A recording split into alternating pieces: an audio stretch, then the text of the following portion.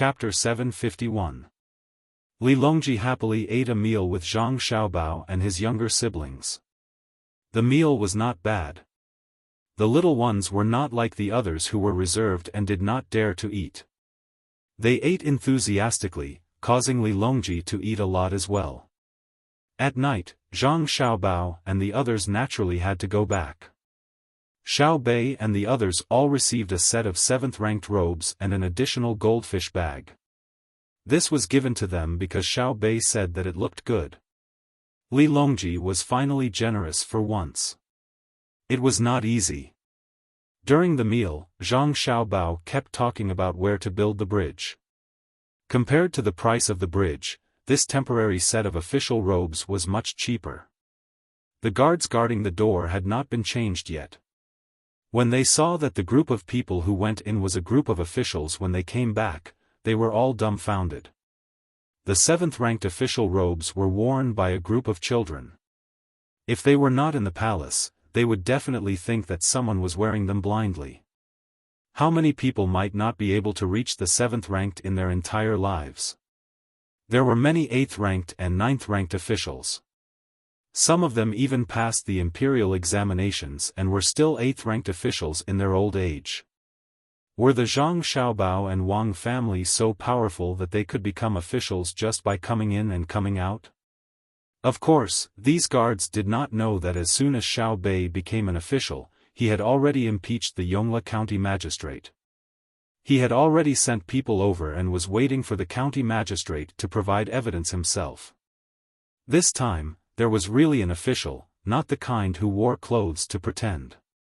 Xiao Bei was so happy that he did not want to take the carriage and insisted on walking to the savant's restaurant. The official robes were really beautiful on him. Zhang Xiaobao thought about it and did not object. It was a good opportunity to let the people in the capital know how powerful the Zhang Xiaobao and Wang family were. Now, both families were officials, even Danan and the others. After walking for more than 2 hours, when they were about to reach the savant's restaurant, Xiao Bei and the others were still so excited that they did not feel tired at all. They ran up and down the street, causing the officials who occasionally passed by to give way. Even the 4th-ranked and 5th-ranked officials did not dare to compete with Xiao Bei and the others. That had nothing to do with the rank of the official. Even though Xiao Bei and the others were 7th-rank officials, their goldfish bags and age had already explained the problem. A 3-year-old 7th-rank official versus a 40-year-old 5th-rank official, who was more powerful?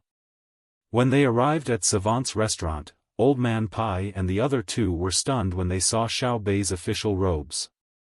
"Grandpa Bai, have you eaten?" "Today, Big Brother said that he was going to cook a table full of dishes for us," Xiao Bei said as he skipped in front of Old Man Pai and opened his arms to let him hug him. Old Man Pai picked Xiao Bei up and carefully looked at his clothes and goldfish bag. He asked, "Xiao Bei, when did you change your clothes?" "I changed them after I saw Uncle Emperor. I am now a 7th-rank official, the kind that is scattered. Together with them, we are the Imperial Censor Governor. When we came back, Big Brother said that we can impeach from the bottom up. If the people below us make a mistake, as long as the people above us don't immediately take care of it, we can impeach the people above us all the way to the capital. Isn't that awesome?" Xiao Huai hugged Old Man Pai's neck and said with a smile. Old Man Pai was stunned for a moment. He looked at the clothes of the other little guys and nodded numbly. "Awesome, really awesome. Did His Majesty give you all scattered officials? A 7th-rank official, and he gave you the title of Imperial Censor Governor?" "Yes, Uncle Emperor is awesome. I personally impeached the Yongla County Magistrate. I don't even know his surname yet, but Uncle Emperor asked Uncle Gao to find that Crown Prince to investigate. Humph, that day, I gave out more than 1,000 steamed buns and many salted vegetables. That Yongla County Magistrate deserved to die." Xiao Bei nodded in response. He even said the question that Old Man Bai didn't ask. Hearing Xiao Bei's words, Old Man Pai sighed and began to mourn for the Yongla County Magistrate. He could have offended anyone, but why did he have to be targeted by the Zhang family and the Wang family?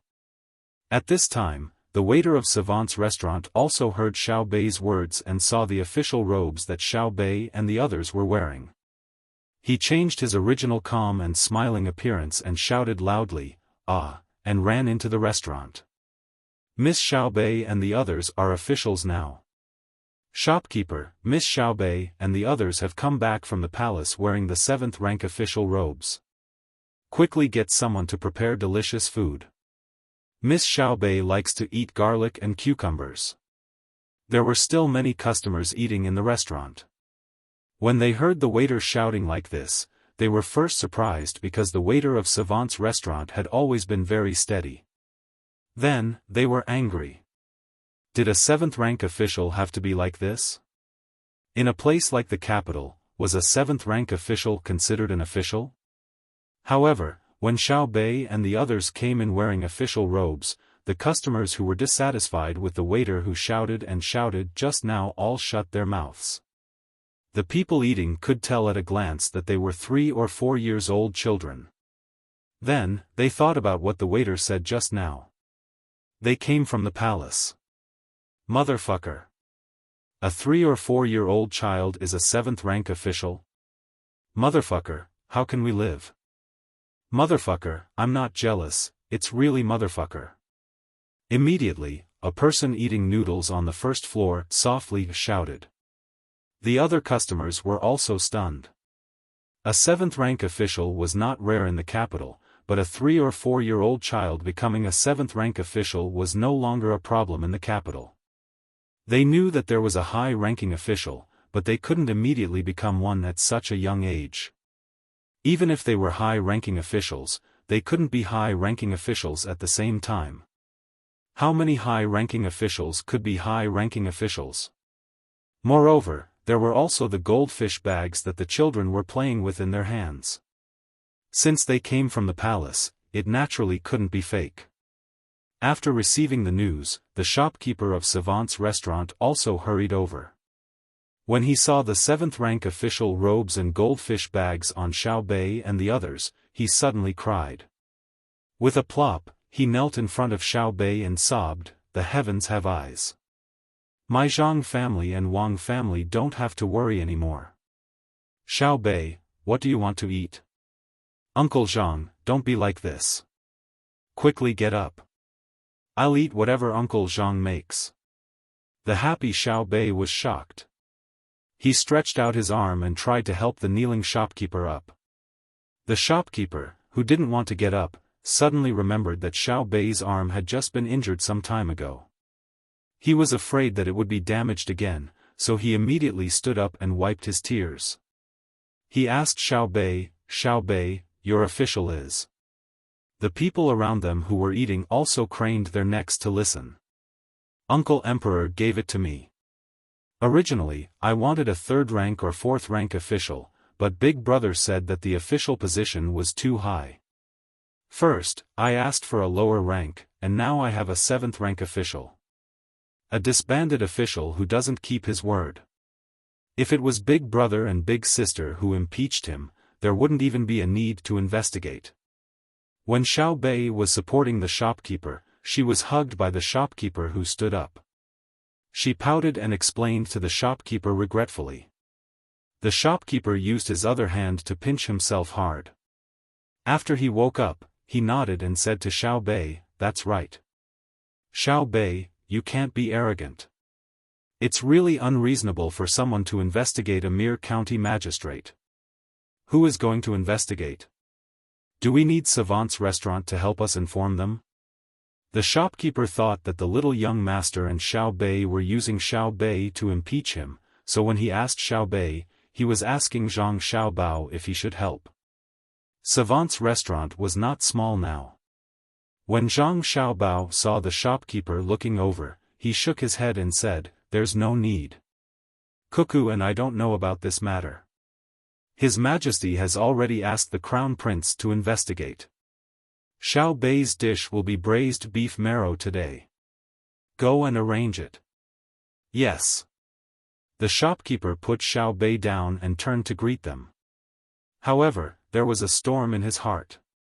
From the little young master's words just now, he knew that Xiao Bei's impeachment had directly bypassed the little young master and Xiao Bei. In the end, the emperor was angry and asked the crown prince to control his own people. Not all the people eating there did not understand anything. Some people even recognized Zhang Xiaobao. When they saw him and heard what he said, they immediately understood what was going on. He had brought his younger siblings to the imperial palace, and when they came back, they were all officials. The people eating on the first floor finally learned something. It was the first time they had heard of a 3 to 4-year-old 7th-ranked official. Of course, they did not know that Xiao Bei was actually not 3 years old. It was just that he was usually trained well and had enough nutrition, so he was a little older.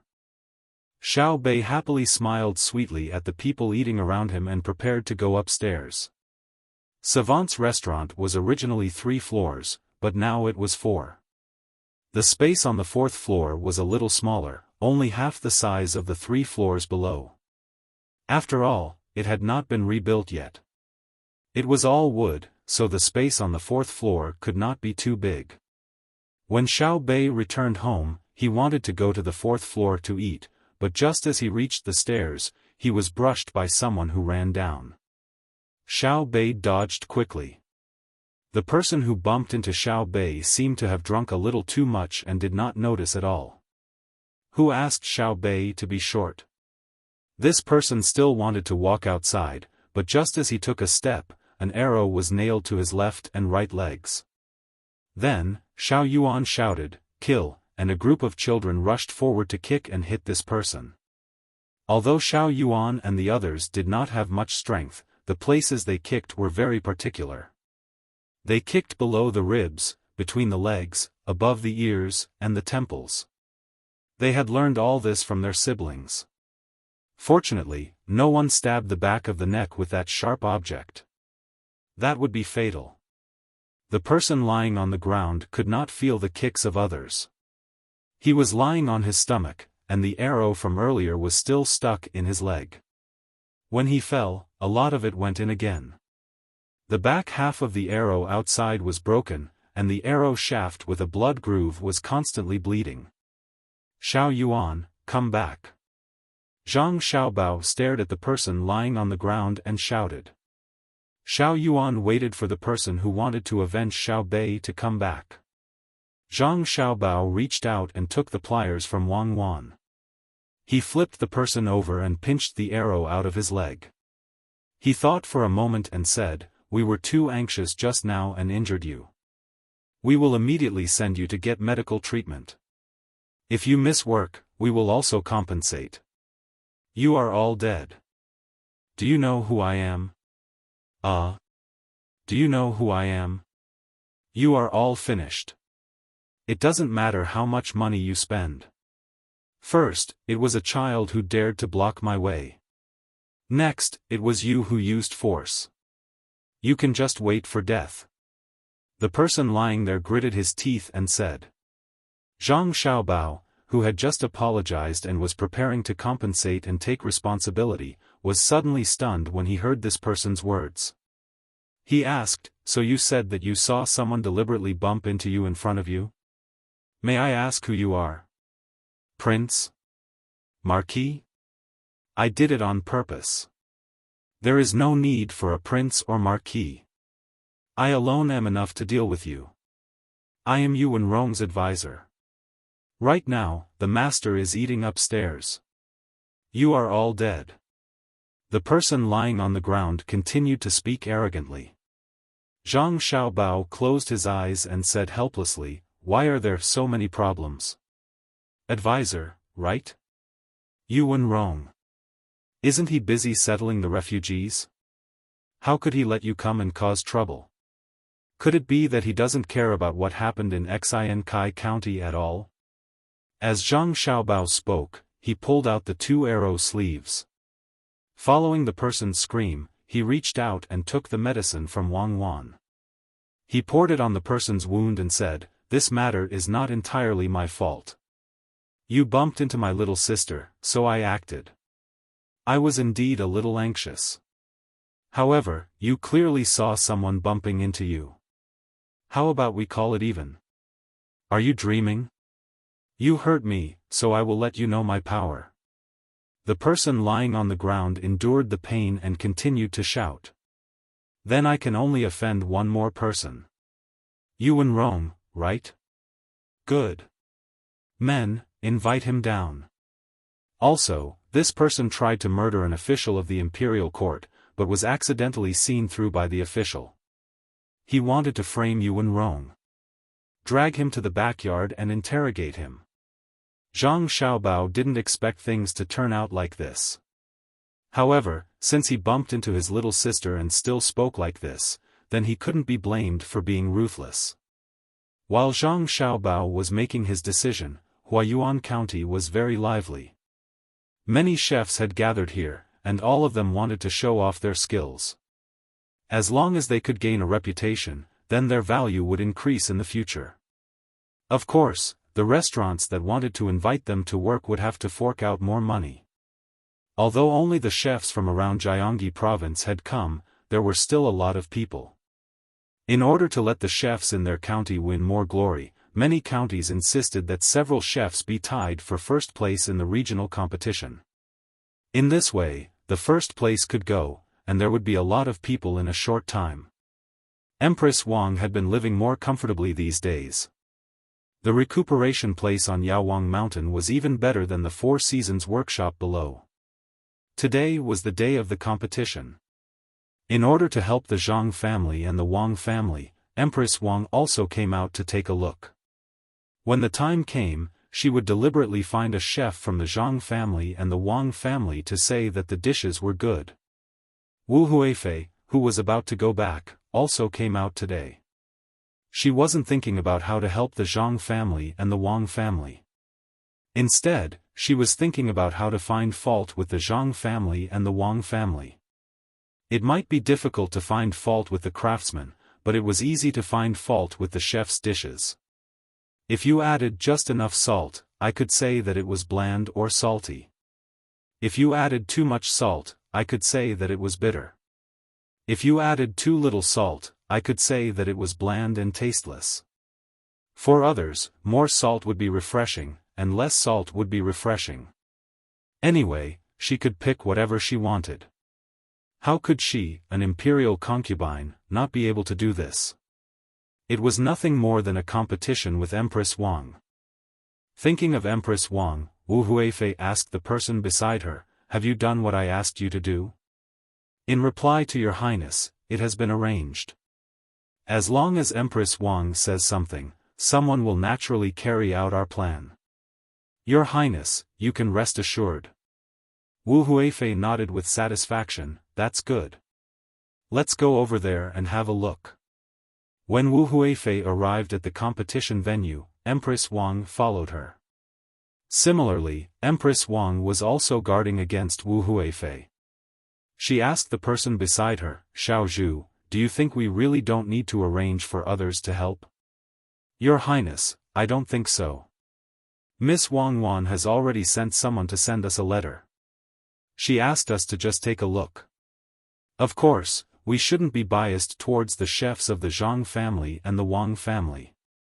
We should also evaluate the truly good chefs. The Zhang family and the Wang family don't need this competition to make a name for themselves. What they value is talent," Xiao Zhu said to Xiao Zhu. In fact, she was also a little nervous. After all, what they were going to face today was different from before. When it came to food, no one could say that good was good.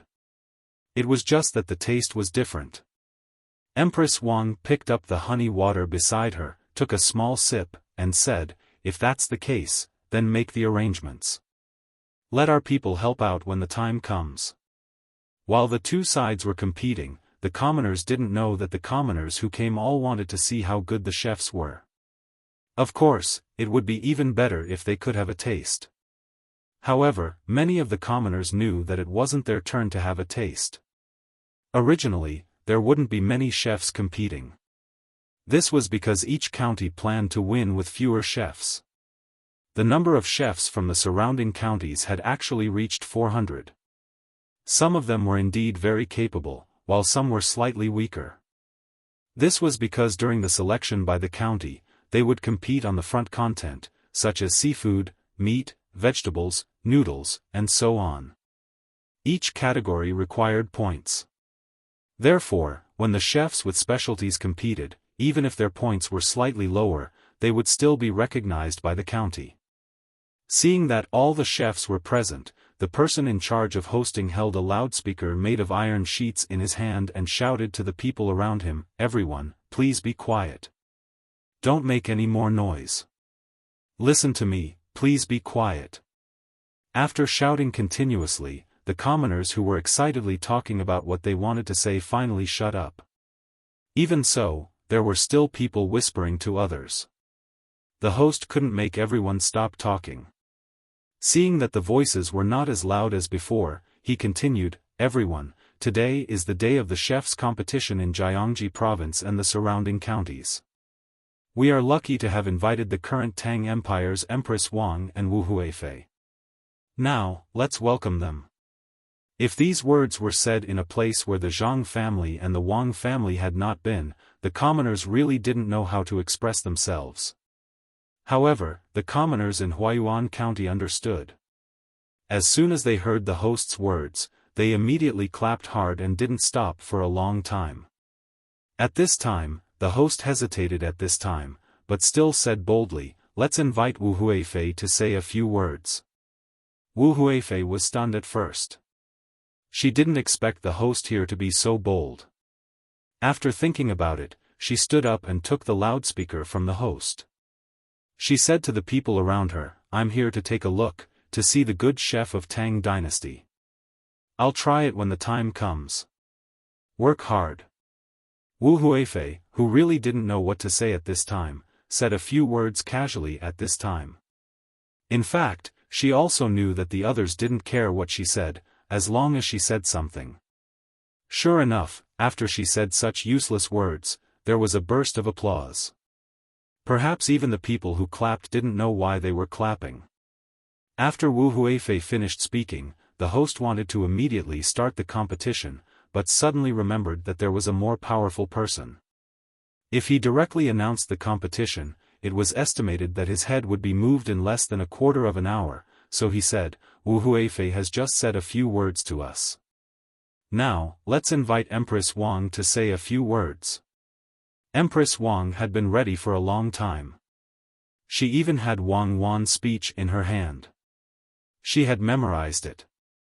She was afraid that she would forget the words in her hand, so she could read it when the time came. After standing up, she took the speaker and said to the surrounding people, "First of all, I would like to congratulate the emergence of this chef's competition. You know, from the beginning of Tang Empire until now, there has been no special chef's competition. This is a pioneering thing in the chef's industry, a magnificent feat that can let the majority of people taste the essence of delicacies." At the same time, it was not easy for Empress Wang to memorize Wang Wan's speech of 15,000 words. Although it was just a chef's competition, it included politics, military affairs, literature, art, and national relations. The people who were watching the fun were dumbfounded. If it were people like Zhang Xiaobao and Wang Wan, they would definitely fall asleep. But the people here had never heard so much nonsense. At this time, when they heard Empress Wang's comments on various aspects and the prospects of the chef's industry, they admired Empress Wang from the outside. They all felt that if Empress Wang didn't say it, they would definitely not know that cooking could be related to childbirth and could be used to defend against foreign enemies. The simple people listened patiently and even felt that it was better than a direct competition. Of course, they also secretly admired the Empress. She was indeed the Empress. She knew so many things, much better than Wu Huifei. Not only were the people stunned, but Wu Huifei was also the same. She had never thought that Empress Wang, who she had always thought was very bad, could say such a thing today. It sounded very reasonable, and it was so long. What was going on? A few days ago, she just found that Empress Wang was different from before.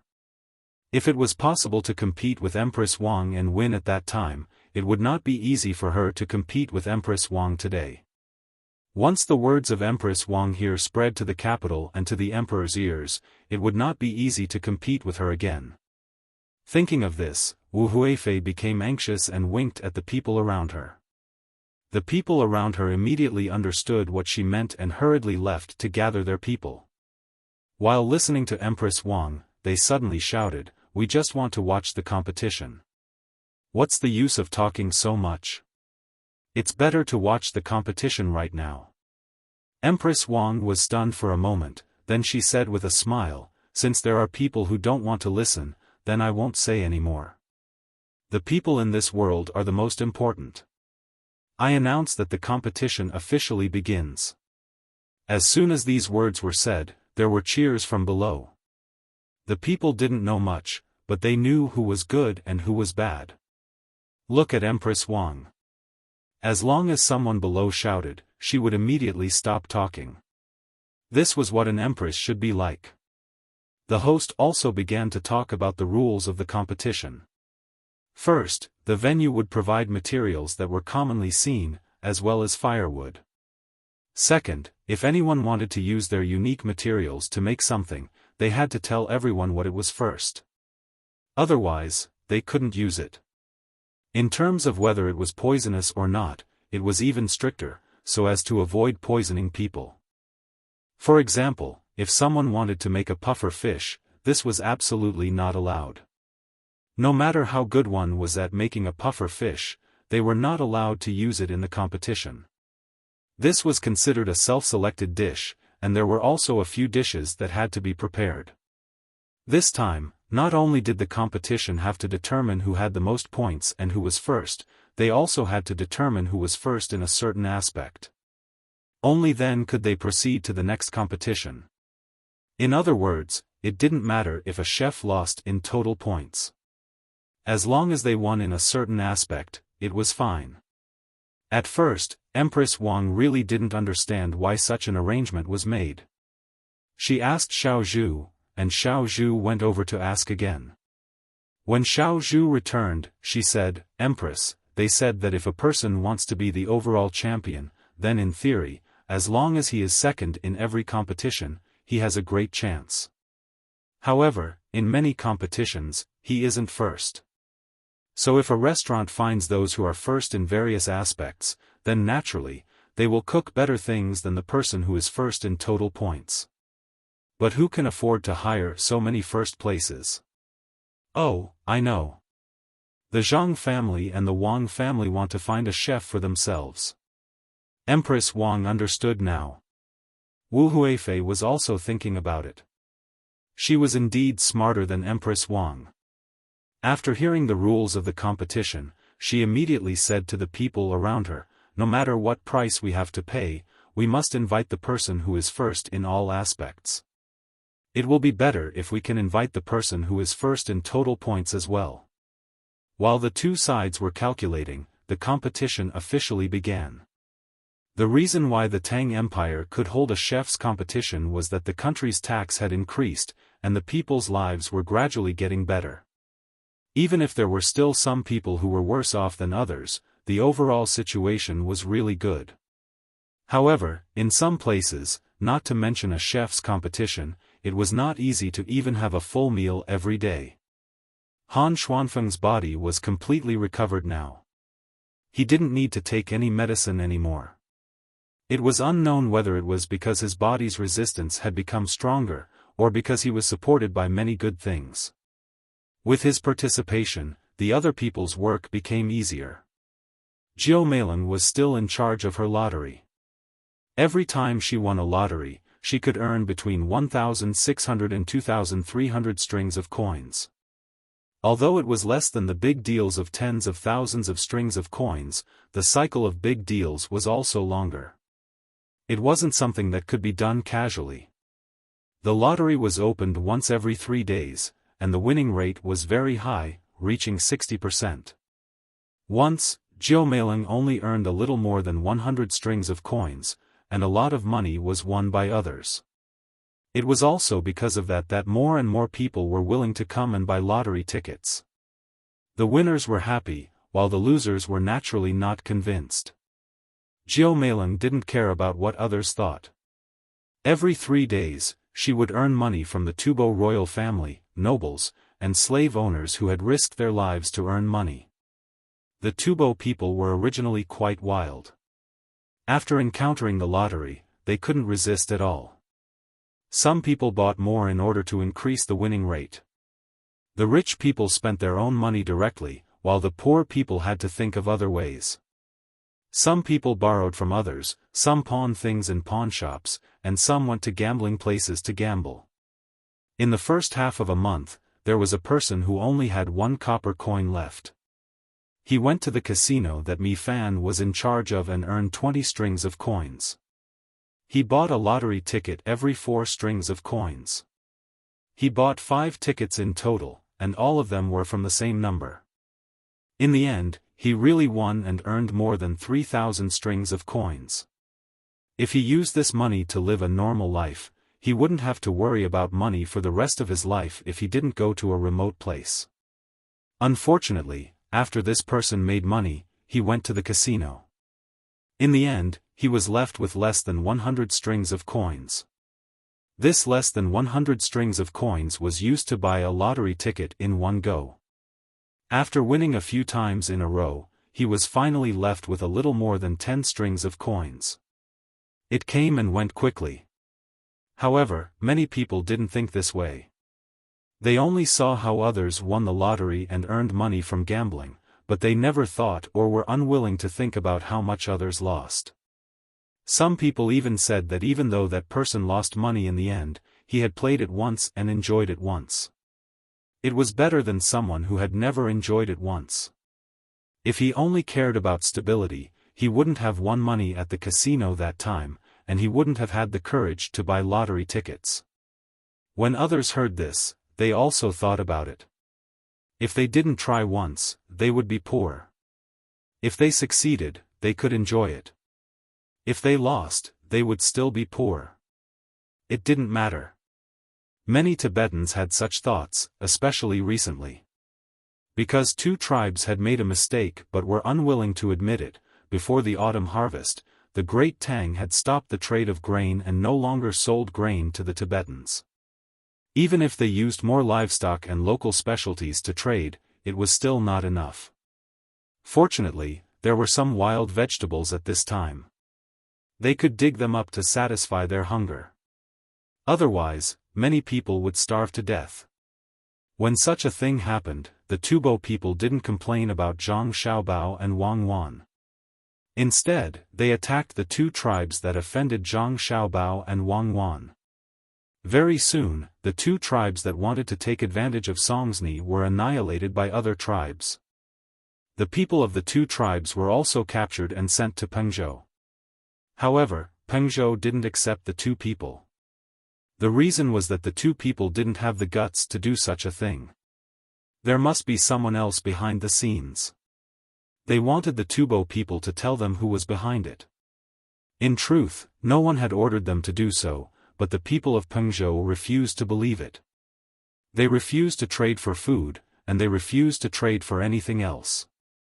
Even if the merchants of the Great Tang wanted to trade with them, they would be stopped, and their smuggling routes would also be blocked.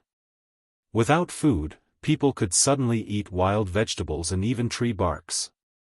However, without salt, they were sad. The price of salt kept rising and there was no sign of it going down. If people didn't eat salt, they naturally wouldn't have strength. Even if they were slave owners, they often had to get some salt for their slaves to eat. When they saw that their slaves didn't have any strength, in addition to using their whips, the slave owners hoped that they could get more salt. At this time, Han Xianfeng, who had recovered from his illness, appeared. He had salt. After selling all the poultry, he began to use salt to buy other things in Tubo. In fact, it wasn't a secret. This time, it was a normal purchase. He bought the saffron here, which was not called that here. There was a lot of this thing now. When the people of Tubo heard that they could use this thing to exchange for salt, they went to look for it. After they finished looking for it, they went to look for it further away. Because of the preciousness of salt, the price of saffron was very low. Even so, the commoners and slave masters were willing to search for it. As people wandered further and further, of course, it became more and more chaotic. Some people found it, some didn't, some picked a lot, and some only found a little. When this happened, it was inevitable that violence would occur. In order to obtain more resources, some people didn't even pick it themselves. Instead, they formed teams and robbed others. This kind of chaos could be tolerated in Tubo, but after summer, the number of locusts in Tubo gradually increased. Not everyone could be like Yao Chong, who really commanded the people to exterminate the locusts. Many times, the people of a certain area faced the same resistance as Yao Chong when he was the first to exterminate the locusts.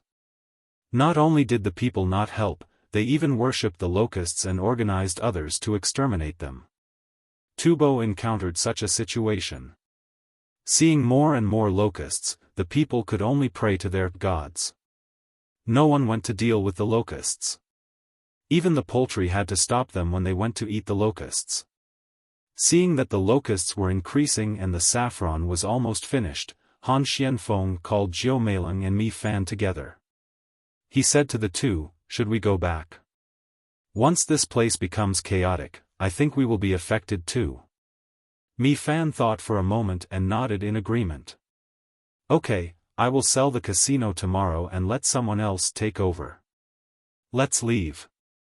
My lottery ticket is still making money. I've made a lot of money. During this time, I've probably made 20% of Tubo's money. Can we wait a few more days?" Jiu Meiling was the one who made the most money.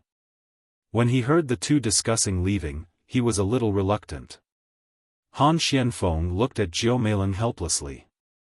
"You are no different from a gambler. If a gambler doesn't want to win more money after winning, how can they lose all their money? If you really want to stay here, then you can stay by yourself. We won't accompany you." Jiu Meiling knew that when they came here, Han Xianfeng was the leader and Mi Fan was in charge of checking the situation. Hearing Han Xianfeng say that, he unhappily said, let's go. I will sell this lottery ticket. When the time comes, we will take the money and leave together." Chapter 752. While Han Xianfeng and the other two were transporting the money back and preparing to leave, the plague of locusts in Tubo had already begun to take shape. Of course, Zhang Xiaobao had left something for Tubo to save their lives, which was the livestock. If they were commanded well, they might be able to recover some losses. However, whether or not they would use them was not up to Zhang Xiaobao to decide. This was the end of Wang Chang's revenge. What was left was to take advantage of the fact that Tubo did not have enough food after the autumn harvest to trade with them. That was another matter.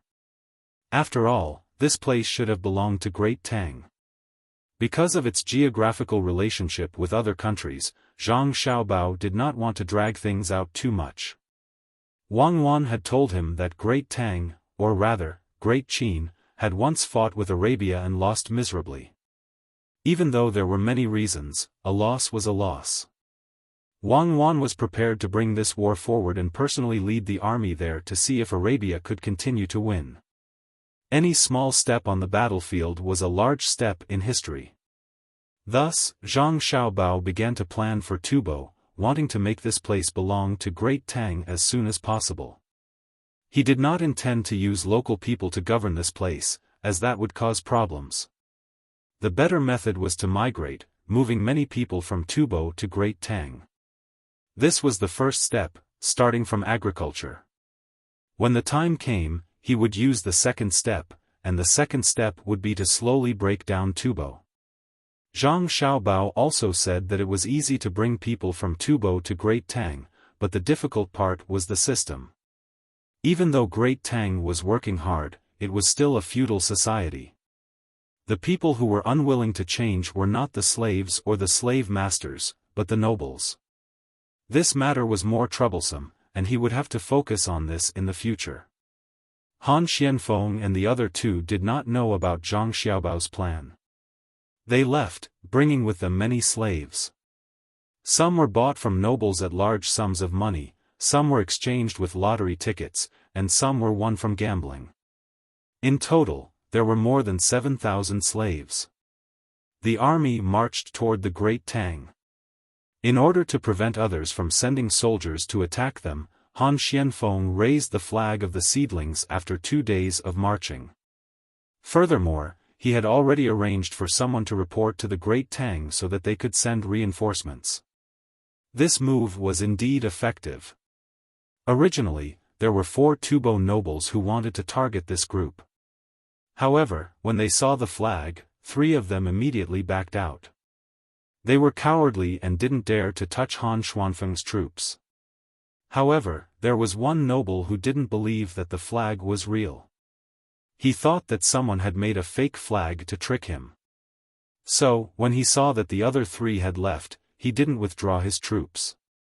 Instead, he increased the number of troops. Now, there were 6 cavalrymen and 400 infantrymen. Han Xianfeng wasn't an ordinary person. He immediately knew that someone was plotting against him. It wasn't easy for 1,000 people to deal with 7,000 people. He understood that the other party knew that the slaves on his side had just been gathered and weren't very united yet. Therefore, when Mi Fan kept saying that she hadn't been feeling well recently, Han Xianfeng, who was the leader, showed his ability. His family was a family of officials. He knew very well how to win people's hearts. Otherwise, he wouldn't have been sent here. On this day, when Mi Fan found him and said that she was having trouble breathing, Han Xianfeng stopped the army. The 7,000 slaves formed a large circle.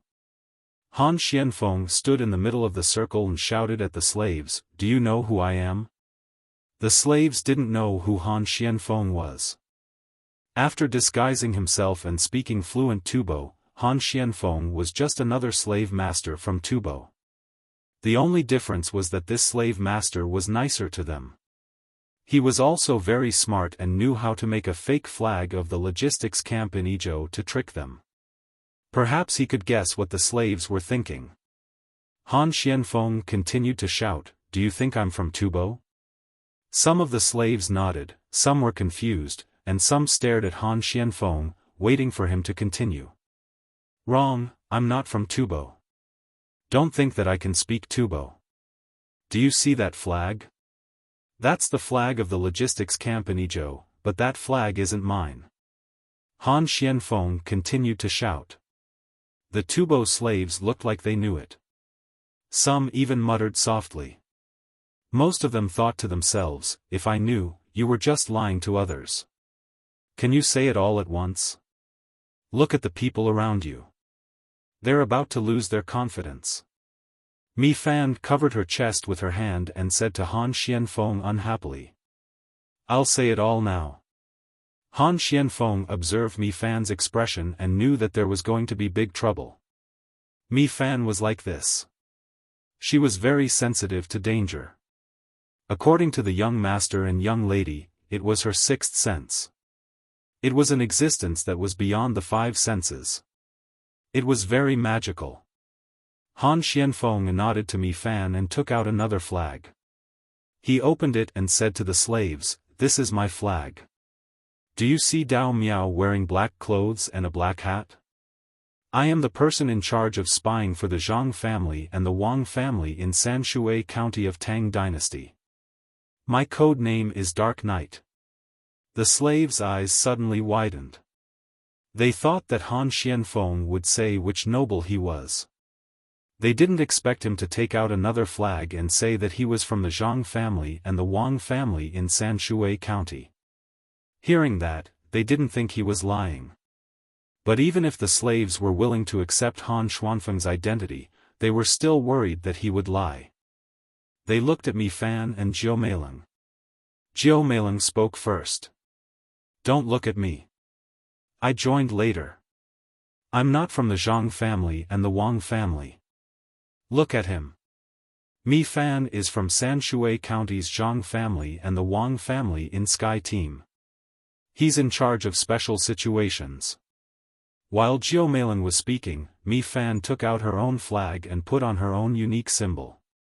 She was the captain of Sky Team. She had people who raised eagles and dogs. What are you doing here?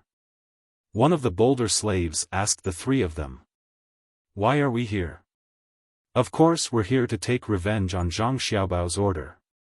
Yu Tubo sent people to make trouble there. How can our young master let Tubo go just because they attacked him once? This time, we're here to take revenge. But our young master doesn't want to hurt too many Tubo people. That's why he wants us to buy as many slaves as possible. When you get to the Tang Empire, you won't be slaves anymore. You'll be farmers. Although farmers have to listen to their masters, there's a difference between farmers and slaves. As long as a farmer has enough money, he can leave the master's family. It's just that Zhang family and the Wang family don't want to leave even if they have more money. In the Tang Empire, your lives will be 100 times better than now.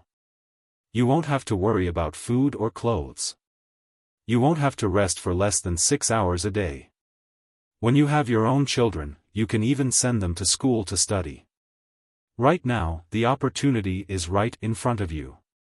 Someone wants to keep us in Tubo. Are you prepared to fight for a better life in the Tang Empire or continue to suffer in Tubo? Make your choice. Han Xianfeng shouted at the slaves. At the same time, he stared at a few spots in the crowd. After he finished shouting, the slaves still didn't know how to choose. They didn't trust Han Xianfeng. If they chose to fight back, they might die. At this moment, someone in the crowd shouted, "Master, now that you mention it, I remember that I've heard your name before. You're really from the Zhang family and the Wang family of Sanshui County. You're Zhang Xiaobao and Wang Wan. I don't know what kind of economic war Zhang Xiaobao won, but I remember Demon Fiend Cuckoo. I'm willing to follow you back to the Tang Empire.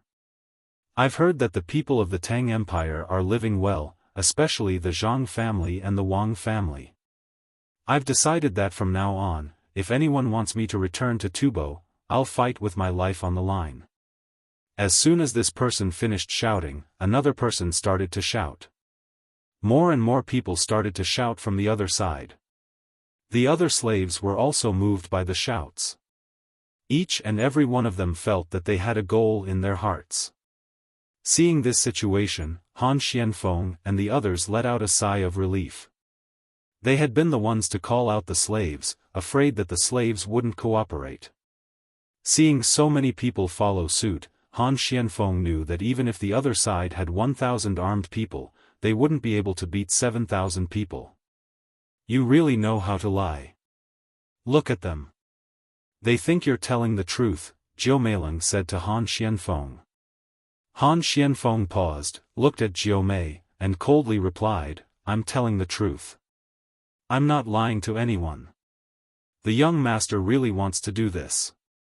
He doesn't want everyone to be slaves. Slaves don't need to be paid, and they don't need to pay rent. However, slaves don't need to work as hard as farmers." Really? He's that kind? Slaves, you just need to feed them.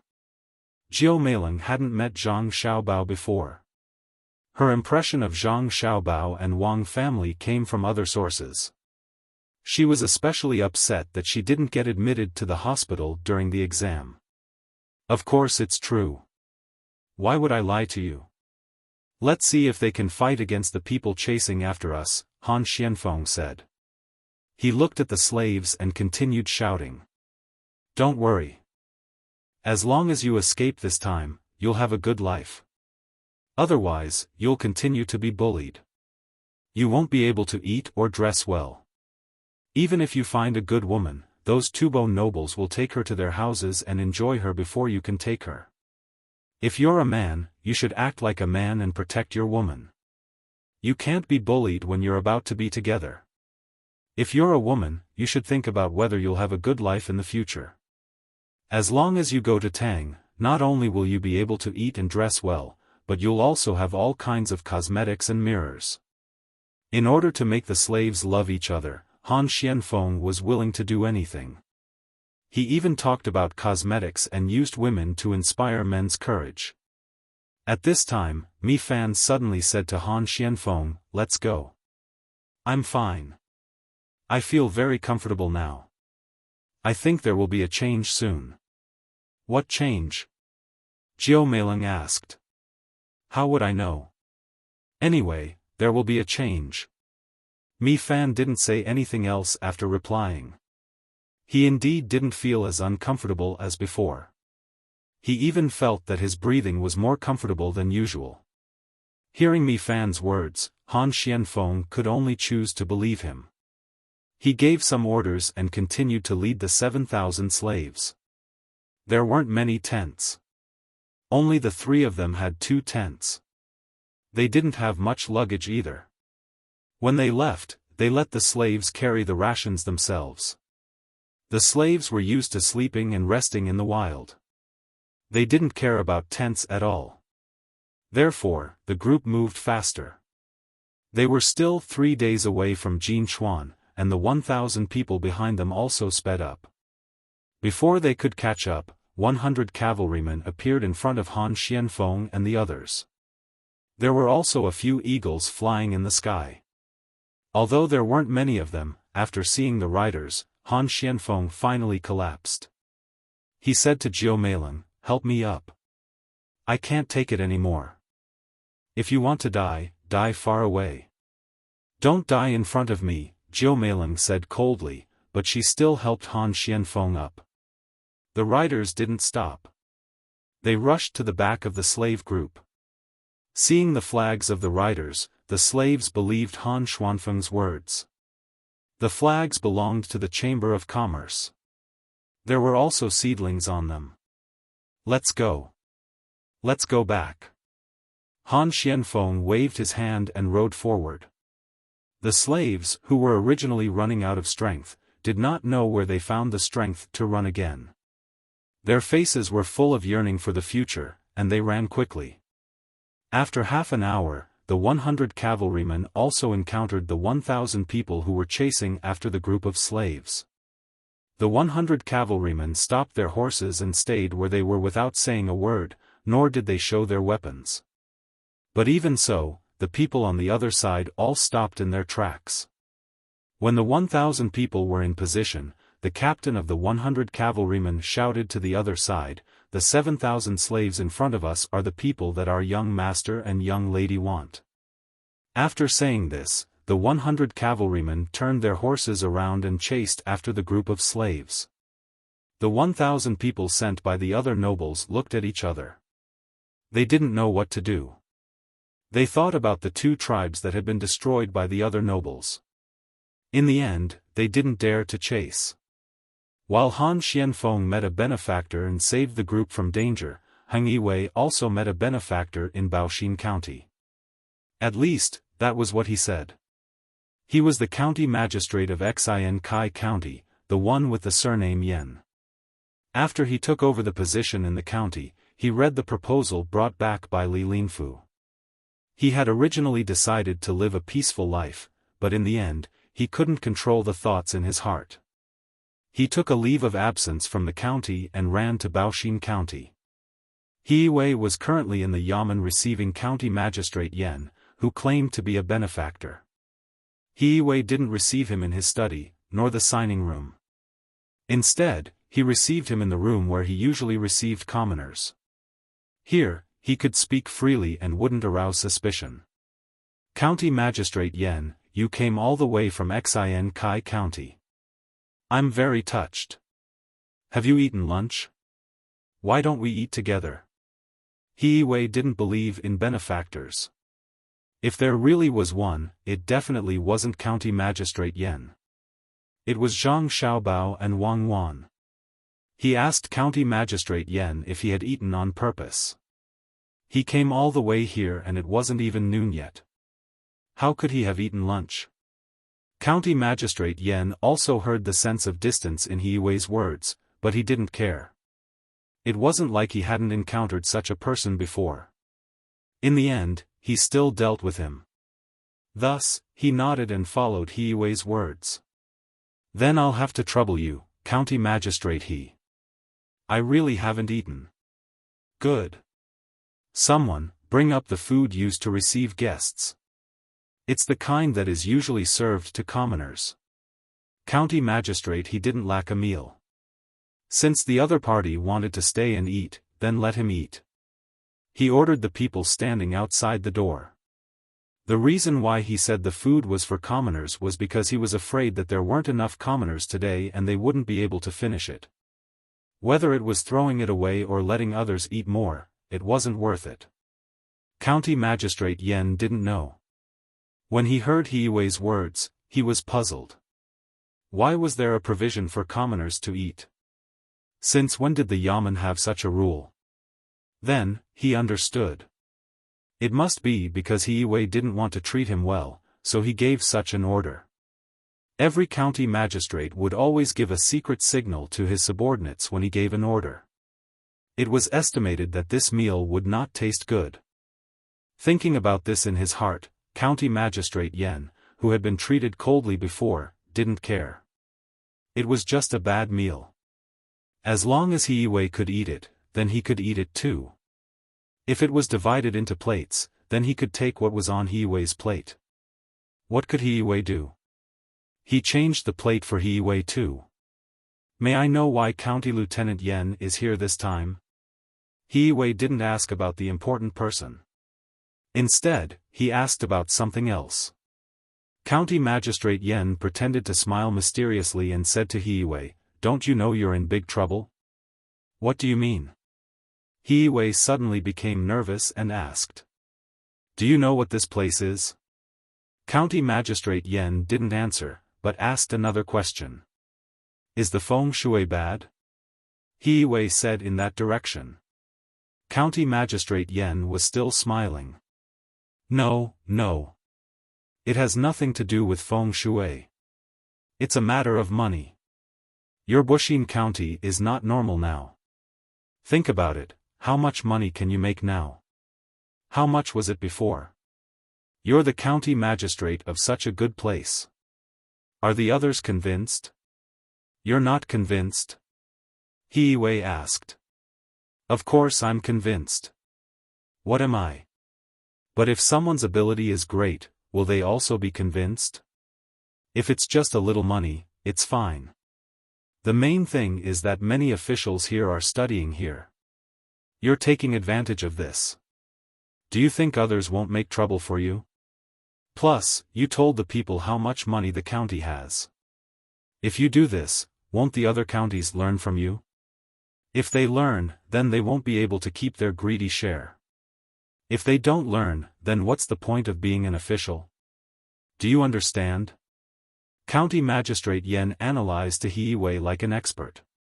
He Wei's face finally changed and became very ugly.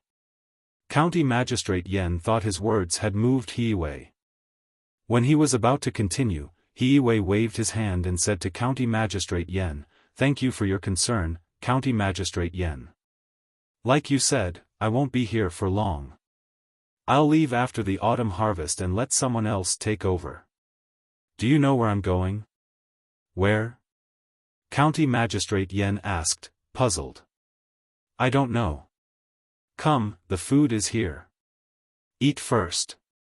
He Wei originally wanted to tell County Lieutenant Yen not to think that his side was bad and that his future was smooth, but when he was about to say it, he hesitated. Coincidentally, the servants brought the food over and invited him to eat. County Magistrate Yen still wanted to ask more questions, but when he saw someone bring the food over, he had to shut his mouth and stared at the food. He wanted to see what He Wei was going to use to trick him. But when he saw the food, County Magistrate Yen was stunned.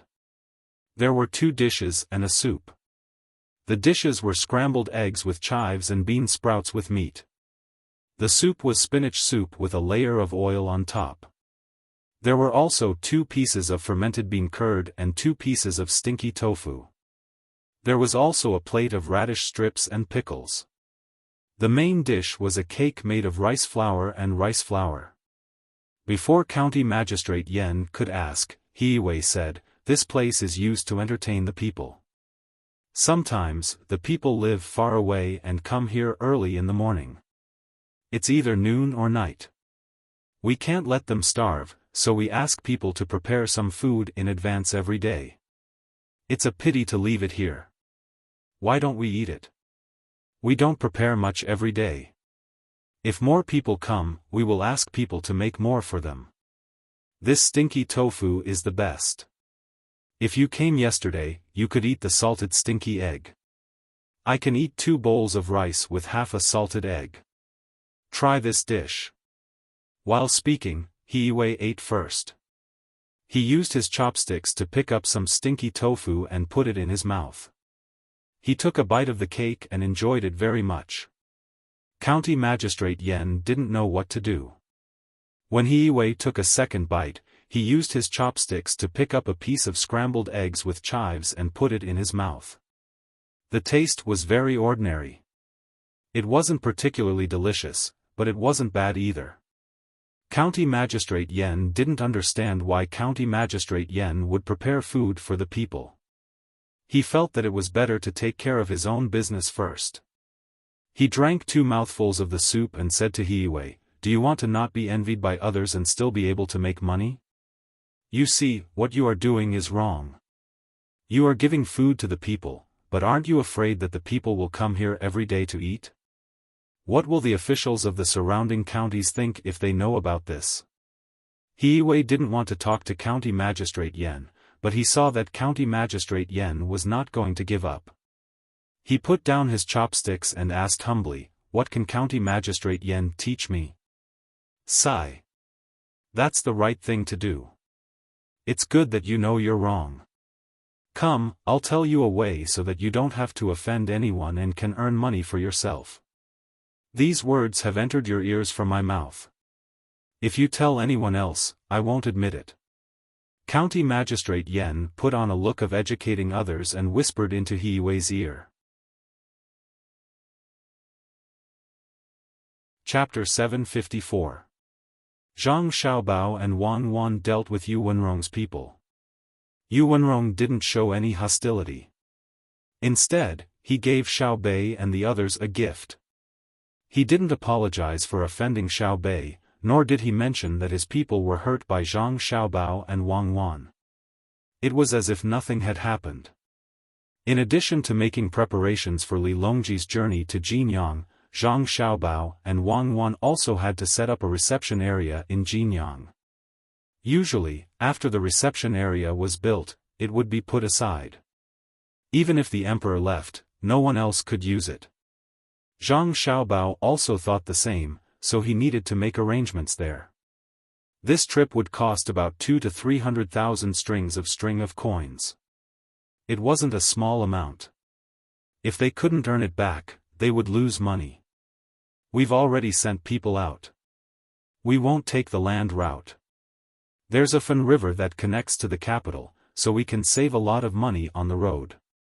However, we need to build temporary rest areas every once in a while. I'm going to build the rest areas in the big garden. In order to earn back the money he spent, Zhang Xiaobao drew a picture on a piece of paper. It was the garden he was talking about. Wang Wan came over to take a look. No matter how she looked at it, she couldn't tell that it was a garden. It looked more like a big market. She looked at Zhang Xiaobao in confusion. "How long do you think it will take to earn back the money you spent?" "Very soon. Look, when Li Longji comes, we'll plant more flowers. When he leaves, we'll remove the flowers and turn it into a market. In every place like this, we'll use iron chains to pull up a bridge. It's convenient for people on both sides to trade with each other. We'll collect a bridge fee. When others trade, we won't collect any fees. We won't even collect the market management fee. The price will be decided by the buyers and sellers. However, there's one thing. All the goods that come over must be seen by us before they're sold. We can buy them all directly. Zhang Xiaobao drew on the picture. He also drew a few flower pots and a hole on the ground. He meant to bury the pots and flowers in the ground. It would be convenient for them to go back and forth. Wang Wan thought for a moment and understood what Zhang Xiaobao meant. Although it was said that the market price would not be affected, once they had the right to buy first, as long as they controlled it a little, they could make the price of various items in the market fluctuate. They could control the quantity of goods and make a lot of money. She nodded and said, "This is feasible." What about the iron chain bridge? I estimate that 300,000 strings of coins won't be enough to repair the bridge fee. It's a long-term thing. It's better than nothing. At that time, there will be more merchants coming and going, and transportation will be convenient. At most, we can find someone to cooperate with. Our family can't take out too much money. When Li Longji goes to Jinyang for a tour, that's where the real money is. We'll protect the place where he stays, but in the name of letting him cultivate, we'll buy a larger area around it and build an artificial lake. We'll let people go there and see if there's a good place and lake there. We'll arrange the place where Li Longji stays. We won't let others stay in the courtyard where he stayed. No one will care about the other places. Even the emperor is willing to stay in a place where he stays. How many people will want to rest and play there? We'll build more inns and restaurants, and that place will gradually become prosperous. The main thing is that we can let people do business there with a little management fee. If they're willing to rent out the place, they can earn back the money they spent in less than 2 years. In the future, that place will become more and more profitable. Zhang Xiaobao told Wang Wan his idea, and then said, "We still have to think of a way to let Li Longji write a title or something, such as the world's #1 lake." "Well, I don't think that's possible.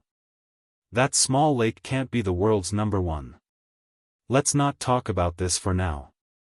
We'll think about it when the time comes. You're using Li Longji's name to get benefits for yourself."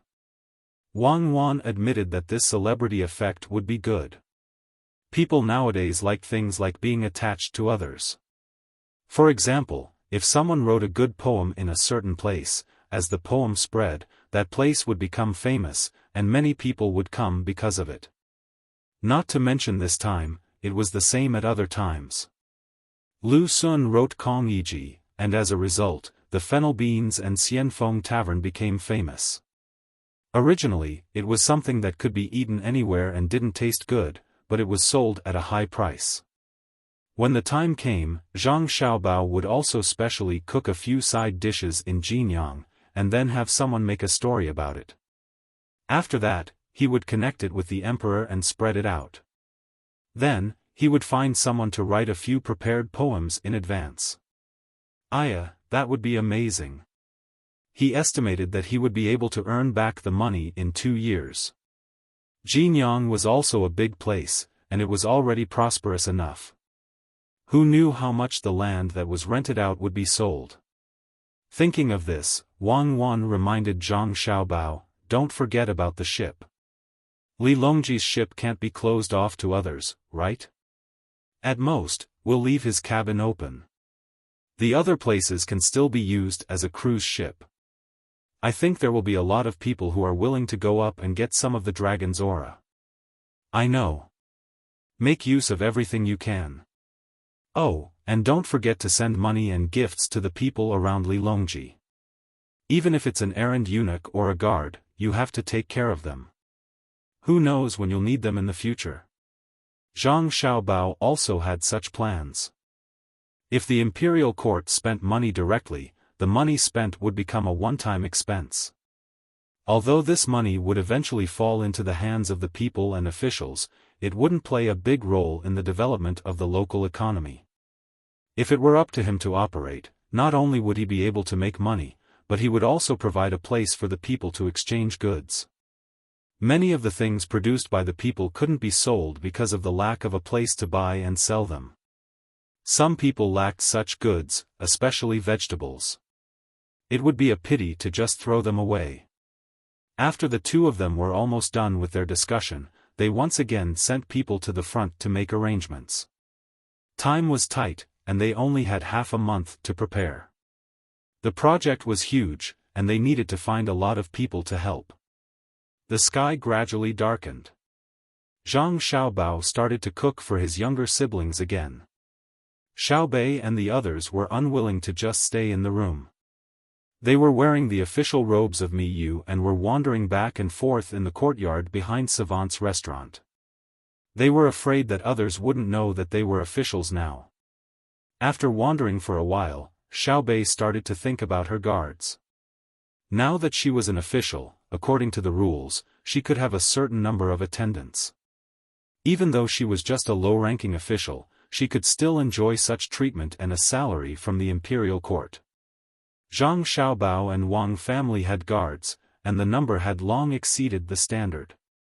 However, no one cared about it, and no one mentioned it. Other than the fact that other people also exceeded the standard, it was also because of the importance of the skills of Zhang Xiaobao and Wang family. Even Li Longji hoped that Zhang Xiaobao and Wang family would have more guards to prevent others from prying into their good skills. I've decided. My guards must grow up with me and be nurtured from a young age. After thinking for a while, Xiaobei came up with such a decision. She started to look at Xiaoyuan. Don't look at me. I'm not your guard. I'm also an official. I also need my own guards. Xiaoyuan knew what Xiaobei was thinking when she saw Xiaobei looking over. She straightforwardly told Xiaobei to dismiss the idea.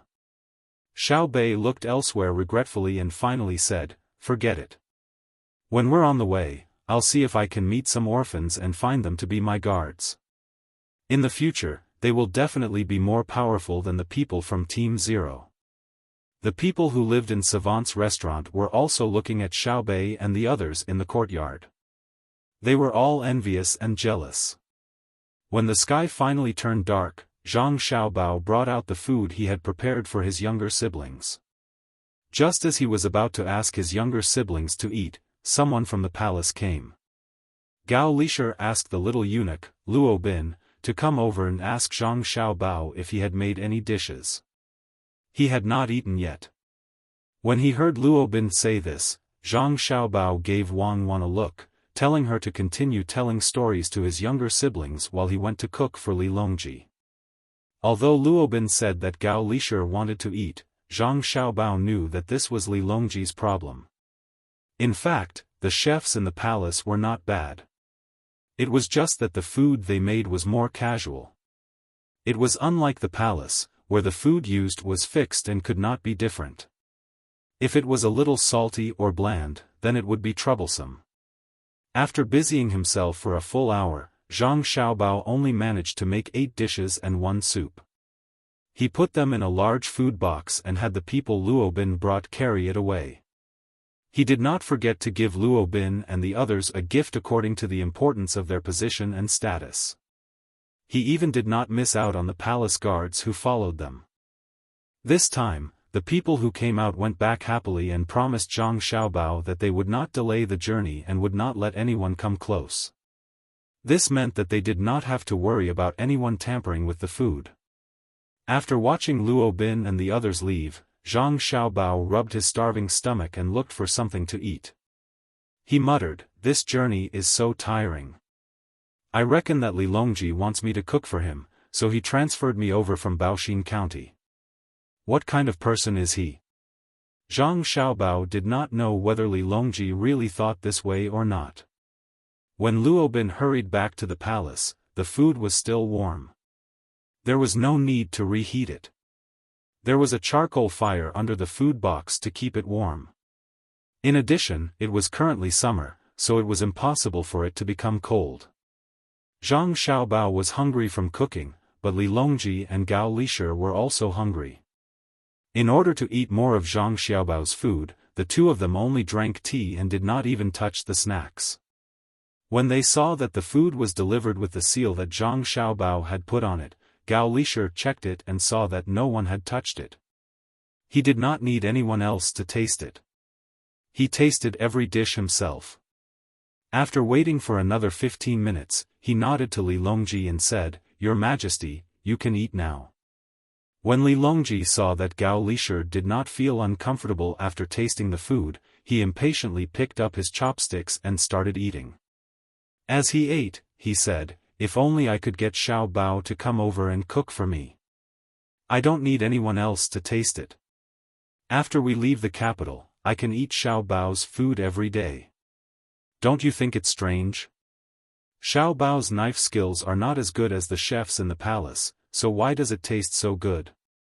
Your Majesty, this subject believes that it has nothing to do with the knife skills, nor is it an issue with the seasonings.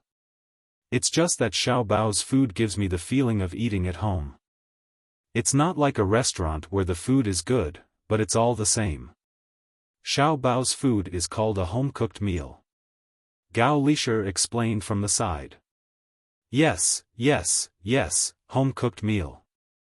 That's indeed the case. In the past, when I was in my own residence, even if the food I ate was not as good as the food in the palace, I still felt that it was better than the food in the palace.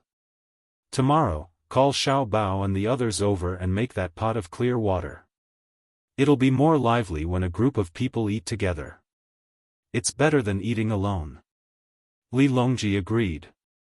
Then, he wanted to liven up the atmosphere. The people in the palace, even his children and concubines, were a little reserved when eating with him. They were not as good as Zhang Xiaobao and his younger siblings. Children did not know how to be afraid and would say whatever was on their mind. Only then would they be able to eat together freely. Gao Lisher did not object. He immediately sent someone to Savant's restaurant to inform Zhang Xiaobao and Wang Wan so that they could prepare in advance. Whatever they wanted to dip in the pot of water would be decided by the two of them. It should not be bad, but they did not know how much it would cost. The emperor's meal was not simple. "Lisher, you eat too. 8 dishes and 1 soup. I can't finish it alone. It would be a pity to throw it away," Li Longji said to Gao Lisher when he saw Gao Lisher eating at the side. From the looks of it, Xiao Bao knew that if 2 people were eating, he would probably increase the portion by a little. When Gao Lisher thanked him and also started to eat, Li Longji suddenly changed the topic and talked about the trip to Jinyang this time. "Lisher, how much do you think Xiao Bao and Cuckoo will spend this time? How will they earn it back? I don't believe that they will only spend and not earn. Otherwise, I wouldn't have mentioned to them that I am willing to take the initiative to fork out this money. It probably won't be a small amount." In fact, Li Longji did not need Zhang Xiaobao and Wang Wan to fork out the money. There was a lot of money in the national treasury now, enough to support a few trips like this. The reason why he agreed was that it was better to save as much as possible and use it in other aspects. The people in the imperial court had already calculated that if they were to fork out money from the national treasury this time, they would need at least 200,000 strings of coins. This was not including the money that would be taken out when they arrived at Jinyang. It was better to save money and leave it to Zhang Xiaobao and Wang Wan. Another reason was that he wanted to see if the two of them could earn money from this kind of thing. He wanted to learn. How could Gao Lisher know how much Zhang Xiaobao and Wang Wan would fork out? He estimated that it would not be less. After thinking for a while, he replied, "Your Majesty, this subject feels that if Xiao Bao and Cuckoo were to fork out the money, they would not be able to spend 300,000 strings of coins. It might even be 500,000 strings of coins." "Oh? Why do you say so?" Li Longji asked. "Replying to Your Majesty, since Xiao Bao and Cuckoo have accepted this job, they naturally will not be fooling around. They will definitely arrange it well so that Your Majesty will be happy along the way and feel comfortable when you arrive at your destination. This is a sum of money." According to the calculations of the officials in the imperial court, the amount of money that was prepared to be used in the national treasury was 200,000 strings of coins. Moreover, when you arrive at Jinyang, you will also need to spend a lot of money there. There are construction banks, roads, and arrangements for your Majesty's sightseeing. 100,000 strings of coins is still the minimum. It is estimated that it will only be more and not less. Since this is the case, Xiao Bao and Cuckoo will have to fork out 300,000 strings of coins. In addition, they will have to think of ways to earn money, so they will need to use more money to take advantage of the opportunity to build. Therefore, this subject feels that 300,000 strings of coins is possible. Gao Lisher analyzed for Li Longji. He also wanted to know how Xiao Bao would earn back the money. The more the better. Seeing that Li Longji was deep in thought, Gao Lisher asked again, "Why don't this subject send someone to ask Xiao Bao?" "Ask? No need, we will know when the time comes. The Empress and concubine Hui are still in the hospital. Did they say when they will be back?" Li Longji felt that if he asked, Zhang Xiaobao would naturally tell him, but it would not be a surprise. It would be interesting to guess more. It would be best if he could see how Zhang Xiaobao would earn money. At the same time, he asked Empress Wang and concubine Wu. If they were not back, he could not bring them along. It did not matter whether Empress Wang brought them along or not. Wu Huifei had not seen her for a long time. Gao Lisher knew the situation over there. He said to Li Longji, "Your Majesty, this subject reckons that the Empress and concubine Hui will not be able to make it this time. There is a chef competition over there." Li Longji looked a little regretful. He did not say anything more and continued to eat. In Huayuan County, the chef competition was still in progress. Chefs from all over the country showed their skills. For the next few days, they were busy all day and night, taking turns to come. The chefs in Aqua Cloud Room had already cooked several dishes, but every time Wu Huifei gave them a very low score. Even if the food in her mouth was clearly better than the dishes cooked by others, she still wouldn't give them a high score. Empress Wang was more fair. She would give a score according to her own feelings. If the food between the clouds and the water did not taste good, she would not give a high score. The two of them were not the only ones who tasted the food. There were other people who were also there to give a fair score after tasting the food made by others. In this way, it was impossible for concubine Wu Huifei to suppress between the clouds and the water even if she tried her best. Now it was night time, and there were only 2 days left. The chef competition would enter the finals. Most of the chefs who were eliminated by the score would not have a chance to enter the finals. Now, among the 20 people in front of the competition, 12 of them were between the clouds and the water. One of them was because the food between the clouds and the water cooked was really good. The other was because the chefs between the clouds and the water came in large numbers. There were many branches between the clouds and the water in the prefectures around Jiangyi province. Even if there was only one chef from each branch, there would be more than 100 chefs coming here. Under such competition, it was hard not to be sent to the front. In order to suppress between the clouds and the water, concubine Wu Huifei could not sit still. Tonight's competition was to make a soup and 2 optional dishes. Once the dishes were done, dinner would be finished after tasting them. Concubine Wu Huifei sat there and thought for a while. Then she gave an order to the person next to her. That person immediately came to the stage where the competition was going to be held and shouted to the crowd, "Concubine Wu has ordered that in today's competition, we will not follow the previous rules. Instead, we will divide the dishes made by the 20 people in front of us and let each judge be responsible for 2 people's dishes. As for the chefs after the 20th place, they will be counted according to the normal rules. In this way, we can increase the difficulty of the chefs and make the competition more interesting." The onlookers understood as soon as they heard that. Concubine Wu Huifei wanted to change the rules. If it were someone else who said this, the onlookers would definitely not support it.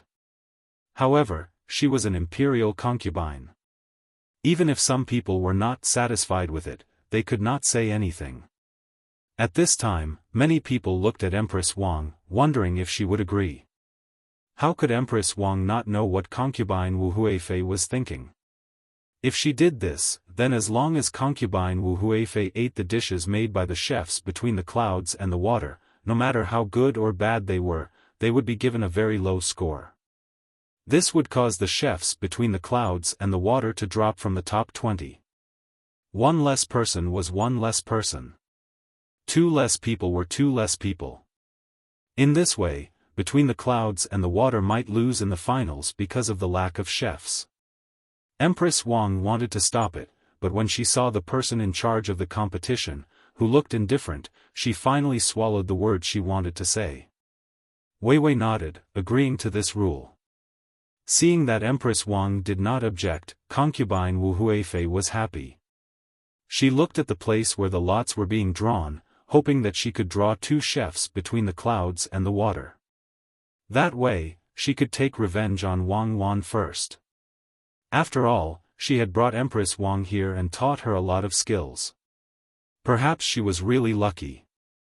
When the lots were drawn, concubine Wu Huifei indeed drew two chefs between the clouds and the water. Wu Huifei looked at the two chefs who were indifferent and thought about how to find fault with them later. With the order, the competition started. Concubine Wu Huifei stared at the two chefs she was in charge of.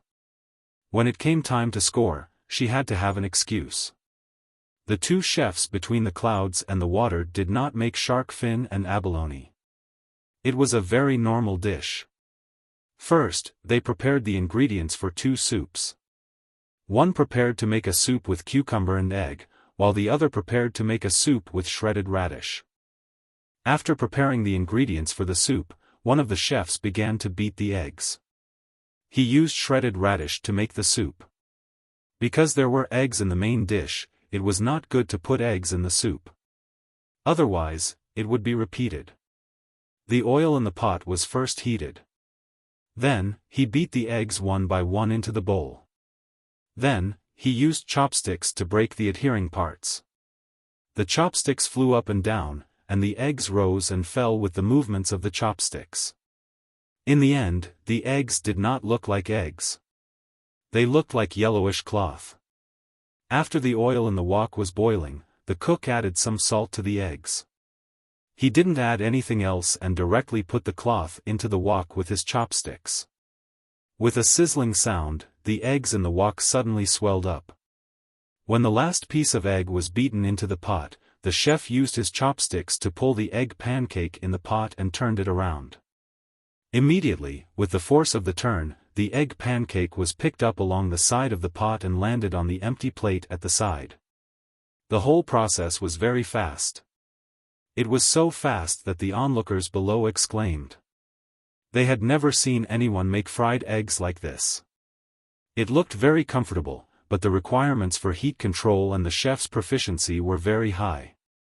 This dish was actually very common. However, when placed in between the clouds and the water, it was a dish that every chef who wanted to be promoted to a special chef. The simpler the dish, the more one could see the chef's ability. Then, the chef began to stir-fry the wood ears and shredded meat. At the same time, it was a very simple dish. At this time, the other chef had also finished the first dish. It was stir-fried tofu with some starch on top. That was it. The other dish was eggplant with minced meat. Except for the wood ears, which were very rare, the commoners had eaten all the other dishes. They were the most commonly seen dishes. However, none of the commoners felt that this dish was not good. They were all waiting for the final score. At this moment, the soup was also being served. The entire process, which consisted of two dishes and one soup, took less than half an hour before they were placed on the table in front of Wu Huifei. Before they even touched their chopsticks, Wu Huifei spoke first. She evaluated the 4 dishes one by one. I don't know what the chef is thinking about this fried egg. You made such a big piece. How do you expect others to eat it? Don't you know how to break it? When did Between the Clouds and the Water have such a chef? At the very least, it should be divided into 4 pieces. Even if you used a knife to divide it later, it would be fine. The chef who was criticized nodded and replied, "Your Highness is right. When I made it, I did as Your Highness said. I divided this piece of egg into 6 pieces. If Your Highness doesn't believe me, just use your chopsticks and you will know. Don't be fooled by the fact that the eggs seem to be in a continuous state when you put them into the pot. In fact, they actually broke 5 times. Furthermore, the position of the eggs in the pot has also been adjusted. Just by connecting them together, they can be separated with chopsticks." Hearing the chef's words, the commoners nearby gasped in admiration again. They all followed the people around them and said that the chef between the clouds and the water was amazing and so on. Wu Huifei's expression turned ugly. Using her chopsticks to pick up the egg, wasn't that right? With just a slight movement, the egg on the plate immediately divided into 6 pieces. Following the praises of the surrounding commoners again, Wu Huifei felt that she had lost face. She said, "Don't you know how to add some chopped green onions to add color when you are scrambling the eggs? Look at what you made. Without chopped green onions, how can the taste be good?" "Yes, Your Highness is right." The chef didn't refute this time. In this aspect, everyone had their own reasons. Not adding chopped green onions was to allow the scrambled eggs to maintain the original taste as much as possible. If he added chopped green onions, then there would be an additional taste of chopped green onions. However, some people didn't like to eat eggs with chopped green onions because the taste wasn't good. Seeing that the other party didn't refute this time, Wu Huifei picked up a piece of egg and took a small bite. Her brows furrowed. "Scrambled eggs, scrambled eggs. You really fried them lightly. Don't tell me you don't have any salt. You only put this little bit of salt. It doesn't taste good at all." The chef was stunned for a moment and didn't say anything. The surrounding people who knew how to eat looked at Wu Huifei in surprise. Every one of them wondered if this was Wu Huifei. Didn't she know that eating scrambled eggs wasn't about eating salt, but the freshness of the egg? Otherwise, why was she able to get it out of the pot so quickly? "I don't know how you got such a high score. This dish only got a 0. Do you have any objections?" Feeling that she had caught the other party's flaw, Wu Huifei directly gave him a 0. What objections could the chef have? So be it. He didn't come here to get first place. It was fine as long as he achieved his goal. After Wu Huifei said this, the commoners let out a series of boos. Then, they immediately stopped, afraid that Wu Huifei would see them and have them arrested. At this time, the person in charge of the competition walked over and said to Wu Huifei, "Your Highness said it very well. Then should this dish be called lightly fried?" "Yes, it's this light word." Wu Huifei nodded. Wei Wei nodded. "Thank you, Your Highness." At this time, the chef bowed to Wu Huifei, because he had achieved his goal. In the future, there would be a dish called Wu Huifei stir-fry, and it would definitely be very famous. Especially since the Zhang and Wang families had a lot of eggs, there was no need to worry about not having enough. It was estimated that from today onwards, Wu Huifei's stir-fry of Shui Yun room would become famous. Wu Huifei didn't know that this chef's competition was prepared for her. They used her name to earn her living expenses in the Four Seasons restaurant. Then, she started to evaluate the next dish. How could one not be able to pick a bone in an egg? The 4 dishes and 2 soups of the 2 chefs all got 0 points. These 6 dishes also got their own names. The method of making minced meat and eggplant was to cut open the eggplant and put minced meat inside. It was not the other method of making minced meat on the outside. Wu Huifei said that once the customers saw the meat, they would have preconceived ideas and wouldn't buy it. This was because the dishes between the clouds and the water all had pictures to let the customers know how they looked. Therefore, Wu Huifei gave a bad evaluation of this dish, saying that it only knew how to hide the meat inside. As a result, the minced meat and eggplant between the clouds and the water became Wu Huifei's minced meat. When eating this dish, one could even imagine whether the emperor would be angry when he heard about it. Never mind. I'll explain later. I'll earn as much money as I can.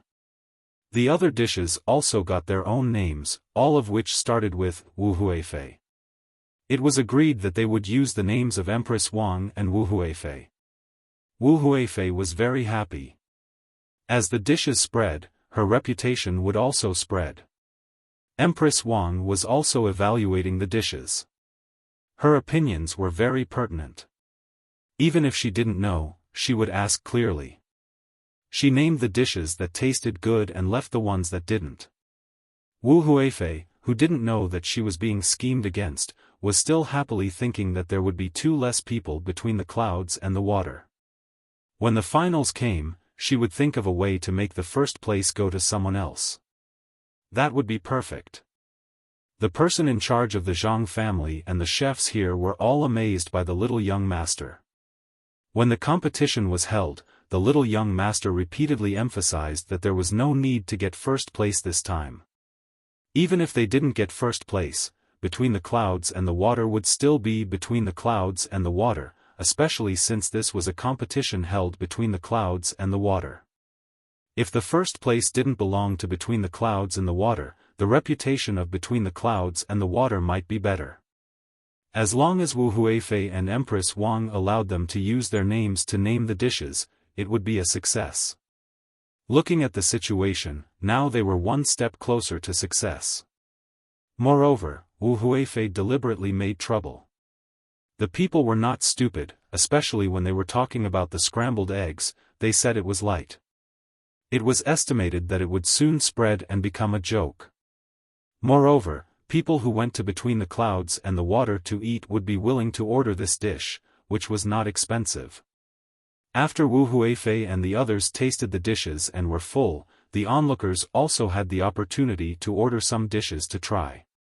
This dish was made by the best chefs in the whole of Jiangxi province. Usually, if they wanted to eat it, they wouldn't be able to afford it. Now, they had a chance. After the selection of today's competition, the first 20 people who were going to participate in the finals had been selected. After Wu Huifei eliminated 2 of them, the remaining 10 people successfully passed the competition. The people also began to disperse.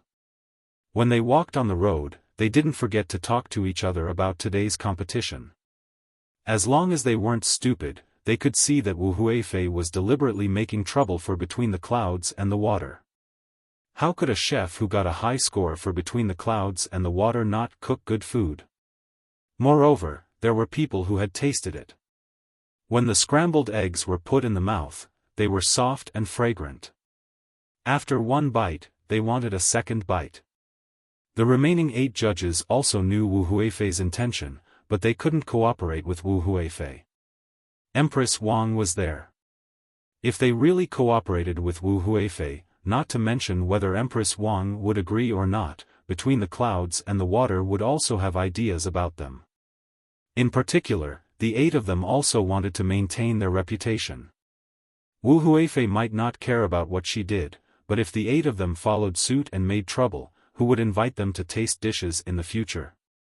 Who didn't know how high the standards for choosing a chef from between the clouds and the water were? Moreover, between the clouds and the water could always produce new dishes. If none of them made it to the finals, people wouldn't doubt the ability of between the clouds and the water, but whether there was something wrong with the person who tasted the dishes. Wu Huifei, who thought that she had won by a small margin, looked at the 8 judges in dissatisfaction. She smiled and greeted Empress Wang, then returned to 4 Seasons Workshop, 70% full. Empress Wang smiled and didn't say anything. Beside her, Xiao Zhu pouted on the way back and said, "Empress, why did you just watch Wu Huifei make trouble there? Look at how she picked on the dishes. I really suspect that there's something wrong with the palace chef who cooked for her. It's all because of me. Cuckoo sent me here." Of course, Wu Huifei wouldn't agree. She's taking revenge. It's a pity that she chose the wrong person. Zhang family and Wang family won't suffer for nothing. This time, Wu Huifei's name will be known, but it won't be a good reputation. Empress Wang wasn't worried that Zhang family and Wang family couldn't handle such a small matter. Thinking of Wang Wan in her heart, a smile appeared on her face. Xiao Zhu nodded. Anyway, I can't see what Zhang family and Wang family will do. At this moment, the maid from Yaowang Mountain who was in charge of serving Empress Wang said to Xiao Zhu, "Little sister Xiao Zhu, you haven't eaten yet, right? Then when we go back later, I'll make Huifei stir-fry for you." Hearing this name, Xiao Zhu finally reacted. She opened her eyes wide in surprise and suddenly burst out laughing, "You're so bad. I know. In the future, Huifei stir-fry between the clouds and the water will be a famous dish. Then tomorrow, shouldn't we let Wu Huifei continue to make trouble?" Empress Wang also smiled. She knew that this was Wang Wan helping her again. It wouldn't be long before the people around Gongji province knew about what happened today. Wu Huifei's reputation would plummet. At least, she wouldn't be able to run away from the fact that she didn't know how to taste dishes. If she deliberately made trouble between the clouds and the water, after going back, the people in the court would hesitate when choosing a side. Who didn't know that Zhang family and Wang family were vengeful people? Good plan, this plan was well used. It was all for her and made things difficult for Cuckoo. The next day, when the final competition was held, Wu Huifei didn't let go of the chef between the clouds and the water. This time, she thought of a new rule. That was, there were 20 people and 10 judges. She divided the judges into 2 teams. One team would follow Empress Wang, and the other team would follow her. First, the judges would report their scores to her, and then she would make the final decision. Under normal circumstances, she could take down at least 5 people from Aqua Cloud Room.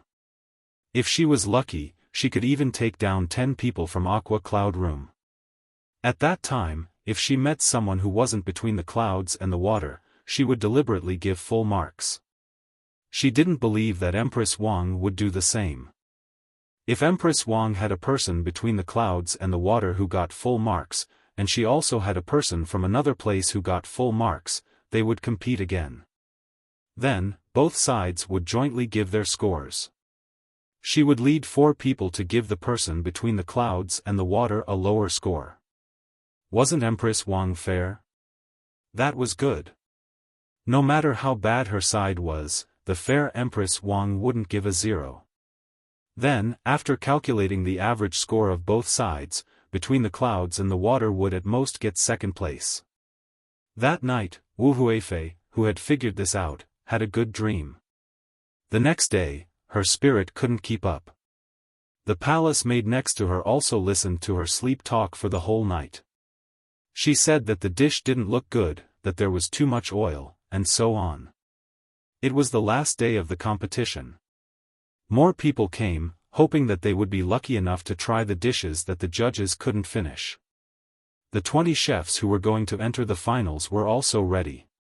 During the drawing of lots, it was unknown how it was so coincidental. After Wu Huifei announced her new rules, she actually drew 9 chefs from between the clouds and the water. Only one of them didn't have a name between the clouds and the water.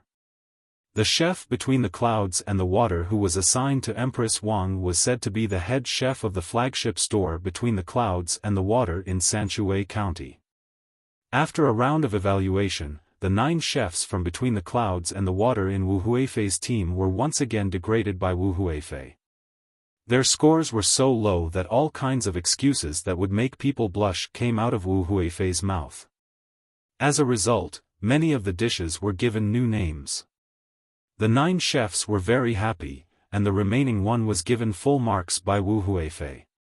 The 4 judges who followed him were very helpless.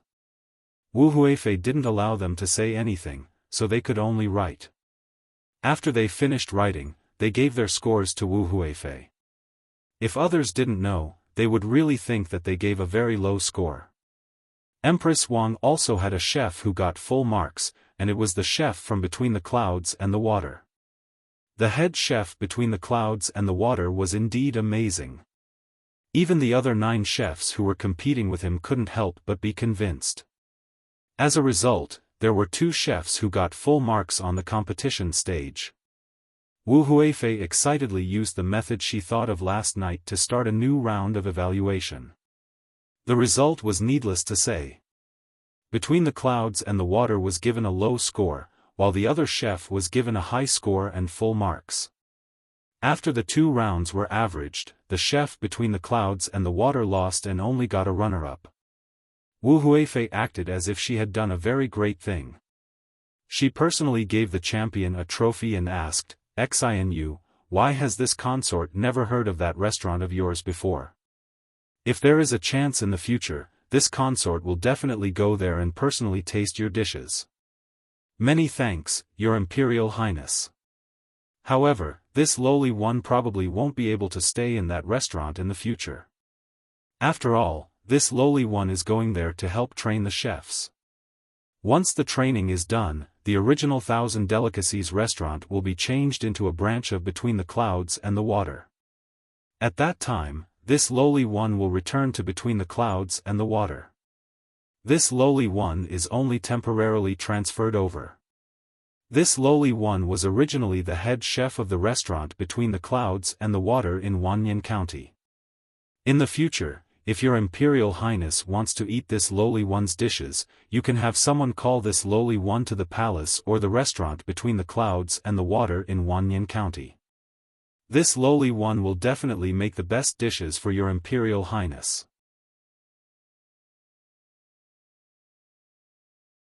Chapter 755. As soon as the voice of the chef who won the championship fell, everyone who could hear his words widened their eyes. They didn't expect that even though Wu Huifei had suppressed Between the Clouds and the Water so much, Between the Clouds and the Water still won the championship. How could Between the Clouds and the Water come up with such a plan? Wu Huifei suddenly felt an indescribable feeling. She asked the chef in a trembling voice, "You're also Between the Clouds and the Water?" "Yes, Your Highness. However, I'm not representing Between the Clouds and the Water in the competition. I'm representing 1000 Cuisine Restaurant.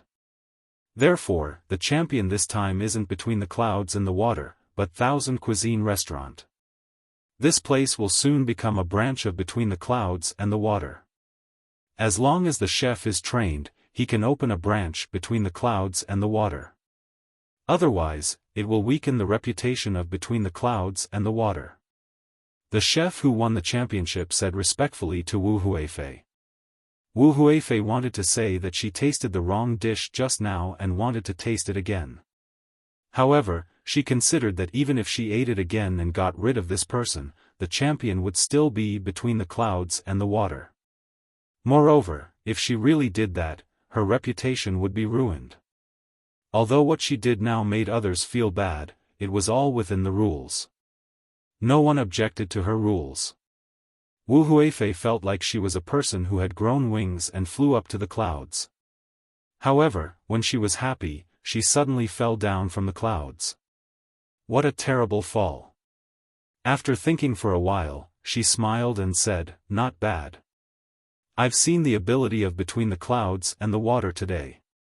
Good. When I return to the capital, I'll have someone call you. Also, I'll eat the Rui House and Savant's restaurant that also belong to the Zhang family and the Wang family. I'll not only eat there often, but I'll also recommend them to His Majesty." Wu Huifei had no choice but to say some polite words. She greeted Empress Wang with a smile and went back with her people. At the same time, she decided not to stay here any longer.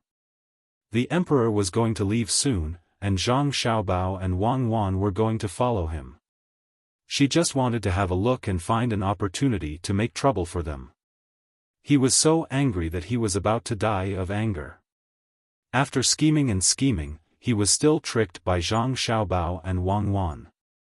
Revenge, he must take revenge. Wu Huifei had a smile on her face and left with a stomach full of food. Empress Wang, on the other hand, smiled in relief. She said to Xiao Zhu, who was beside her and had her mouth slightly agape because of the ownership of the championship, how was it? Now you know how powerful Xiao Bao and Cuckoo are, right? That's amazing. How did they think of that? They got the reputation, the first and second place.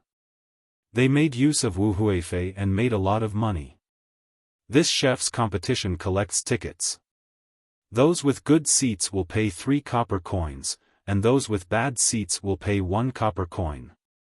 Those with good seats will have a chance to taste the dishes made by the chefs. As for those that don't cost money, they can only watch from a farther place. Although the money collected is not much, according to my estimation, the money for the materials provided to the chefs has come out. The most important thing is the advertisements of the merchants here. I think we can earn back the money that we and Wu Huifei spent on coming here. In other words, Xiao Bao and Cuckoo got a reputation without a single copper coin. There are also many dishes that are named after Wu Huifei and the Empress. Xiao Zhu nodded her little head vigorously and deduced in shock. The smile on Empress Wang's face became wider. She said, "This is the ability of Xiao Bao and Cuckoo. If it wasn't for the fact that I haven't learned enough and need to wait for another 2 months, I really want to go back now." The emperor is going to Jinyang, and Xiao Bao and Cuckoo are accompanying him. Let me take a good look at Cuckoo. Empress, you can't go back. We have to learn well. Otherwise, Wu Huifei is very powerful. This time, she will probably go back and deal with Xiao Bao and Cuckoo. I guess she will be unlucky. Xiao Zhu was afraid that the Empress would go back, so she advised her. Empress Wang was not the only one who received training here. Even palace maids like them were the same. In the past, there were people who specially trained them in the palace. Moreover, when they stayed in the palace, they learned a lot from the other palace maids. However, compared to what they learned here, it was far worse. There was a short-term training class here, which taught planning and psychology. Until now, they felt that they were much better than before. However, it was more tiring. After all, the time was short. I'm not going back. I'll wait until the emperor comes back. I don't think anyone else can participate in the canonization ceremony. It would be good if I could come. Get up, let's go back to Yaowang Mountain. Empress Wang felt a little regretful that she couldn't participate in the canonization ceremony. However, she knew that this was to prevent something like the Empress from happening again. Seeing that it was over and she had to continue training, she gave the order and went back to her residence. The rest of the people were still immersed in excitement. No one expected the final result. Just when they were feeling regretful about between the clouds and the water, the champion turned out to be between the clouds and the water. This was called ability. When the 4 judges on Wu Huifei's side saw the result, they heaved a sigh of relief. If it wasn't for this, it would be difficult in the future. The group of people chatted and laughed as they left. What they talked about the most was Wu Huifei's incident this time. For a moment, they treated Wu Huifei as a joke. After all, this was Huayuan County, where Zhang Zhong used to be the county magistrate. The people were all on the side of Zhang Zhong and Wang family. Zhang Xiaobao and Wang Wan also received the news of Huayuan County very quickly. It wasn't far to begin with. Moreover, there were carrier pigeons. Xiao Bao, good plan. This time, won't Wu Huifei be angry to death? However, she is coming back. I think she will participate in Li Longji's trip. I think she will make trouble for us. We have to prepare first. We can't fight a battle that we don't have confidence in. After receiving the news, Wang Wan laughed for a while. Then, she told Zhang Xiaobao that Wu Huifei was coming back. Zhang Xiaobao didn't care about what Wu Huifei would do to him. He didn't have any weakness in other people's hands. At most, they would pick on him. If that was really the case, Li Longji would be annoyed. Therefore, he didn't have to worry. The only thing he was worried about was that Wu Huifei wouldn't make trouble for them. Instead, she would get close to them. I'm most afraid that Wu Huifei will want to help us. For example, if we spend a lot of money, she will help us earn it back. She also has some private money. If she invests it in the bridge or the market, she will blindly give orders and increase the bridge toll by 10 times. She will collect management fees from the market and send people to monitor the tax collection. That will be troublesome. That's right, it's really possible. That market is originally an agricultural market, so it doesn't collect taxes. It provides a channel for ordinary people to sell their products so that the products won't rot. If it were to collect high taxes like normal businesses, then the products sold would probably be the same as the taxes. Then, who will sell their products? We have to think about it. It's best if we don't let Wu Huifei know how we are going to make money. We have to find something for her to do. Let's think about what we can do to distract Wu Huifei from our business. Wang Wan also thought about this. If it was another concubine, perhaps after losing in Huayuan County, they would immediately come back to take revenge. However, Wu Huifei definitely couldn't be taken lightly. She was a really powerful person. She believed that after losing in Huayuan County for a while, she would definitely change her methods. Most of the time, it wasn't necessary to stab someone in the back. Okay, let's think about what can divert Wu Huifei's attention. Instead of waiting for her to take action, why don't we give her a reason to do it? We can protect the good business. Let me think about what business we should give her. It can't be a profitable one, but it can't be a loss-making one. Zhang Xiaobao started to think. Wang Wan also thought about it. She understood what Zhang Xiaobao meant. If they really gave her a profitable business, it would be helping the enemy. However, if they lost money, what would Li Longji think? Who would believe that Zhang Xiaobao's idea would lose money? Wouldn't it be a trap specially set for Wu Huifei? Now, Li Longji had been thinking of ways to get rid of the empress. Wu Huifei was about to succeed, but she was ruined by herself. This left Li Longji without an excuse. It was a pity that Wu Huifei was destined to not be the empress. She was powerful because her surname was Wu. However, it was also because of her surname that people were afraid of another Wu Zetian. Sigh. Wu Zetian, if she was born in our time, she would have gone further than now. Actually, she did a good job, but the men couldn't tolerate her. At that time, we had many foreign women as leaders. In terms of scheming, I don't think they could compare to Wu Mainyang. Wang Wan sighed. Even if she was prepared to stand on Empress Wang's side, she did not deliberately belittle Wu Huifei. A person was a person. Whether it was recognized or not, this kind of person could not be treated lightly. Li Linfu was like this. He had not even ascended to a high position, but he had already shown his ability. Zhang Xiaobao disagreed with Wang Wan's words. You mean to say that all the women in our time couldn't compare to Wu Zetian? The more information flowed in an era, the less chance Wu Zetian had. That was because many men still couldn't bear to let a woman be the empress. What about foreign countries? Wang Wan asked. How would I know about foreign countries? Forget it, let's not talk about such impossible things. I thought of a business that could be given to Wu Huifei and let her invest her money. However, the annual income would not be much. It would take at least 10 years for her to earn back her investment. Help me think about it. Seeing that they were talking about other things, Zhang Xiaobao immediately stopped and changed the topic. He pulled Wang Wan to a nearby table and began to discuss there. Before the autumn harvest, in Buxin County, the commoners were busy digging trenches. This time, they were not digging small trenches. They needed to be able to pass through the middle. Even if large ships could not pass through, small cargo ships had to be able to pass through.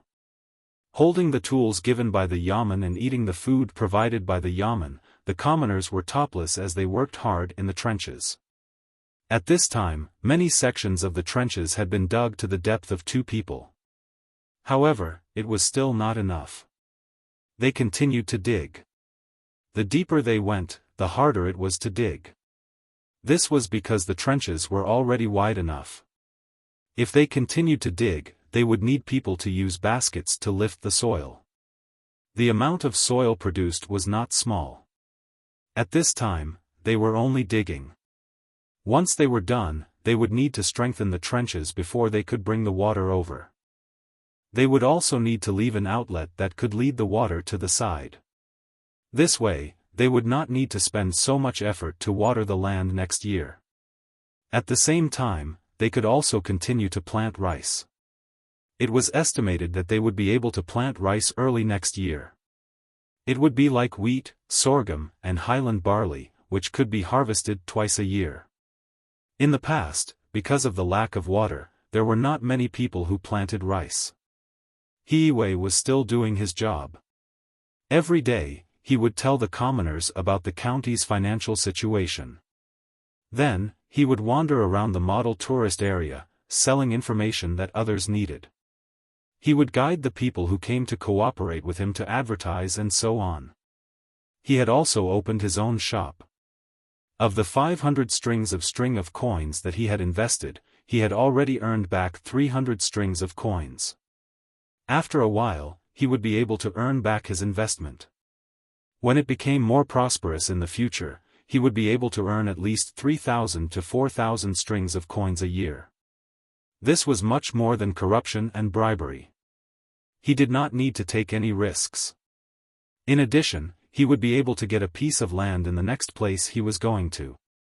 His family would not have to worry about their lives anymore. The place where the tortoises were raised was still raising them. The tortoises that were poisoned had been frozen and sent to Fengzhou. It was estimated that before winter this year, there would be a lot of livestock shipped back. Even if he was no longer the county magistrate in the future, the commoners would still remember him. Looking at the development of the county, Hiwei felt so comfortable for the first time. He rode on the horse and began to walk along the excavation area. From time to time, he stopped to ask the commoners who were working and resting if they had any ideas. If someone was willing to run a boat, he could help to get a loan to build a boat. The commoners had been used to the situation where the county magistrate did not stay in the yamen and ran around everywhere. Usually, they met Hiwei so often that they did not feel that the county magistrate had any official prestige. When they talked to him, they were not restrained and said whatever they wanted to say. At this time, Hiwei was asking 2 brothers. The 2 were biological brothers. They were 1 year apart in age and had married and had children. Their surnames were Gao. In Baoxin County, there were not many people with such surnames. There were more people with surnames Luo and Fu. The elder brother looked older. He was in his early 30s this year. Maybe because he always took care of his younger brother, he looked like a man in his 40s. The younger brother was much younger and liked to talk to others very much. The elder brother was called Gao Fei and the younger one was called Gao Tang. When he heard the names, he knew that he wanted his 2 sons to be outstanding one day. At this time, the 2 had just come up from the bottom of the pit. They sat by the side and drank mung bean water. They were resting and talking at the same time. When Hiwei came over, the 2 of them just nodded and didn't get up. Hiwei was wearing a patched official's uniform. It was not that the patching was worn out. It was because he was always wandering around, so he added a layer of cloth where it was easy to be worn out. In this way, he was not afraid of wearing out the clothes. He sat beside the 2 brothers and looked at the people digging below. He asked the elder brother, Gao Fei, "Do we have enough people at home? If we have more people, why don't we buy a boat? In the future, you 2 brothers can make a living on the river. During the busy farming season, you can stop and make more money." "Sir, my younger brother and I have the same idea. But we don't know how much a boat will cost. If it is expensive, we can't afford it. Can we get this from the employment fund?" The elder brother handed a bowl of mung bean water to He and said the same idea as He thought for a while and nodded. The employment fund naturally includes this part. I have written a letter to the capital to ask Xiaobao and Cuckoo. I expect to get a reply in a few days. I heard from Erniu that if the people who buy the boat need goods, the county will find a way to supply them in the future, but they must pay a part of the money. I think it's not bad. Although you will earn more if you pay a part of the money, in fact, I think this employment fund should be given to the people in the family who don't have enough manpower to make money. In the end, Xiaobao and Cuckoo didn't agree. They said that they don't have enough manpower, and they have to farm and do other things. So in the end, this employment fund will be used on the people in the family who don't have enough manpower. After the tax is collected, a part of it will be used to subsidize the people in the county who don't have enough money. The imperial court doesn't have this rule. It is set by the county. This time, Xiaobao and Cuckoo will talk to the emperor about this matter. It's called welfare. I don't know if it will pass. If it passes, I have to tell the people who paid the tax. Otherwise, many people will feel that they should give their tax money to others for free. Yes, why should they give it to others? Shouldn't the county's income be spent on everyone in the county? Gao Fei's younger brother, Gao Tang, followed He Wei's words. He didn't understand. As the elder brother, he knew more. He thought for a while and said, "What do you know? The county's income is used on the people in the county. But Lord He, Registrar Zhang and Deputy Wang are willing to disclose the income and expenditure. Even if they don't disclose it, what can you do? How many places do you see doing this? It's okay to give it to others. Who can guarantee that nothing will happen to them in their life? There is no disease or disaster. Today, we pay the tax to help others. Maybe one day we will need other people's help. Besides, why didn't we give it to you? Soon, the county will treat the people in the county for free. This part of the money can be given to people who are sick, but not to people who are not sick. Just because you are not sick, shouldn't we let the government spend this money? When you are sick and the money can't be treated, won't you regret it?" Seeing that Gao Fei was so understanding, He Wei was happy and said, "That's right. No one dares to say that he doesn't need other people's help in his life.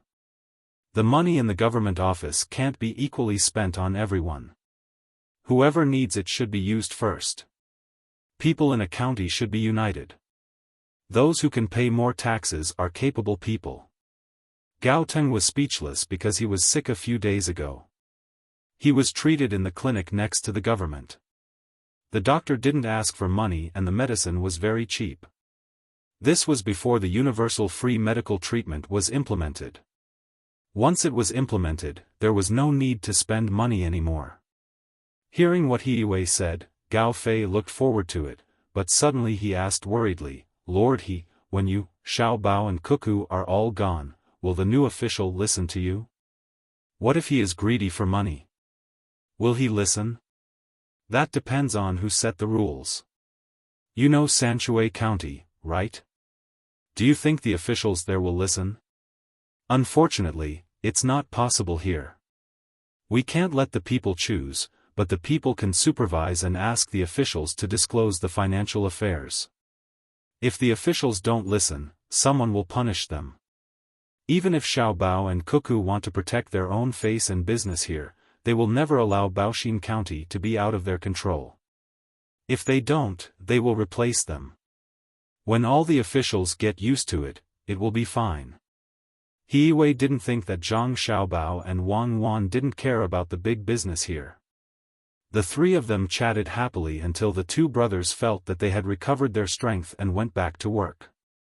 He Wei then stood up with a smile, casually patted the dirt off his body, and prepared to go to the next place to have a look.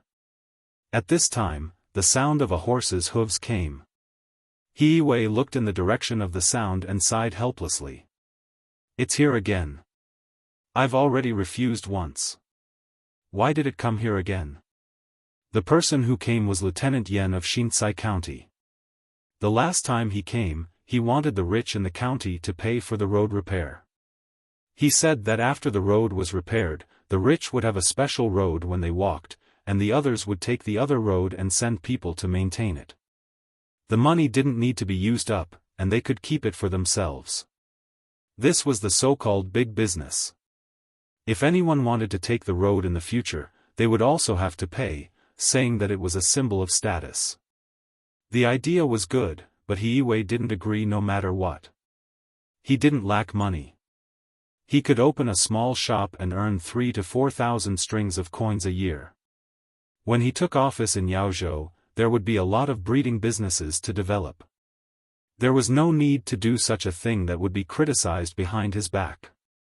Moreover, he had to share some of the money with Lieutenant Yen. He wasn't stupid. He didn't know why he was here today. It probably wasn't anything good. While he was thinking, Lieutenant Yan's horse came near. He got off and said to Hiiwei with a smile, "Lord He, I'm here again. This time is different from the last time. I went back and thought about the last time. Fortunately, Lord He didn't agree. Otherwise, it would have been easy to get into trouble. The last time was like this. If someone didn't pay and still wanted to walk on the road, too many people were needed to watch over them. Even if another person saw them, they couldn't catch them. They could only chase them. It was useless. Therefore, I don't think it's possible." Hiiwei thought to himself, "Aren't you talking nonsense? Who doesn't know that? You're making it sound like you're very powerful." Hiiwei didn't give Lieutenant Yen a good look and said to him, "I wonder why Lieutenant Yen is free today? Do you have 5 things to do in the county?"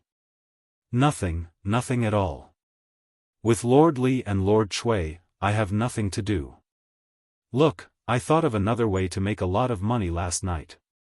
It's better than the last one." "Oh, it's feasible, not like the last one." Lieutenant Yen didn't seem to notice Hiiwei's attitude and continued to talk about the purpose of his visit with a smile. Hiiwei was really annoyed. He frowned and asked, "Since Lieutenant Yen has so many good ideas, why don't you do them in Xiankai County? Why do you have to come to my Baoshin County?" "Ah. Lord He, you've asked what's on my mind. I really want to do it in Xiankai County, but Registrar Li and County Magistrate Chui don't listen to me. Also, they're both 3rd or 4th rank officials. I can't afford to offend them." "Oh, it's not that I can offend Lord He. They're just officials in the capital. How would they know about local matters?" Lieutenant Yan's smile immediately disappeared and he complained to Hiiwei with a face full of grievance. Hiiwei didn't answer this time. He looked into the distance and stood there without moving. He didn't think Lieutenant Yen could come up with any good ideas. If he did, Xiao Bao and Cuckoo would have come up with them a long time ago. Seeing that Hiiwei didn't say anything, Lieutenant Yen didn't care. He moved closer to Hiiwei and also looked into the distance. After a while, he finally spoke. "Lord He, I really do have a good idea this time. It's the matter of the river. After the river is repaired, we'll collect a sum of money from anyone who walks on it every time they come. It can't be too much. If it's too much, they won't come anymore. Think about it, this river needs to be cleaned up every year, right? For example, strengthening the embankment, or cleaning up the silt, these all need people. It's perfectly justifiable to collect a portion of the money, but how much money can actually be used on the river? According to my estimates, there must be a lot of boats coming and going. This money can't be collected in the name of the Yamen. We can set up a chamber of commerce. The county will hand over the work of cleaning and maintaining the river to the chamber of commerce. The chamber of commerce will collect tolls from people. It can be calculated based on the amount of goods or the number of times. Either way, when the time comes, we can do whatever we see fit. Lord He, this idea isn't bad, right?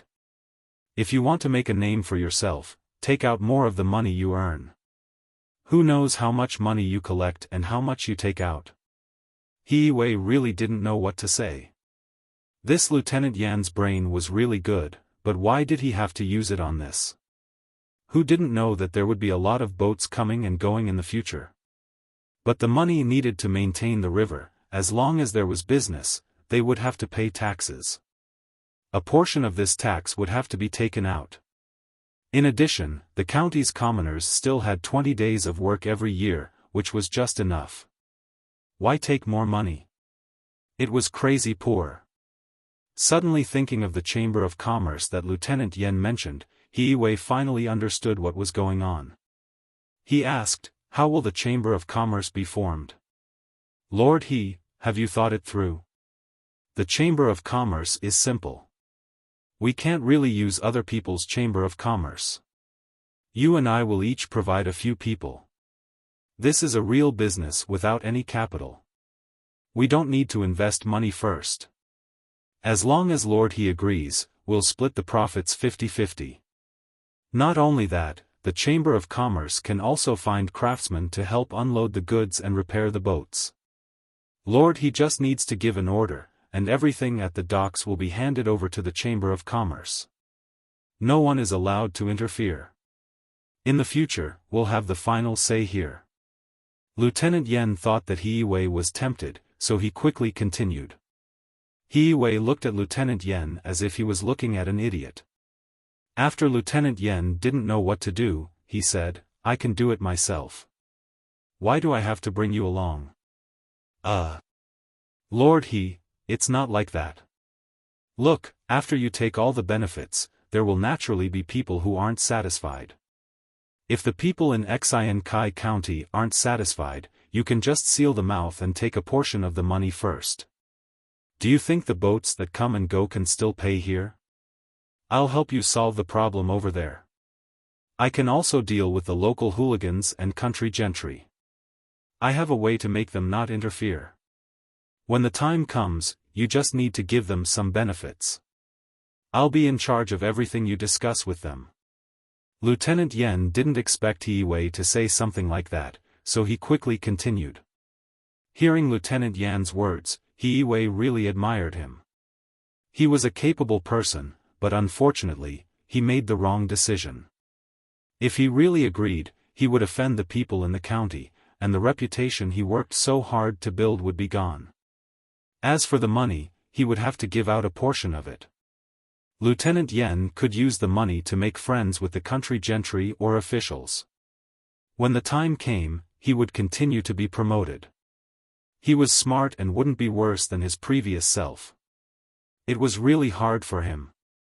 Thinking about this, He Wei said to Lieutenant Yan, "Lieutenant Yan, how about this? You can try the Ru River in Xiankai County first. There are always boats coming and going there, and there will be more coming here in the future. I'll cooperate with you.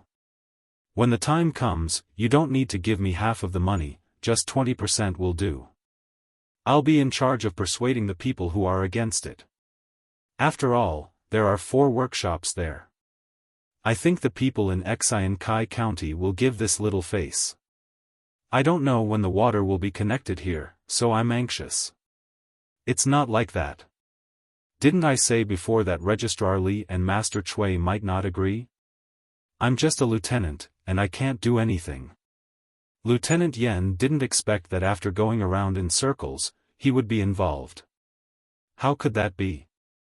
"Lieutenant Yan, you worry too much. How about this? I'll go with you to talk to Registrar Li and County Magistrate Chui. You can talk to them, and I'll agree to cooperate. It'll be easier for 2 people to talk to each other."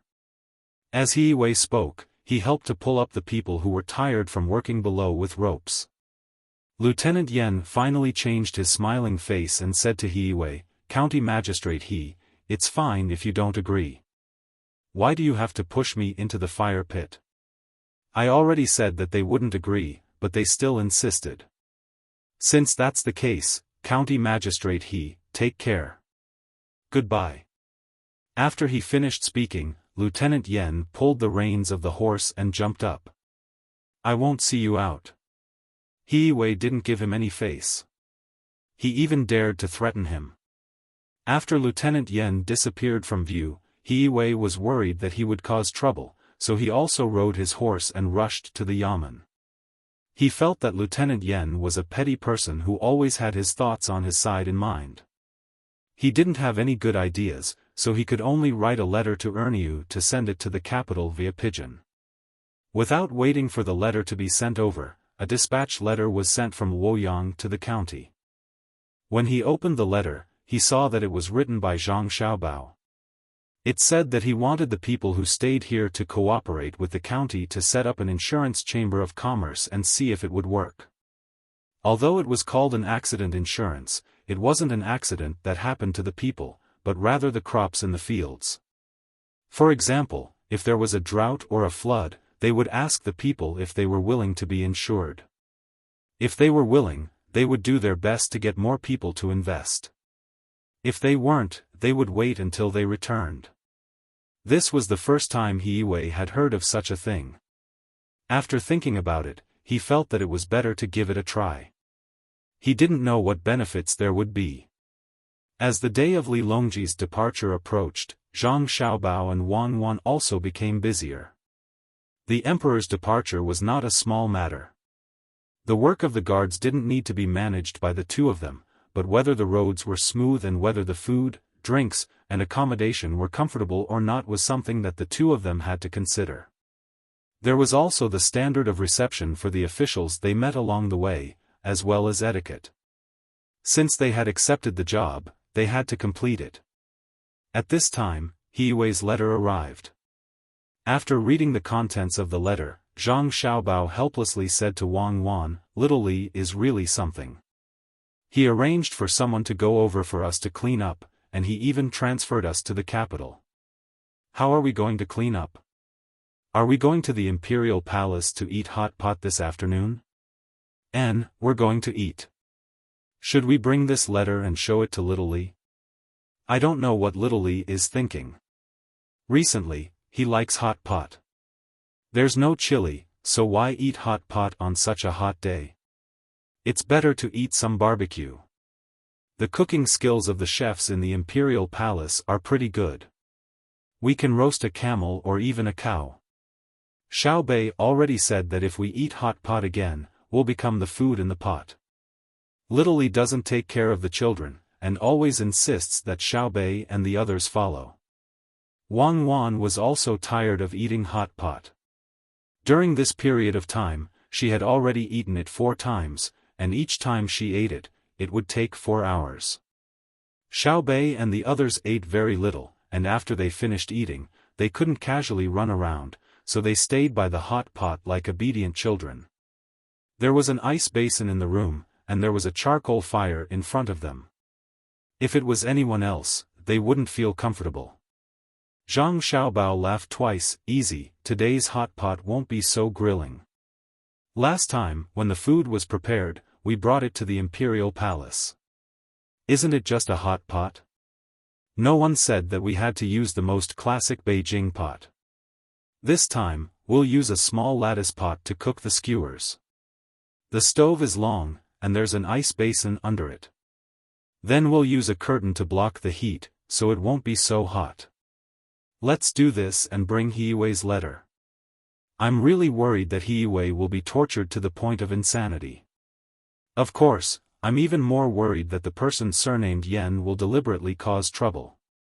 At that time, even if we catch him and deal with him, the gains won't make up for the losses. Our matter is the most important." As soon as he said it, Zhang Xiaobao promised his younger siblings that they would eat well today. Moreover, they wouldn't eat in the room, but under the shade outside. They could even eat while playing elsewhere. Only then did Xiao Bei and the others reluctantly agree. Otherwise, they would rather give up their official position than suffer. Bringing along their tools, the little fellows wore the 7th-ranked official's uniform and majestically entered the Imperial Palace once again. The people on the streets of Chang were already used to a group of small officials strolling around when they had nothing to do. The Imperial Palace guards guarding the door were also used to it. They didn't check and directly let them in. The little fellows didn't have any weapons on them. The first 2 checks were only made, and they were even reprimanded once. Li Longji had been waiting for a long time. Wu Huifei had returned the day before yesterday, which made him very happy. Originally, Wu Huifei wanted to join them today, but considering that this was a meal with the officials, it wouldn't be good to have another concubine. Thus, she was rejected. In any case, they would have a lot of time to eat together after this trip. A long row of food was brought over, causing Li Longji to be stunned. After hearing Zhang Xiaobao's introduction, he felt that it was new and fresh. He ordered people to set up a shed outside so that everyone could eat together. It wasn't that the outside was good, but that Zhang Xiaobao was worried that too much carbon monoxide would come out from the charcoal under the long row of stoves, which would cause poisoning. There was no need to worry about eating outside, even if there was no wind. After setting up the shed, the other food to be boiled were also prepared. Whoever wanted to eat could put the food into a small compartment and eat it when it was ready. Xiaobei and the others didn't care about this kind of thing. They ran around the large courtyard, waiting for their brothers and sisters to help them cook. Then, they would come over and eat 2 skewers before continuing to run.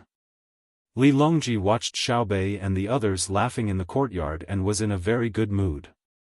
After eating a few skewers, he was about to ask Gao Lishir to cook 2 more when Zhang Xiaobao took out the letter written by He Wei. Your Majesty, this subject has a letter from Baoxin County. The county magistrate Yan that you sent to Xin Kai County hasn't been very obedient recently. After saying this, Zhang Xiaobao handed the letter to Li Longji and began to cook the skewers for his younger siblings. Li Longji took the letter in puzzlement and read it from beginning to end. After that, he didn't know what to do. That's right, he was the one who sent him. He was going to ask Zhang Xiaobao and Wang Wan to help him manage him like they did He Wei. But now that the 2 of them were in the capital, he couldn't manage him. Lishir, what do you think? Li Longji handed the letter back to Gao Lishir.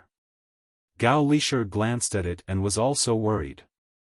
After thinking for a while, he said, Your Majesty, why don't we transfer him to another place first?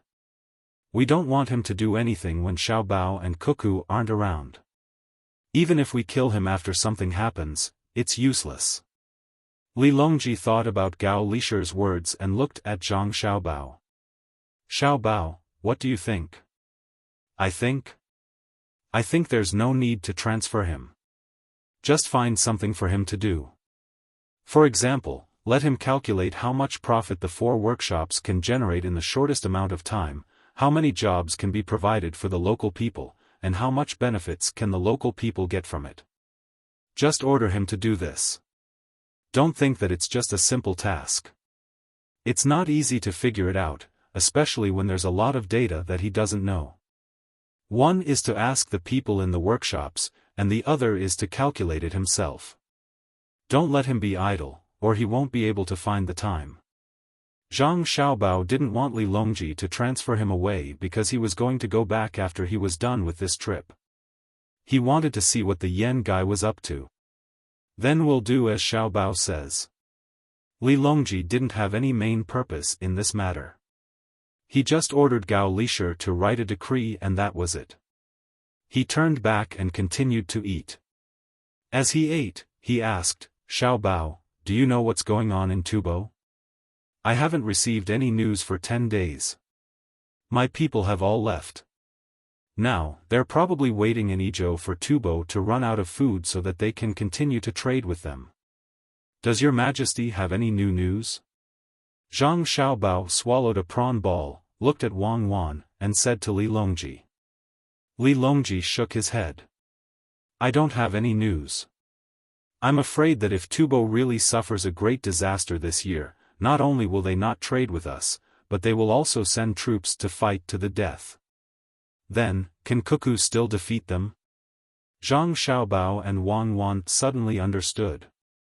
So, Li Longji was worried about this matter. The 2 of them looked at each other, and Zhang Xiaobao said, It's unlikely. Because even if they run out of food, they still have a lot of poultry. As long as they haven't eaten all the poultry, they won't be willing to touch them. We can immediately go over to help when the locust plague is serious. First, we can transport food to them and trade with them for poultry and good local products.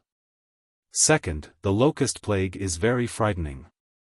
Moreover, after this year, there might be more next year. Many of the eggs of the locusts have already entered the soil. If there are too many locusts and they fly to our great Tang, it won't be good. We can send people over to help and reduce a large portion of the locusts. We can wait until next year when the plague starts.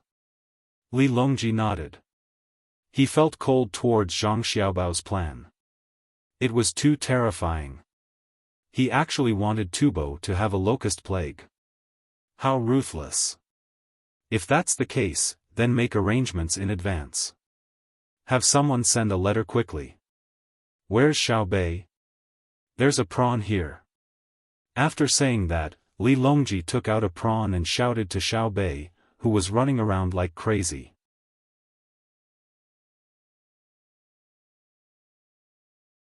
Chapter 756. Tubo, which Zhang Xiaobao had set his eyes on, had already been destroyed by the locusts. They were no longer worshipped as they were in the beginning. Poultry ate locusts. Hence, all the nobles and royals who raised poultry released them. Even if they would offend the gods, it was better than starving to death. Apart from releasing poultry, the slaves also made bags with sticks attached to the back to catch locusts during the day. At night, they would light bonfires to lure the locusts in and burn them to death. They were determined, but it was too late. Once the locusts formed a large scale, it would not be easy to deal with them. The food they planted would be eaten. The grass and trees would be eaten as well. Wherever they went, there would not be a single trace of green left. Some of the locusts had even flown to Jinchuan. The people who Zhang Xiaobao and Wang Wan arranged here were also busy. Fortunately, there were not many of them. The 7,000 slaves that Han Xianfeng brought did not enter Tang directly. Instead, they stayed in this area. One reason was to let them get used to the environment. The other reason was to train them to be loyal to the Zhang family and the Wang family. There were many young and strong slaves. When the time came, they could be used to farm or form an army. In Tang, it was impossible for the Zhang family and the Wang family to raise an army of 3,000 to 4,000 people. Now, they had joined the ranks of killing locusts. Fortunately, there was water and ice here. Many of the locusts that tried to fly over were frozen to death. Apart from these slaves, who would be formed into an army by Zhang Xiaobao and Wang Wan in the future, there were also the people who were farming here. If the game could not continue, the strength of these people would not be underestimated. Apart from this area, there was also Feng province. There were not many people there, but the customs were different. When the time came, they could form an army at any time. However, Sanshui County and Shuzhou were different. They could not be too obvious there. Apart from these two places, there was Wing province. The people there were all mountain villages. They did not have a good relationship with the local officials, but they were close to Zhangzhong. It was the same for Lu Zhou's army. Currently, Lu Zhou's army was made up of locals. If Zhang Xiaobao and Wang Wan needed them, he could summon them and show them what it meant to be a wolf army. The large-scale battle to exterminate the locusts began. The various Tubo nobles looked at the endless locusts and couldn't think of a better solution other than worry. They knew that this year was over again. Last year, they had been ruined by Zhang Xiaobao and Wang Wan. They did not know what to do this year. Until now, they still did not know that this matter was caused by Zhang Xiaobao. They still thought that it was a real natural disaster. This time, there was no need for Zhang Xiaobao to send anyone over. Tubo was already thinking of borrowing more grain from the Great Tang. In the past, they would have just sent their soldiers, but this year, they did not dare to do so.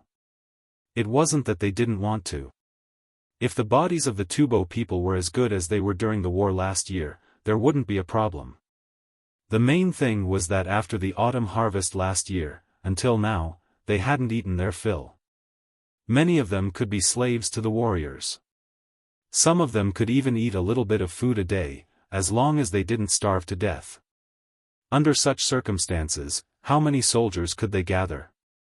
If there were tens of thousands of soldiers, it wouldn't be enough for Wang Wan to kill. The Tubo emissary had already set off and was about to enter the Great Tang territory with a heavy responsibility. However, no one knew what would happen when they arrived. Zhang Xiaobao's side also started to make the final preparations. The ships were transferred to the capital. There were a total of 20 ships. 5 of them were the biggest ships, while the rest were medium-sized ships. Those who had the opportunity to join also joined in, including Old Man Pai and the other 2. Old Man Chang had also been contacting Zhang Jiuling during this period of time. He talked about what happened in the past few years and also wanted to see his son. Li Yu should be over there, right? I wonder if I can see him and ask him how he is doing over there. When they were ready to set off, Zhang Xiaobao suddenly thought of someone. It was Li Yu, the county magistrate of Changning County in Xizhou. They hadn't contacted each other for a long time. He still didn't know if Li Yu had fought with anyone over there. Wang Wan also thought of this person and said, I guess he's busy. We should be able to see him this time. Fenshui is not far from Changning County. It's just a little across the border. Li Longji has gone there. No matter what, he has to meet him, especially when he has governed over there well. How can he not show off? Send him a letter. It's a good opportunity for him to earn more money. Zhang Xiaobao wrote a letter and asked someone to send it to Li Yu on a fast horse. It was a very useful way to make money. If it was done well, he could make a lot of money. As for whether Li Yu would do it himself or ask someone else to do it, it didn't matter. As Zhang Xiaobao and Wang Wan said, Li Yu did want to meet his uncle. However, the things in the county were not done yet. He wanted to show the emperor a very good county when he arrived. Even if it couldn't be as good as Sanshui County, it should be at least close. The roads were being repaired, the river was being dug, and the business was being done. Changning County was neither big nor small. Li Yu planned to renovate all the houses in the county before the emperor arrived. If the emperor was happy and wanted to visit, it would be good for him. In order to get more money to do things, Li Yu asked for investment in the surrounding areas. He gave a lot of benefits. If they rented land and did business here, they could be exempted from taxes for 3 years. If they were willing to invest money to help build the place, they could continue to be exempted from taxes. Some businessmen were really tempted. They brought money to do business here. In fact, there weren't many good businesses here. One was transportation, and the other was ceramics. The former was a supplement to the latter, and the latter was a blow to the Qianshi Chamber of Commerce. There were so many places, and the Qianshi Chamber of Commerce couldn't occupy all of them. They only occupied the resources of a small place, and other people might not sell all the resources to them.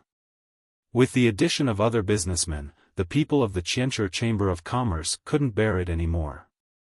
When the time came, even if they made different pottery, they couldn't raise the price. Without a high price, although they wouldn't lose money doing business here, they wouldn't make much money. So the 6 of them gathered together again to discuss. Should we take out 100,000 strings of cash and take more shares? Otherwise, if we continue like this, Li Yu will keep taking advantage of us. How much did we spend by renting his land and buying his mines? We can't do this anymore.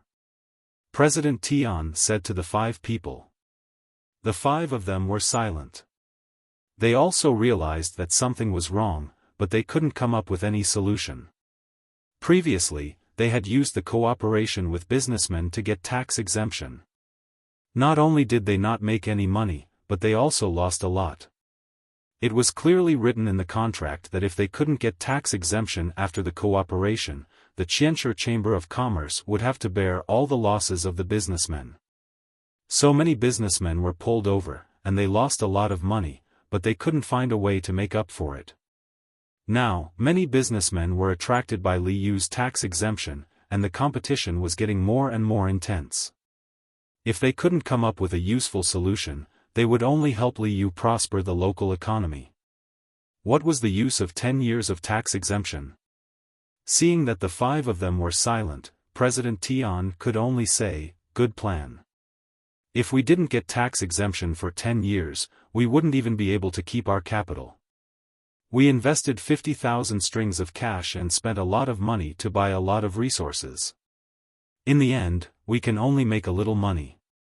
In the end, we pay taxes when we buy materials, and we get income when we rent the land. When the time comes for us to sell our pottery, we'll probably have to spend a lot of money on transportation. It's the same whether we get others to transport it or we do it ourselves. What I mean is, take out another 100,000 strings of cash. This time, we'll collect less iron ore and more clay. We'll sign a contract with the place that digs the clay. They have to supply us first before they can supply others. Or we can take 80%, and the others will take 20%. Let the businessmen who come later have no materials to use, and we won't have to worry about them competing with us. With the 100,000 strings of cash and the remaining 60,000 strings of cash, we'll take out 150,000 strings of cash to buy the clay. We can buy all the clay in the county in an instant, and no one will be able to get their hands on this resource within a few years." Now, the 5 of them understood the president's plan. They felt that it was a good idea and nodded in agreement. President Tian sent people to the Four Seas Academy to get the money while he personally went to find Li Yu. When he saw President Tian's haggard appearance, Li Yu was happy. Who asked the people of the Thousand Circles Chamber of Commerce to not cooperate properly? Since they had done it, they had to bear the consequences. Originally, he really wanted to support the Thousand Circles Chamber of Commerce during normal operations. However, since things had happened, they couldn't blame him for being ruthless. That was why he had taken the action of tax-free investment. In addition to this, there was also a follow-up plan. He had to force the Thousand Circles Chamber of Commerce to sell their shares to him at a lower price. Li Yu thought about this and revealed a warm smile to President Tian. "President Tian, you're free today. How many kills have you been burning? I'm waiting to make a lot of money. When the time comes, I definitely won't forget President Tian's help. Come, serve tea." President Tian looked at the tea and melon seeds that were served. He was indeed thirsty.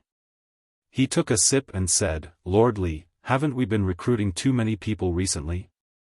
Moreover, many of them are people who also burn pottery. It's not easy for us to do business." "How many?" "I think it's okay. Moreover, I haven't exempted them from taxes for 10 years like your Thousand Circles Chamber of Commerce. I've only exempted them for 3 years. If they want to exempt more, they have to pay a bigger price. In fact, the Yamen has no other choice. Even if they have to spend money now, they have to do it." President Tian also knows that for a Chamber of Commerce, monopolization is the most profitable. However, for a county, competition between merchants is the most beneficial. "I'm just waiting for 3 years to collect more taxes." Li Yu was lying through his teeth. President Tian naturally didn't believe him. Although it was tax-free for 3 years, renting land was money, right? Moreover, it was the kind of land that was rented. It was land that no one cultivated. The merchants who came first looked at the map and couldn't change what they chose. If there were other people on the land, they had to help them move and compensate them. This part of the money was not small. There was also the coal and wood used to make the kiln. This was another sum of money. For large transactions, the county wouldn't be short of taxes. The same was true for selling land. President Tian estimated that the tax revenue of Changning County this year would be 20 times more than the previous year. In the past, there weren't so many merchants. The road was not easy to travel. Now, if a merchant wanted to build a kiln, he had to build that road first. As a result, many merchants came. Li Yu only needed to pay a little bit of money to connect all the roads. This was a good calculation. This was Zhang Xiaobao's real ability. He didn't need to set up such a big plan. After thinking for a while, President Tian had to stop mentioning this matter. After all, the contract didn't stipulate that other merchants were not allowed to come. He couldn't keep the money that he was supposed to pay. Therefore, he said to Li Yu, "Lord Li, the Thousand Circles Chamber of Commerce is going to continue to use money to increase shares. Does Lord Li agree? Increase shares just like that?" "I agree. Wasn't it written in the contract? How much does President Tian want to increase?" Li Yu thought that it would take some time for the other party to increase shares. It was good to increase shares. He would have more money in the county. Since the money was coming, he couldn't just leave it. If that was the case, his financial staff would tell him, "I want to increase 100,000 strings of coins." President Tian gritted his teeth and said the number. The main reason was that he didn't know if he could achieve his goal after investing this amount of money. If Li Yu didn't have Zhang Xiaobao behind him, there shouldn't be a problem. However, with that person around, it seemed that anything could happen. "In other words, my shares will become 25%, right? Okay, if I want to invest, I will tell you." Li Yu didn't object. This was what was written in the contract. Zhang Xiaobao had already analyzed it. "Yes. If Lord Li thinks it's too little, we can give you half." President Tian was afraid that Li Yu would be unhappy, so he was prepared to lose some to monopolize the resources in the future. "No, don't give me that. A business is a business. Do you look down on me? Do you think I'm a lord who will use my status to bully others?"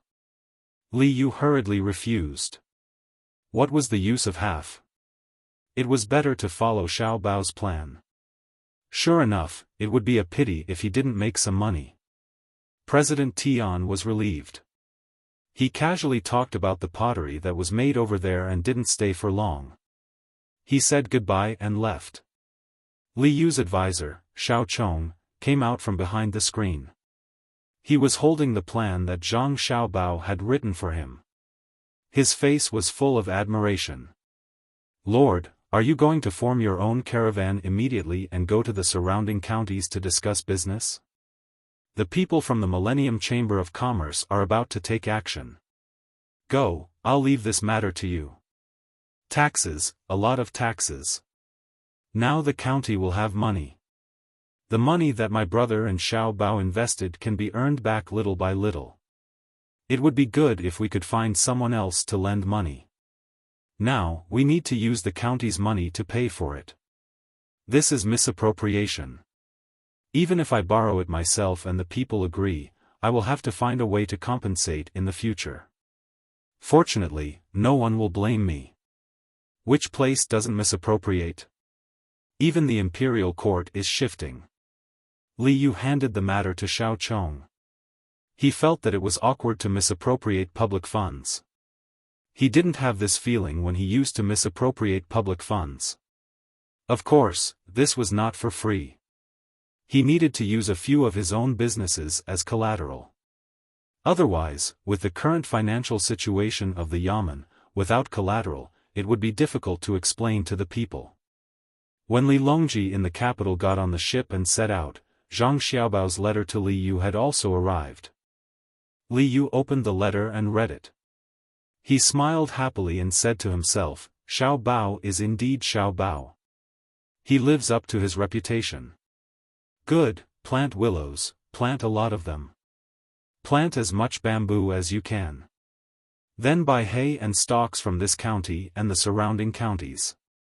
Wait for the big money. Thinking of this, he picked up the letter and read it again. The letter analyzed the future development of Changning County.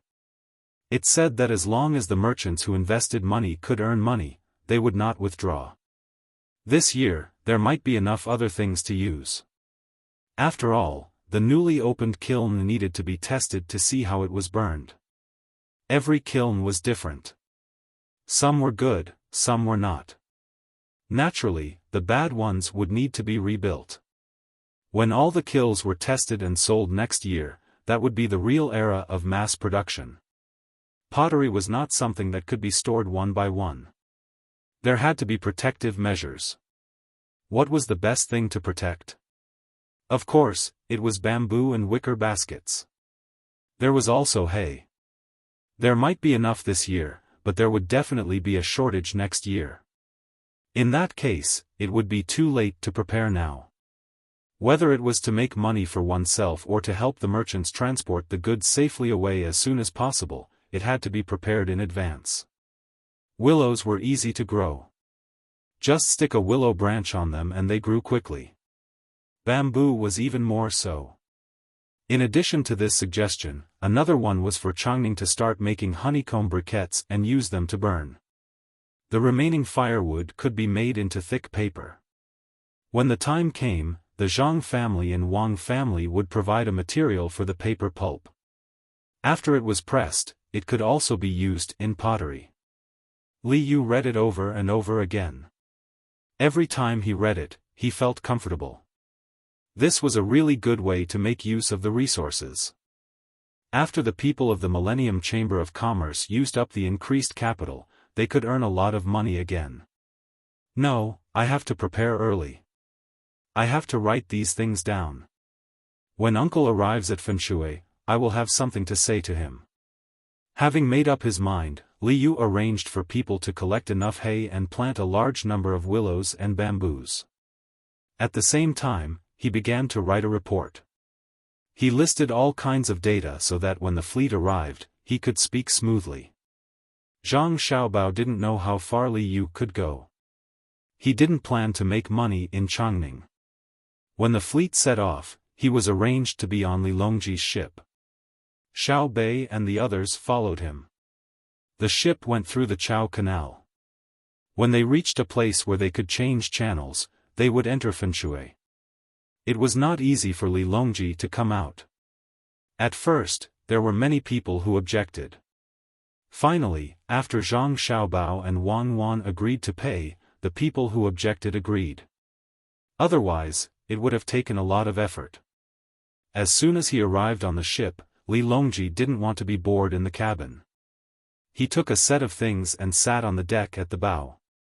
He held a telescope in his hand and looked around. The current was following the current. When they entered Fenshui River, it would be against the current. Therefore, the ship moved very fast. In addition to the guards on the ship, there were also Jinwu guards on the shore to follow them on horseback in case there was an ambush. A day and a half later, at noon, Li Longji still went outside to sit and look at the scenery of his country. While looking, he found that there was a bridge over the river in front of him. Lisher, do you know when we got out of this bridge? Li Longji asked Gao Lisher, who was standing next to him. Gao Lisher didn't know either. He looked at it in confusion, shook his head, and replied, I don't know. Who was so kind to build a bridge for us? There are quite a lot of people on the bridge. Why did we stop at the head of the bridge? Just like what Gao Lisher said, there were many people on this bridge that seemed to have appeared out of nowhere. There were also people using small carts to push goods. It was more strenuous to ride a horse because the bridge would sway back and forth. It was an iron chain bridge. Gao Lisher didn't know, so he asked Luo Bin to come over. Luo Bin had gone to other places to pass on an imperial decree. He was gone for more than 10 days, so Gao Lisher thought that he would know. The little eunuch Luo Bin hurried over and looked up at the bridge in front of them. He said in surprise, Aya, it's so fast. When I passed by last time, it wasn't fixed yet. The Zhang family and the Wang family are really fast. Hearing him say this, Li Longji and Gao Lishir both knew what was going on. Zhang Xiaobao and Wang Wan probably saw that it was inconvenient to travel here, so they had people build a bridge. It was indeed very fast.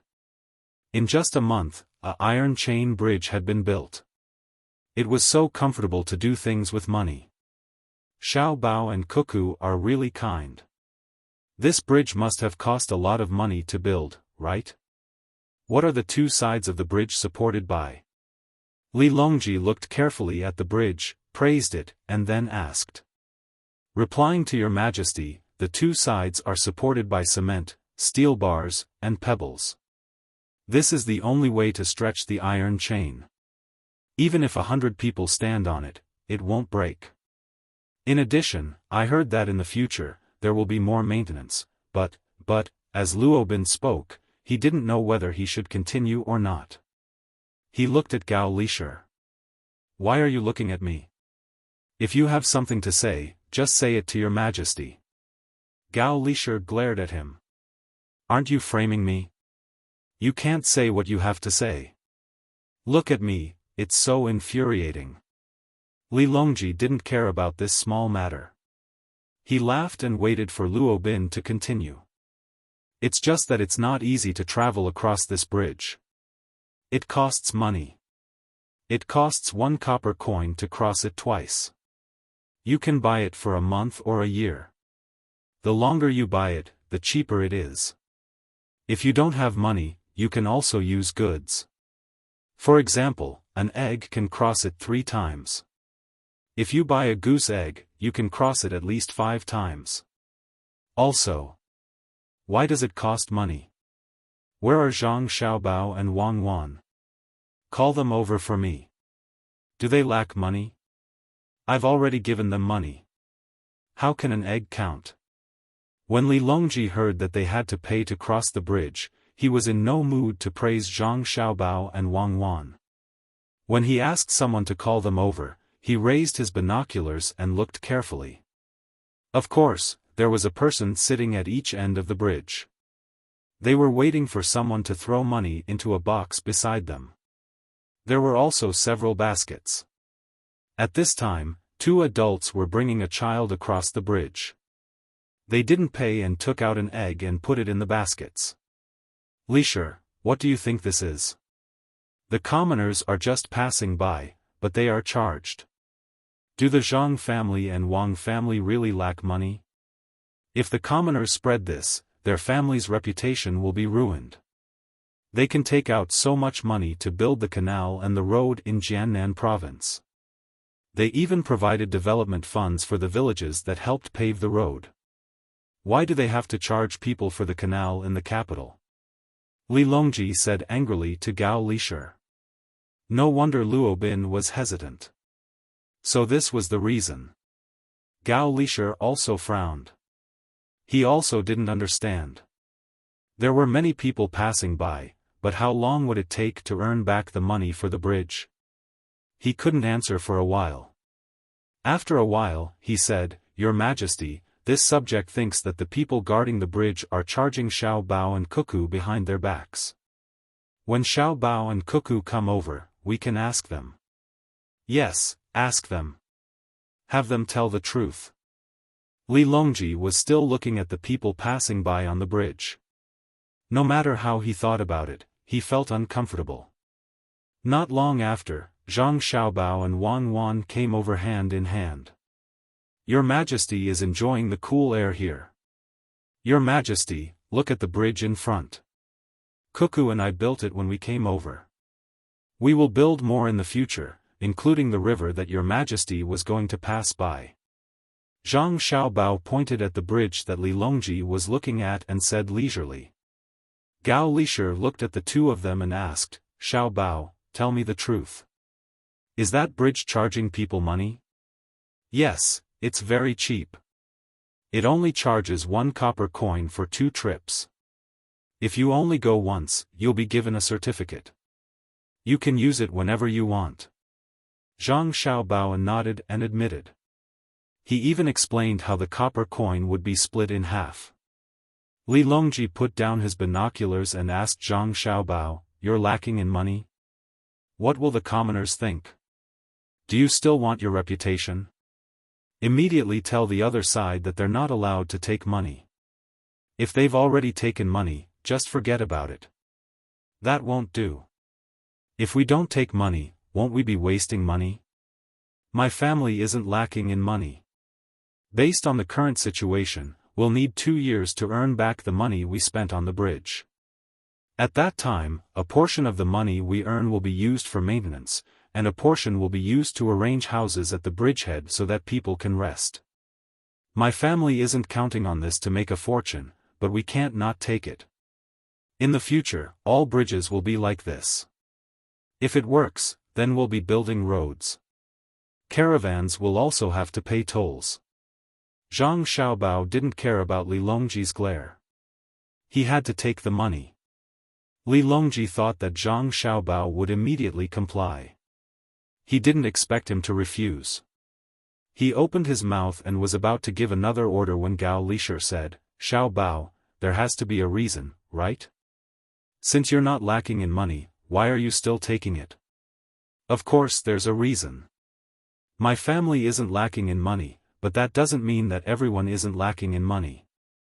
Many merchants want to do good deeds, but once they invest the money, they'll have to pay maintenance fees every year to repair the bridge and roads. It's fine if the business is doing well, but if it suddenly goes bad, then the bridge and roads will gradually be abandoned. If they're like me and let the passers-by pay a bit of money, then even if the merchants don't have money in the future, they'll still have tolls to maintain the bridge and roads. Besides, this money should be collected. There's a boatman sitting on both sides of the bridgehead who ferries on the canal. He collects money when he ferries. Now that there's a bridge, he doesn't need to ferry anymore. He can just sit on the bridge and collect money. When the time comes, he'll have a share of the money. It's not much different from ferrying people. Without this bridge, wouldn't it cost money to take a boat? It costs even more. That's why many people would rather take a detour than pay to cross the river. It's cheaper for us, especially for those who travel frequently. It's only 20 copper coins a month and 200 copper coins a year. It's so cheap. Zhang Xiaobao was planning to charge the toll to the end. Wang Wan chimed in from the side. "Isn't that so? If we only think about doing good deeds, how can we let the merchants who suffer losses lose the ability to do it again? Xiaobao and I are preparing to earn back the money we spent on the bridge. When we earn more money, we'll continue to use the money to repair bridges and roads. We'll gather the wealth of the world's travelers and build roads for them." This time, Li Longji didn't say anything. He didn't ask Zhang Xiaobao to cancel the toll. Instead, he thought about what the two of them said. At this time, the boat had already reached the bridge. The people on the bridge had already been cleared. What if someone spat on the bridge? Li Longji raised his head and looked at the metal chains and ropes. He felt that what Zhang Xiaobao and Wang Wan said was right. If it were another merchant who said this, he would think that he was quibbling. Were there merchants who didn't care about money? However, when Zhang Xiaobao and Wang Wan said it, no one would doubt it. They really didn't lack money. Every year, they took out a large sum of money to build the infrastructure. It was impossible for them to count on collecting bridge and road tolls to make a fortune. Gao Lisher was also considering this problem. He was tempted by what Zhang Xiaobao and Wang Wan said. Yes, a merchant who didn't ask for anything in return wouldn't last long. Was there even 1 in 100 merchants? Thus, he said to Li Longji, "Your Majesty, if what Xiaobao and Cuckoo said is true, there will be more people who are willing to build bridges and roads in the future. Then, there will be no need to worry about Great Tang's roads not being smooth. Countless merchants will take the initiative to build bridges and roads. In a few years, there will be roads and bridges everywhere in Great Tang." Li Longji nodded. If the imperial court really had to fork out money to build so many roads and bridges, the imperial court wouldn't be able to afford it. Even if they could, they wouldn't be able to maintain it. Thinking that he had more or less figured it out, he was just about to agree when he suddenly thought of a crucial problem. He asked Zhang Xiaobao and Wang Wan, then what if many merchants build roads and bridges just to make money? Won't the wealth of the commoners be earned by them? Take this bridge of yours for example. You can recoup your capital in 2 years. I don't think anyone would build a bridge on the Yellow River, right? They won't be able to afford it, so they can only build it in a place like this. What if they deliberately raise the price? In a moment, I'll pay the taxes and write a document. As long as the road and bridge fees are earned, they will be paid to the local authorities first. However, this money will be paid directly to the capital, and the local authorities won't be able to embezzle it. In this way, it will take a longer time to recoup the capital. With such a heavy tax, it will probably take 4 years to recoup the capital. After recouping the capital, they will still have to continue paying taxes, and the transportation fees will be reduced. I'll write this clearly in the contract. When the time comes, His Majesty will be able to gather a large amount of money and use this money to do other things. Zhang Xiaobao didn't need to think too much to know how to deal with this problem. Wang Wan added, indeed. The only problem is that no matter how good a policy is, it still needs people to carry it out. For example, concealing the truth of the matter. Once there is enough money, many officials are even willing to take the risk of being executed. Hearing the two's words, Li Longji sighed. He agreed with Zhang Xiaobao's point, but he was also worried about Wang Wan's point. That was indeed the case. Who could guarantee that the officials wouldn't be greedy? They would always have a wishful thinking, even if they knew that they could be executed. Unable to come up with a solution, Li Longji looked at Gao Lisher. Gao Lisher had his own considerations. He said, Your Majesty, you can let many officials who don't have positions walk around the place. One is to monitor whether the roads and bridges have been built, and whether they have received money. The other is to find a job for them. If someone wants to bribe them, it's also fine. Your Majesty can let different people walk around the place every half a month to see if they can afford it. You can even use this to link it to an evaluation. It's like the officials in the county supervising each other. As long as someone is found to be doing this, they can report it and get a chance to be promoted. Although it can't be completely stopped, it will definitely have a good effect. Occasionally, you can send people to check it out. When the time comes, you can kill a few to make the officials more obedient. In truth, Li Longji had already approved of this plan, but he still asked Zhang Xiaobao, Is this plan feasible? Zhang Xiaobao nodded. If we can harden our hearts and kill them, we won't have to fear that too many officials will make mistakes. What we fear is that we will corrupt them from the root. The imperial court will have to consider favors. For example, if a certain general or official who has made great contributions does something wrong, the imperial court won't be able to kill them directly. That would be the most dangerous. We have to kill them. No matter who pleads for leniency, we won't allow it. Let's try it out in the various rivers of Jiangxi province first and see how it goes. After that, we'll promote it to the entire Great Tang. Let's start with you all. Write a plan for collecting taxes on the Iron Chain Bridge. Li Longji wasn't muddle-headed. He didn't plan to promote this plan to the entire Great Tang, but he wouldn't be satisfied if he didn't do it. How much money would that cost? If he could earn it, why wouldn't he? The national treasury was indeed much better than before, but it wasn't easy to start a war. Besides, there were many other things that needed to be done, such as the construction of the canal. Zhang Xiaobao nodded in agreement. Collecting taxes was fine, but he didn't expect to make money on the bridge. Moving forward, the true source of income was the markets on both sides of the bridge. Those were tax-free, and the imperial court wouldn't care. After resolving one of his worries, Li Longji turned to Zhang Xiaobao and Wang Wan and asked, "How many bridges can be built on the Yellow River? You all will fork out a portion, and the imperial court will fork out a portion. If it really isn't possible, the imperial court can also fork out the money. After all, your family has been spending a lot recently. That depends on what kind of bridge it is. If it's like the one on the Yangtze, it won't be possible to build it. It just so happened that someone was causing trouble over there, so a bridge was built. If no one is causing trouble over here, do you want to change the course of the Yellow River? How many things would that delay? Even though there's a bridge on the Yangtze, compared to the losses back then, the current income is too little." Zhang Xiaobao was worried that Li Longji would want to build such a bridge. How much money did he spend back then? Who would change the course of the river for no reason?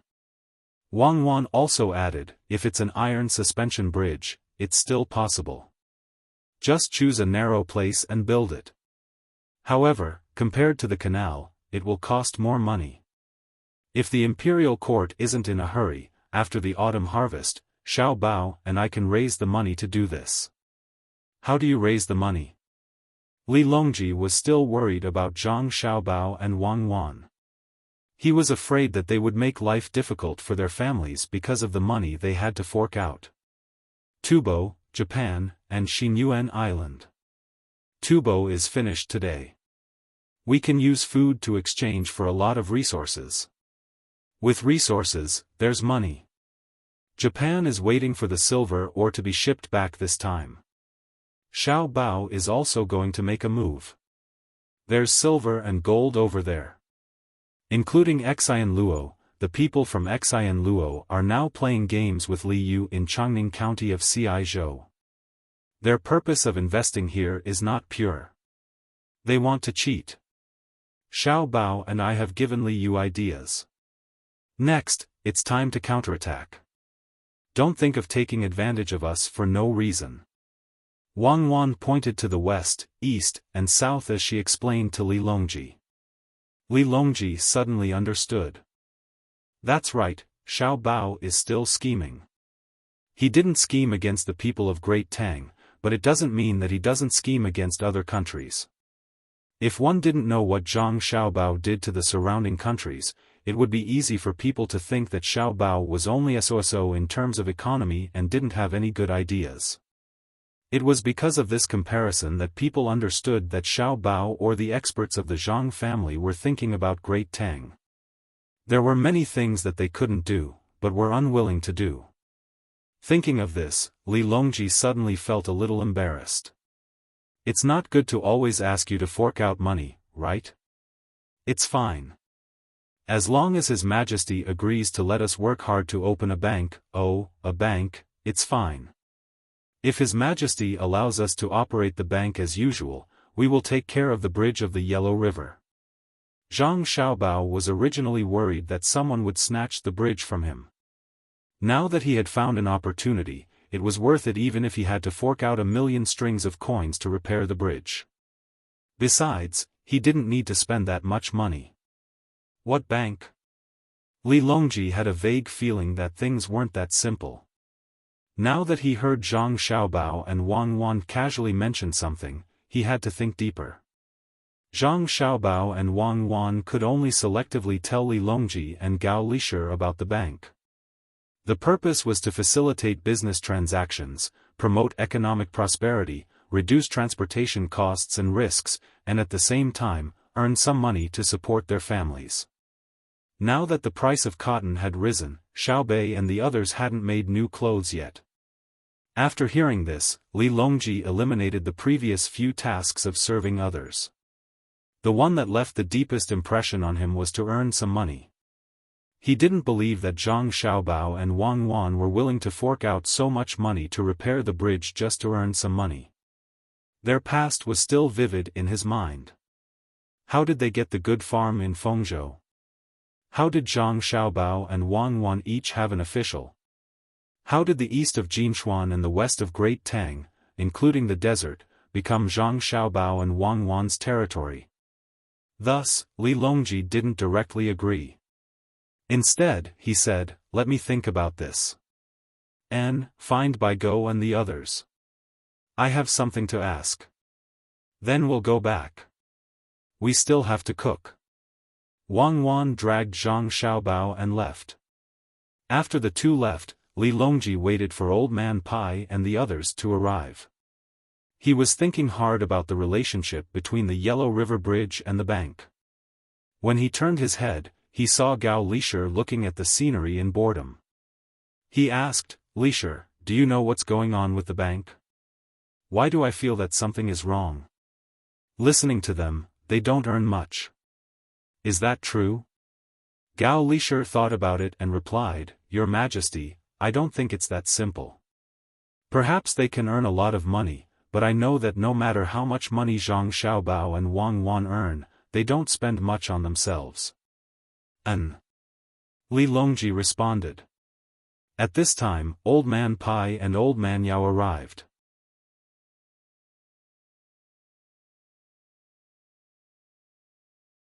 Chapter 757. Old Man Pai didn't hide anything and directly told him about Zhang Xiaobao and Wang Wan setting up a bank in Baoxin County. Old Man Yao also echoed, it said that the bank will be very useful in the future, but Xiaobao and Cuckoo didn't say anything. I've asked them twice, and they both said that we'll know when the time comes. Li Longji was now more concerned than the tolling of the bridge and Zhang Xiaobao and Wang Wan wanting to build the Yellow River Iron Chain Bridge. The tolling of the tolling had already been decided, and they just had to wait and see the results. The bridge on the Yellow River was nothing more than money. Setting up a bank was new, and they didn't know the final use of it.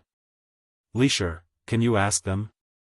Li Longji couldn't figure it out himself, so he sent Gao Lisher.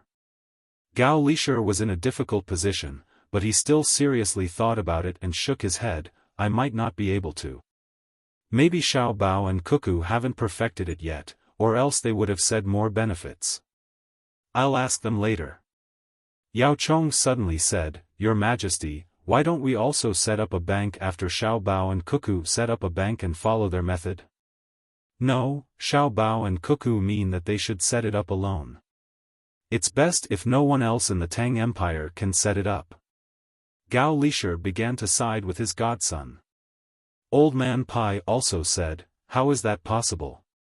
Do we have to write it down in the law? If others learn to set it up, let them do so, but the imperial court must not set it up.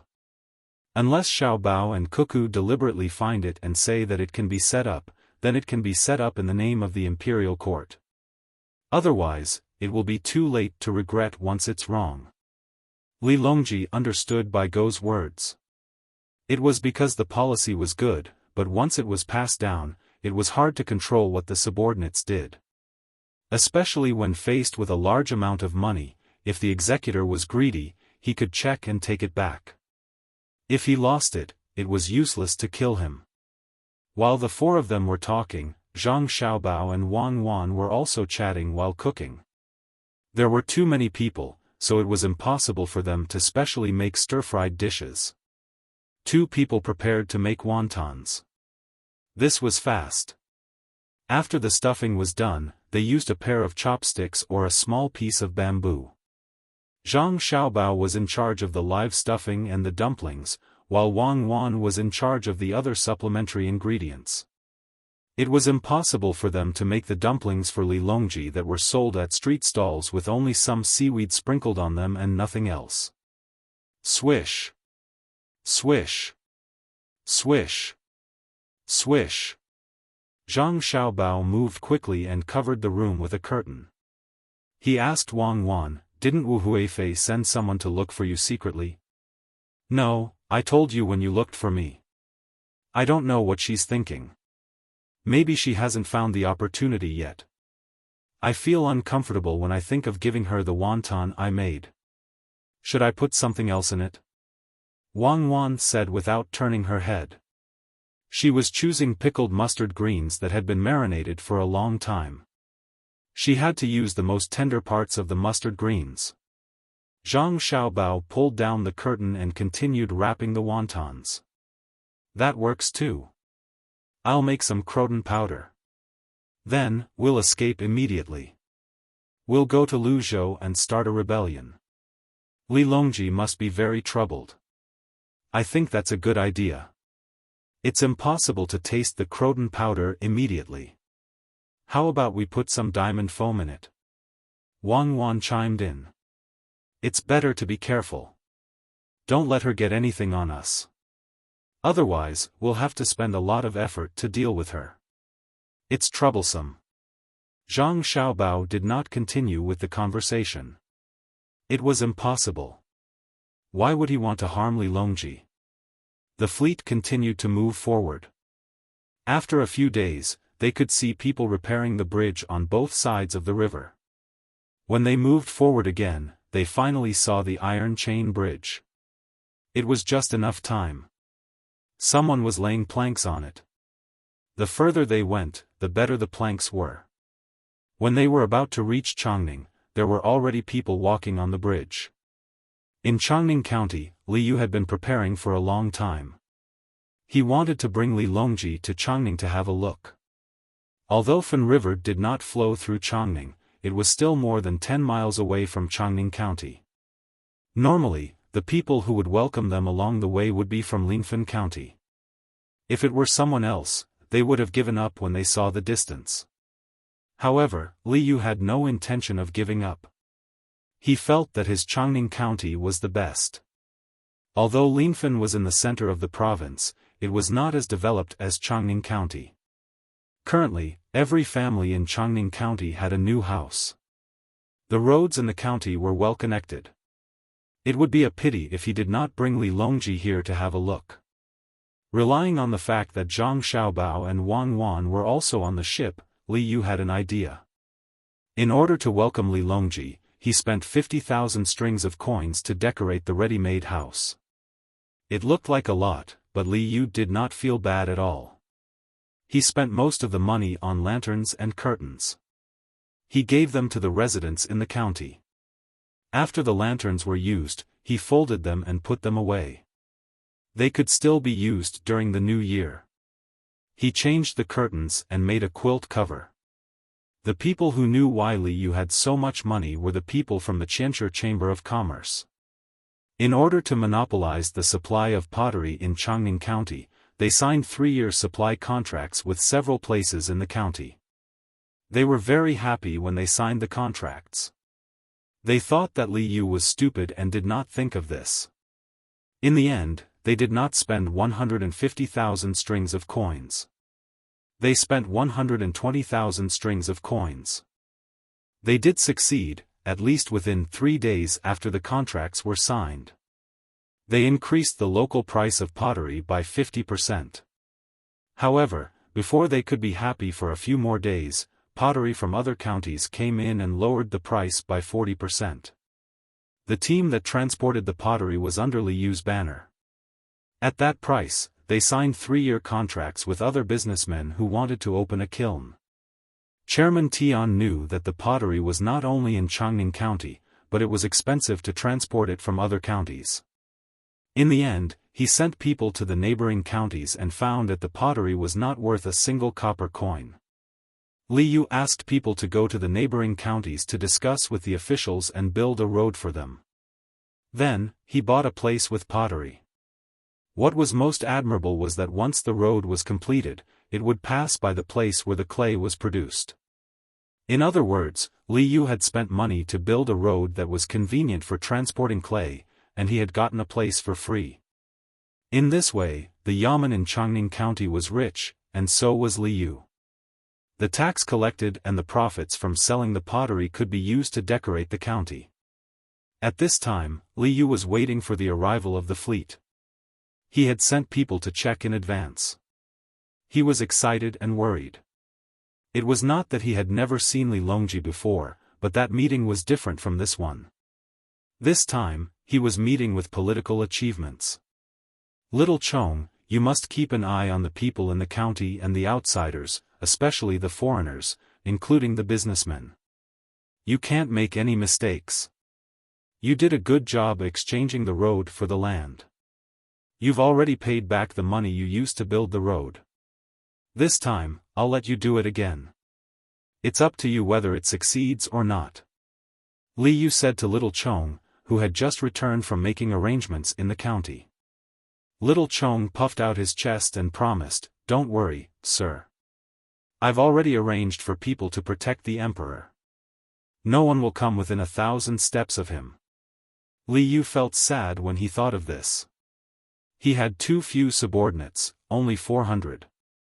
He was not like his brother Li Sun, who could have as many subordinates as he wanted. It was not a problem to have a few thousand subordinates. After all, he had been adopted as the only son. Plus, he was rich, so he was treated differently. Seeing Li Yu in a daze, little Chong continued, "Sir, should we find a few people to disguise themselves as commoners and put in a good word for the emperor? Well, think of a way to contact Zhang Xiaobao and ask him." Li Yu hesitated and said.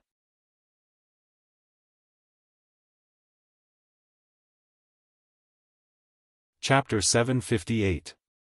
Li Yu was busy preparing to welcome the emperor. The people in the county were also looking forward to it. "The emperor, it is already a blessing for you to come to the county." Zhang Xiaobao and Wang Wan really became full-time chefs. They cooked for the important people in the team every day.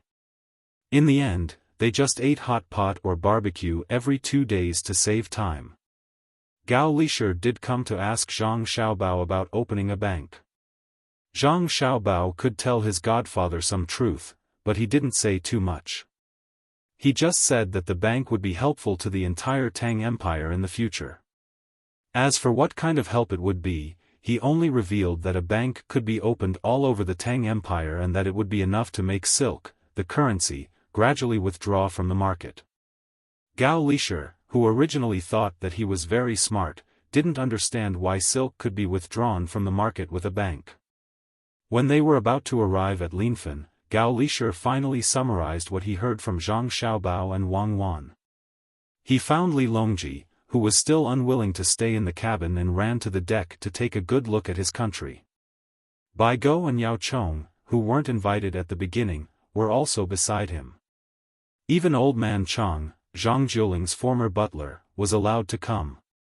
It wasn't because of Zhang Jiuling, but because old man Chang was close to Zhang Xiaobao and Wang Wan. If he wanted to understand Zhang Xiaobao and Wang Wan more, he had to start from the people around them. He had to be able to tell Li Longji everything. The people in the inner courtyard of Zhang Xiaobao and Wang Wan naturally couldn't tell him everything.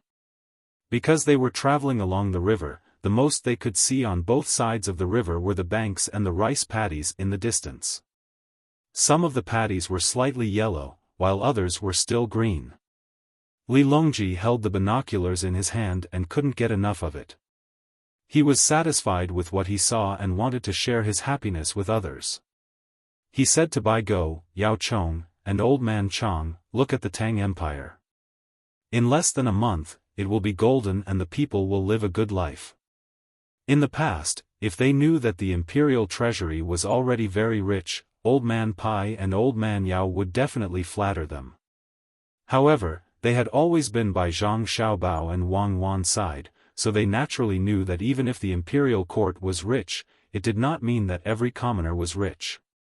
There were rich people, and there was no lack of poor people. This was especially true for the poor. They could only eat a mouthful of rice. They were far from reaching the point where every family could have a new house and eat meat for every meal. Not to mention how much savings he had. Even if there was a family in Zhuangzi whose food was moldy and whose money was rotten, they did not share it with the people around them who still needed to dig up some wild vegetables to fill their stomachs. Thinking of this, old man Pai could not follow Li Longji's words. Instead, he asked Li Longji, "Your Majesty, what kind of life do you think is a good life for the commoners?" Li Longji really did not know how to answer this kind of question. Everyone had a different definition of happiness. After thinking about it, Li Longji said, "I think that if the commoners have clothes to wear and don't starve, that is a good life. Oh, if they can build 2 more rooms so that it is not crowded, that would be even better." We can't let the commoners eat and wear the same clothes as us. What does official Bai think? Old Man Pai still did not follow Li Longji's words. He asked again, Your Majesty, where do you think the commoners are living the best life now? Naturally, it's Sanshui County. Although I haven't been there, I've seen the model. Every family there has a good house. As long as the commoners want to eat meat, they can eat meat. If they want to eat fish, they can eat fish. Even the prawns in the sea can be eaten if they are willing to spend a little more money. Don't tell me all the commoners in Great Tang are like that. Li Longji said this without thinking. He did not know the specifics of Lu Zhou's situation. It was the same in Shuzhou. However, Sanshui County was close by. Moreover, there was a model. He could find out if he wanted to. After saying this, without waiting for Old Man Pai to say anything, Li Longji suddenly understood and said, I understand. Sanshui County is not only good in terms of food and clothes, but also because all the children there can go to school. Moreover, they don't need to pay for medical treatment. It's a good thing. It can be said that it is the best county in the world. However, not all places in Great Tang can be like Sanshui County. After all, there is only one Zhang family and one Wang family. Zhang Xiaobao and Wang Wan are only a couple. We can't let all the local officials reach their level.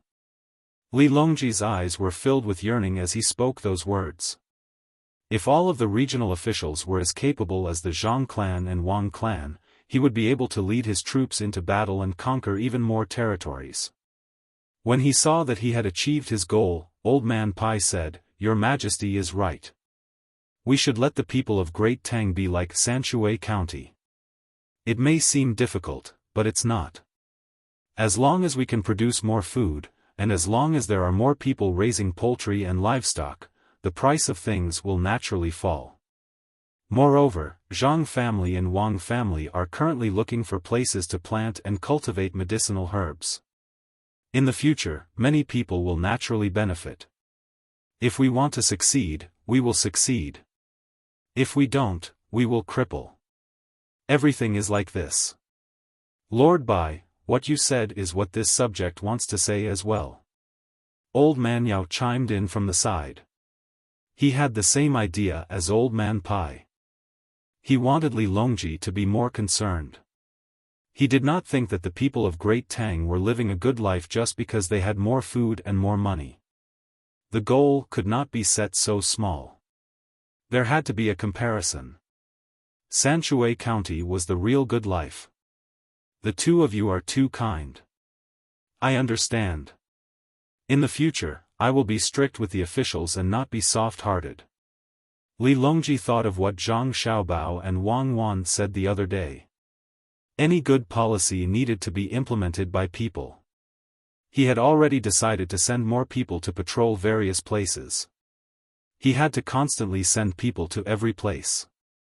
If the people patrolling later found that a place had made a mistake before the previous patrolling person arrived, then the previous patrolling person would also be unlucky.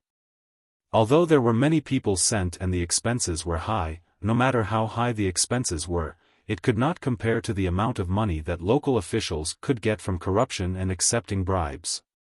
If they did not take bribes and sell a part of the national resources at a low price, it would be enough to support the salaries of the patrolling people. When Old Man Pai and Old Man Yao saw that the emperor was so easy to talk to, they were happy. They flattered him together and began to talk about the autumn harvest today. At this time, Gao Lishur came over and looked at Li Longji. Seeing that Li Longji was in a good mood, he said, Your Majesty, I have asked Xiaobao and Cuckoo. After thinking for a few days, I have a rough idea. I can tell you now. Oh? Is it about the bank? After Gao Lishur said this, Li Longji remembered that there was such a thing.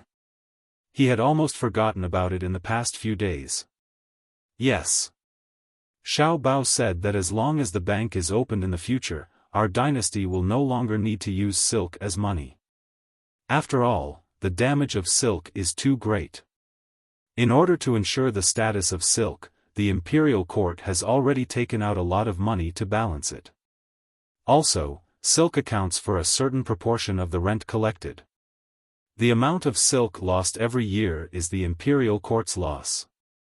Moreover, we have to spend extra money to think of ways to not let the silk go moldy so quickly. In the long run, the Tang Empire will not be able to bear it. Gao Lisher explained the disadvantages of using silk. In fact, even if Zhang Xiaobao and Wang Wan did not mention it, everyone knew that using silk as a currency was very inconvenient. A bolt of silk was always used as 200 copper coins. It was not so comfortable to transport it.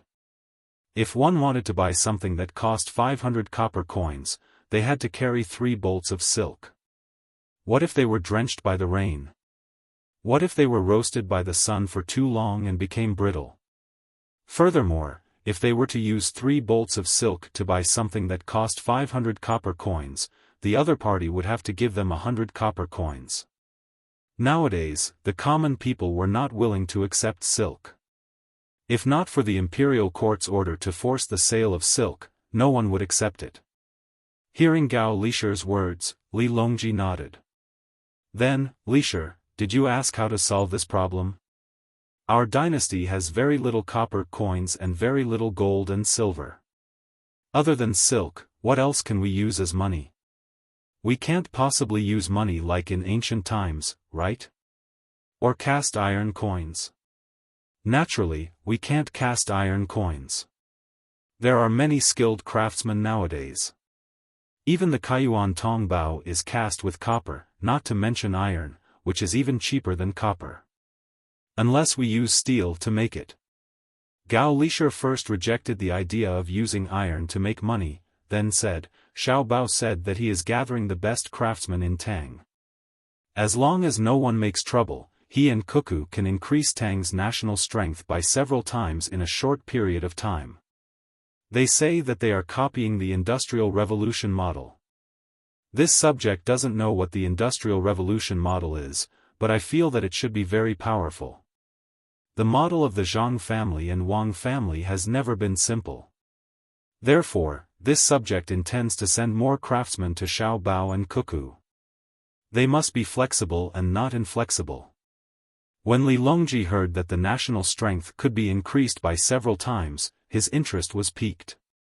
Suddenly, he remembered that this was not what they were talking about, so he changed the topic and asked, previously, you were talking about silk. What does it have to do with the Industrial Revolution? In reply to Your Majesty, it has to do with it. Xiaobao and Cuckoo want to use industrial products as their currency. It will be difficult for others to imitate them. In the future, they will not use silk as money, and they will not release copper coins and gold and silver. This subject doesn't think that Xiaobao and Cuckoo can't do it. What this subject is worried about is that once they make a currency to replace copper coins and silk, won't they be able to make as much money as they want? In addition, the banks are under their control. How will the imperial court control them? This was the key point that Gao Lisher had thought about for a few days. It was only Xiaobao and Cuckoo who suggested this. If it was someone else who suggested it, he would have directly ordered people to arrest them. If money was not controlled by the imperial court, then it would be chaotic. Who would rule the world? Today, he suggested this because he wanted to see if there was any way, because Xiaobao did not say what to do next. When Gao Lisher said this, not only was Li Longji shocked, even Old Man Pai and the other 2 people gasped. Zhang Xiaobao and Wang Wan's idea was too bold. Could it be that they wanted Tang Dynasty? Your Majesty, this subject thinks that we should ask Xiaobao and Cuckoo to come over and ask them clearly. Perhaps there are other things that they haven't said yet. Old Man Pai was worried that the emperor would punish Zhang Xiaobao and Wang Wan in a fit of anger, so he reminded him. Old Man Yao also said worriedly, this subject thinks that Zhang Xiaobao and Wang Wan won't do that. Otherwise, this subject wouldn't have told General Gao. After Li Longji recovered from his shock, he was not as angry as Old Man Pai and the other two people thought. He still believed in Zhang Xiaobao and Wang Wan. The two of them had always put what they wanted to do on the surface and never avoided it. Occasionally, they would calculate and exchange with each other. It was just a game, and there was no harm to Tang Dynasty. After hearing Old Man Pai and Old Man Yao's words, he said, "We'll ask again when we eat. There's no need to think about who will be in charge of the money.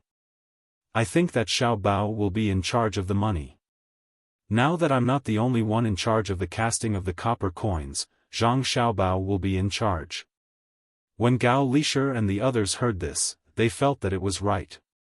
Now that the emperor was not in charge of making the money himself, he would be exhausted to death. Similarly, he would let others take care of the matter and supervise each other. In the future, if Zhang Xiaobao and Wang Wan wanted to make money, he would let them do it and let them make money for the imperial court. After feeling relieved, the few people looked at the surrounding scenery again. There was an iron chain bridge in front of them. Along the way, they had seen several of them. The only difference was that today, other than the iron chain bridge, there were many people gathered on the other side of the bridge. Some were carrying poles, some were carrying baskets, and some were carrying baskets. Children were running around, and adults were talking to people there. With Qian Li's eyes, they could see clearly. There were many people doing business there, but there were no houses. They just put things on the ground and shouted from time to time to attract people to take a look. They were either using money or bartering. It was very busy. To be precise, it was a mess. Fortunately, there were people patrolling there. Occasionally, they would let people who were not in line with the other stalls move back. "This is a market?" Old Man Chang, who had been silent all this time, finally spoke. After saying this, he looked nervously at the emperor. He did not have an official position, so he could not speak casually. Linfen County's Fangyang Village's farmers' market. Li Longji saw the banner above the place where the group of people were. These were the words written on the banner. "Your Majesty, I will send someone to ask. Also, Li Yu is waiting in front. He said that he wants Your Majesty to go to his Changning County to take a look. The development there has been good recently." Not knowing what the farmers' market was, Gao Lishir began to ask people. At the same time, he did not forget to mention Li Yu. "Oh? Eldest brother's fifth son? Well, let's go and take a look." Li Longji agreed without hesitation. In fact, Li Yu was the sixth son. However, because his elder brother was adopted by someone else, he became the fifth son. Very soon, the people Gao Lishir sent to gather information returned. At this time, the fleet had stopped at the bridge. Li Yu had already brought many people to wait on the shore. The eyes of the guards swept back and forth, as if they were looking at an assassin who wanted to assassinate the emperor. Li Longji did not disembark immediately. It was almost time for dinner. If he disembarked now, he would be hungry when he reached Changning County. He planned to eat first. He could not stay long. At most, he would go this afternoon and stay in Changning County for the night. Tomorrow, he would have to come back and continue to go to Jinyang. Li Longji had not seen Li Yu for a long time. He ordered someone to call Li Yu over while he listened to the report of the person who went to inquire. "Your Majesty, the farmers' market over there is a tax-free place for local farmers and craftsmen. It's held on the 5th day of every month. The previous one was on this side of the bridge, and the next one is on the other side of the bridge. The crossing fee is very cheap, and there is no management fee. According to the people who are doing business, even if it's not on the 5th day, people who are free will still come here to buy their produce. Many people say that this place is good. Without the bridge, it would be inconvenient to travel. In the past, when they had a lot of food, they would have to carry it to the county. It would take 10 days to half a month to get there and back. Unlike this market, it's quite a distance away from the county and there is no tax. Therefore, people are willing to come here. There is also a market further away. Hearing the words of the person who went to inquire, Li Longji did not say much. He nodded to show that he understood and continued to wait for Li Yu to come. It did not take long for Li Yu to come with Little Worm. The other officials in Chongning County were not summoned, so they could not follow. They could only wait for the emperor to come ashore. Only then would they have the chance to see him. Little Worm could come because he did not want to see the emperor. He came specifically to see Zhang Xiaobao and wanted to learn from Zhang Xiaobao. After all, they could be considered acquaintances after meeting once. As soon as Li Yu saw Li Longji, he immediately knelt down and kowtowed. This was not the etiquette of an official meeting the emperor. It was a family etiquette. Seeing Li Yu like this, Li Longji happily let him stand up. He said, You haven't seen me in 2 years, right? Yes, more than 2 years. I have been working in the county for these 2 years and have never gone back. Li Yu respectfully sat on the side and answered. Li Longji looked at Li Yu carefully again and said, Why did you lose weight and become darker? I have been busy in the county recently, so I have to keep an eye on the outside to avoid being schemed against.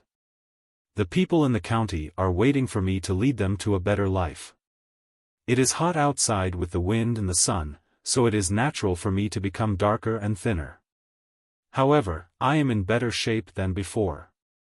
Speaking of this, Li Yu seemed to have made a great contribution. He could not help but reply proudly. Li Longji really did not know what Li Yu was doing here. Hearing this, he asked curiously, Who dares to scheme against you? I will teach him a lesson later. Did the registrar and deputy disobey? Even though he knew that Li Longji was joking, Li Yu was still happy. He answered, It is not my officials. It is a foreign merchant who wants to cheat me of the county's resources and money. They want to turn Chongning County into a place where they can get resources for free. They are from Xinlua and are related to the Four Seas Academy. We have to be careful. Oh? Were you cheated?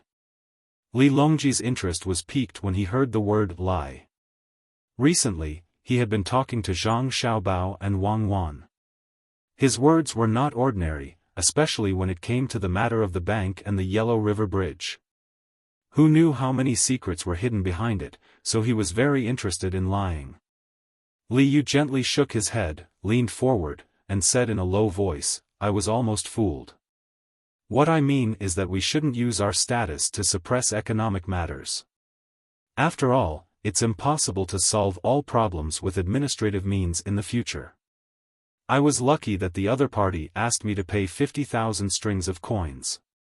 I did not have that much money at that time. I happened to hear that you were building a workshop with Xiaobao and Cuckoo in Xinsai County. Last time, during my birthday, you gave me 10,000 strings of coins. This time, I wanted to borrow more, and then you met Zhang Xiaobao and Wang Wan. You got a good idea from them. Li Longji did not care that Li Yu was changing between the words me and nephew. When he heard what he said, he continued. That's right. Then Li Yu began to tell Li Longji everything that had happened since he met Zhang Xiaobao and Wang Wan. Li Longji and the people around him were all stunned. After he finished the story, Li Yu said, Now I have more than 30,000 strings of coins. The account in the yamen is 10 times more than before. After this year's autumn harvest, I can pay more rent to the court. I don't think the people from the Qianshi Chamber of Commerce can do anything. Besides, Xiaobao and Cuckoo are here. I will ask them what to do in the future tonight. The others nodded and agreed with Li Yu. The people from the Qianshi Chamber of Commerce could not do anything. How could they be fine after meeting Zhang Xiaobao? They would probably take revenge later. Everyone knew that Zhang Xiaobao and Wang Wan were like this. When they attacked their opponents, they would give them a chance. The Qianshi Chamber of Commerce got such a chance. If they did not use the contract to exempt other merchants, they would follow the contract and not take revenge. But since they did, it showed that they were up to no good. Naturally, they had to be taught a lesson. I see. Xiao Bao and the others still have time to care about you. Did they ask for anything from you? Li Longji was very surprised. Zhang Xiaobao and Wang Wan were very busy in Buxin County. They had to carry out local construction, watch the tourist area, and deal with the people in Xinsai County. When they were building the workshop, they had the time to scheme against the Qianshi Chamber of Commerce. Moreover, it seemed that they were not troubled by the complicated contract at all. They continued to set up a trap and put the 150,000 jingles of the Qianshi Chamber of Commerce in Changning County. This was too amazing. It was like the remote command in Tubo. Once the plan was out, the others would follow step by step and predict the enemy first. However, he did not know what benefits Zhang Xiaobao and Wang Wan would get this time. The two of them could not have done this for nothing, right? When Li Yu heard his uncle's question, he was stunned. After thinking about it, he realized that Zhang Xiaobao and Wang Wan did not ask for anything, so he replied, "There is no other benefit for me to give them. They said it was a friendship sponsorship. When the time comes, I just want to return the money they took out. They did not even ask for shares. I was just thinking if I should give them more when I return the money. No request. That's strange. How can there be no request? You, don't return too much when you return it. Can you trust Xiaobao and Cuckoo's words? I'm looking for someone to discuss whether the two of them are scheming. Remember, even if you don't see what they are up to now, it doesn't mean that they don't have plans in the future." Yes, that's it. Maybe they were already scheming when they helped you. Don't underestimate them. Otherwise, you will be foolishly helping others count the money when you are sold. Li Longji did not believe that Zhang Xiaobao and Wang Wan did not have any ulterior motives. They had already suffered a lot. How could they give away Fengzhou, which was a good place for Zhang Xiaobao and Wang Wan, which others would not want to go to? They had underestimated Zhang Xiaobao and Wang Wan and sent them there.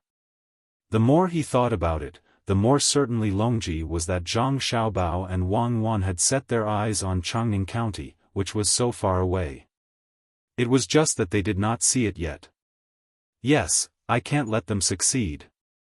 When they are ready to be promoted after the autumn harvest in Baoxin County, I can't send them here. There is no place for them in Ciizhou. Li Longji made up his mind. In fact, he did not want to harm Zhang Xiaobao and Wang Wan. He just thought that it was fun to play this kind of game with them. The more you want to do something, the more I won't let you do it. I want to see what else you have not used. Li Longji did not say what he was thinking, but Gao Lishir, who was good at observing people and knew him very well, could guess what he was thinking. He reminded him, "Your Majesty, maybe Xiao Bao and Cuckoo wanted you to consider it, so they asked Child Yu to come here and welcome you. It's a scheme within a scheme. It's just like when they said they wanted a ranch in Jiannan province, but they did not train people to withstand the cold. Their target was the cold land in Hebei province. In the end, after some discussion, we gave Fengzhou to them. They immediately organized people to run the ranch there. We have to be careful." This time, Gao Lishir had to think for Li Longji.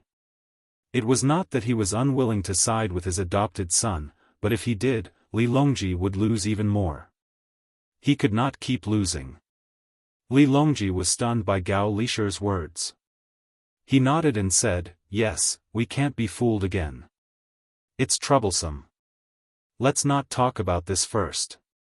You, since you're here, I want to ask you something.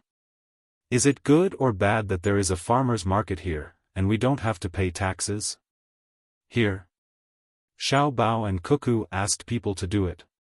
"Good, of course it's good. Xiao Bao and Cuckoo will not harm the people." Li Yu followed Li Longji's gaze and knew that it was Zhang Xiaobao and Wang Wan who did it. He immediately agreed. How could they not do it? Haven't you thought about it? If the people do business here and don't pay taxes, how can the county earn money? Li Longji asked again. Li Yu understood. It turned out that he was thinking about this matter. If it was in the past, he would not have understood. But now, there were many merchants in Changning County who did not have to pay taxes. At first, it seemed that the county's income had decreased, but in the end, it was more than before. I don't think it's a big deal. There are many tax-exempt merchants in Changning County, more than Linfen County. However, the income of Changning County, where I'm from, didn't decrease. Instead, it increased by more than 10 times. It was the same in Changning County. When merchants came to recruit local workers, they had to pay them wages. With wages, the people would want to live a better life and buy things in the county. Those who could not afford to eat meat would have extra money to buy meat back home. There were more things to eat, so the merchants had to bring more things over. This part was not tax-exempt. It was the same in Linfen County. In the past, because it was far from the county, it was inconvenient to travel and delay the work. The people would rather let the things produced in the fields rot than to sell them. Now that they have sold their goods, their lives are better and they need more things. In this way, Linfen County's tax would only be higher, not lower. This way, they would give up one part of the tax in exchange for the people not wasting resources. They would increase the flow of goods and thus increase the consumption. They would then increase the tax from another part. Li Yu summed up these words himself. In the plan that Zhang Xiaobao gave him, every step was explained to him so that he could be more flexible. After seeing this many times, he naturally developed the habit of thinking from this perspective. Li Longji was happy and praised Li Yu. Good, you has learned a lot. You can do more things in the future. This is the importance of economic means. In the past, many people looked down on merchants. But now, because there are more merchants, the speed of the flow of goods can be faster and thus more tax can be collected. Good, in the future, you have to communicate with Zhang Xiaobao and Cuckoo often. Learn more and ask more questions. After you have taken care of Changning, I'll arrange more important things for you to do. Nephew understands. Li Yu nodded in response. At this time, Zhang Xiaobao and Wang Wan, who had no idea that they were being watched, were cooking and answering Xiao Chong's questions. It was not easy for Xiao Chong to see Zhang Xiaobao and Wang Wan in the kitchen. He had to change his clothes and was forced to take a bath. His fingernails were cleaned and his mouth was pried open to see if there were any false teeth. What if he brought in poison? After being tormented for a while, Xiao Chong was finally let in. Even so, there was still someone standing at the entrance of the kitchen, staring at him. This was all because Zhang Xiaobao and Wang Wan had recently stopped allowing others to test their food for poison.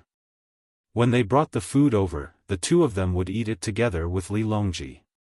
If they were poisoned, everyone would be poisoned together. No one would be able to escape, so there was no need to worry about Zhang Xiaobao and Wang Wan. It would be different if an outsider came in. Young Master, Master Li has already ordered people to plant willows and bamboos according to your instructions. He also bought the grass and the stalks after today's autumn harvest. What's the next step? Xiao Chong stood there obediently, not daring to move closer to the pot. Zhang Xiaobao's plan was ruined after the planting of the willows, so he had to ask about the next step. Zhang Xiaobao and Wang Wan had been cooking every day and were tired of it. Today, they planned to do something simpler. They first made the braised pork, then stewed it with eggplant, green onions, carrots and other ingredients. Unfortunately, there were no green peppers, tomatoes or potatoes, so they could only use other ingredients to replace them. Zhang Xiaobao put a cabbage into the pot and looked at the fire. He stopped and wiped his hands on his apron. He said to Xiao Chong, things will be simple in the future. There are only so many people in the county. Those who have land will find odd jobs when they are free. Digging and mining require manpower. Weaving also requires manpower. There will definitely not be enough manpower. What if there is not enough? Outsiders will come to Chongning to find work when they see an opportunity. It doesn't matter if they are permanent residents or come to Chongning to find odd jobs when they are not busy. They will all spend money in Chongning. When the time comes, you just need to organize them well. Remember, don't let the locals bully the outsiders, and don't let the people who hire them deliberately lower their wages. It's best to set a standard. When the county has more money, there will be interns and doctors from Dei Hospital coming here to open a clinic. You can count the locals in the county and give them free medical treatment. Also, you can open a school. Every year, there will be a lot of graduates, enough to teach the children. I don't need to say more, right? No need to say more. I know. Actually, I should have thought of this myself. Xiao Chong agreed. There was nothing else to say. It was just another place where the people in the county could live better lives.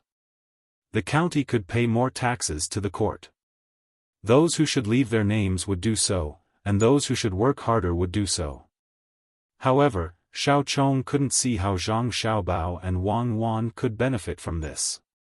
In terms of reputation, Zhang Xiaobao and Wang Wan were already famous enough.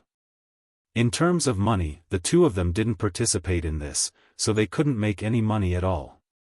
With that thought in mind, Little Worm asked the question.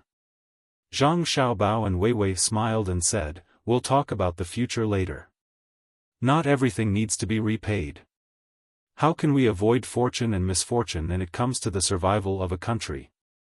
These words made Xiao Chong suddenly feel that Zhang Xiaobao and Wang Wan were like saints. Only Zhang Xiaobao and Wang Wan knew that they couldn't help Li Yu for free and not ask for anything in return. Wouldn't that be stupid? They were just thinking about the long term. The stew took a lot of time. By the time the people on the other boats had started to eat and Xiao Bei came over with a hungry stomach, the stew was ready. Xiao Chong didn't have the right to eat with them, so he could only eat with the people on the boat.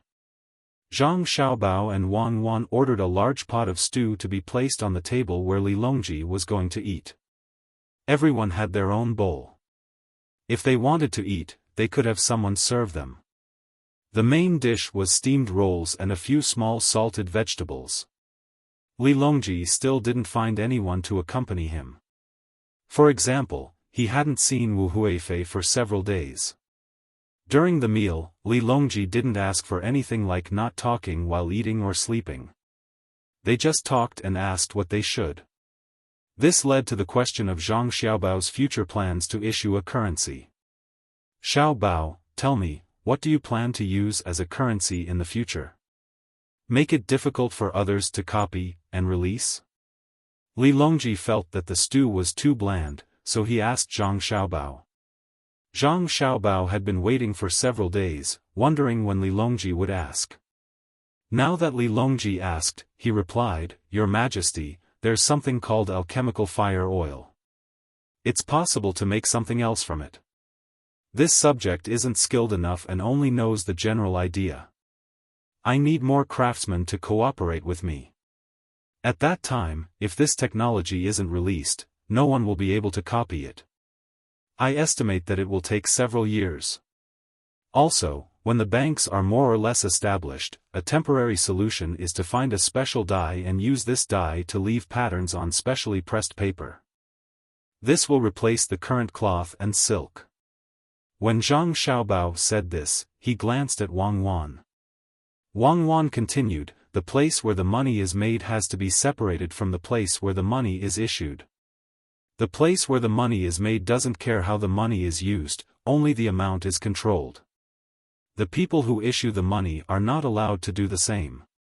When the time comes, we'll use Zhang Xiaobao's and Zhang Xiaobao's businesses as a trial.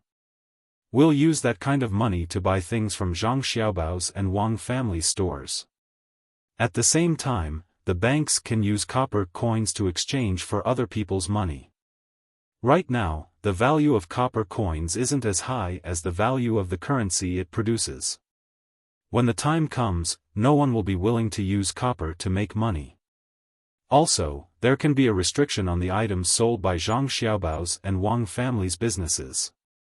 That is, they can only use paper money to buy things, including daily necessities and luxury goods. If possible, we can work together with other merchants. The imperial court also collects paper money when collecting taxes. Other than Xiaobei and the others who didn't care about such a big matter and worked hard to fill their stomachs, everyone else put down their chopsticks and thought carefully about this matter. After thinking for a while, Old Man Pai spoke first. Do we have to use the goods sold as a guarantee? Can't we just use copper coins as a guarantee? This question hit the nail on the head. What was used as a guarantee was very important. In other words, it was the gold standard or the copper standard. Zhang Xiaobao and Wang Wan had also discussed this issue. If it was the gold standard, the most likely possibility was that the gold would be suddenly exchanged by people with bad intentions. At that time, there would be a shortage of gold, forcing the people who issued the currency to give up on the exchange of gold and change it to a free market form of currency exchange. What did that mean? It was very likely that people would use financial means to reduce the value of the newly issued currency, making the currency worthless. This would cause people with paper money to want to use the fastest speed to exchange for the money. In this way, the more they exchanged, the less valuable the money would become and the lower the value. When the time came, people with bad intentions would use this opportunity to buy and sell copper coins from the banks. Then, they would privately produce copper coins to exchange for paper money. If they used the paper money to buy things or pay taxes, would the shops and the imperial court accept it? What kind of currency would they accept? Therefore, this definitely wouldn't do. Zhang Xiaobao then explained the situation to Li Longji and the others. Li Longji's chopsticks trembled as he listened.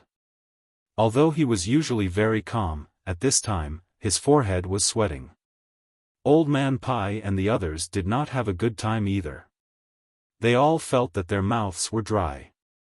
After a while, the charcoal under the pot that kept the stew warm gradually went out. Only then did everyone recover one after another. When they looked at Zhang Xiaobao and Wang Wan again, the look in their eyes was even more different than before. Li Yu rubbed his numb face with his hands and said, "It's all thanks to Xiaobao and Cuckoo that they are from Tang. It's all thanks to us."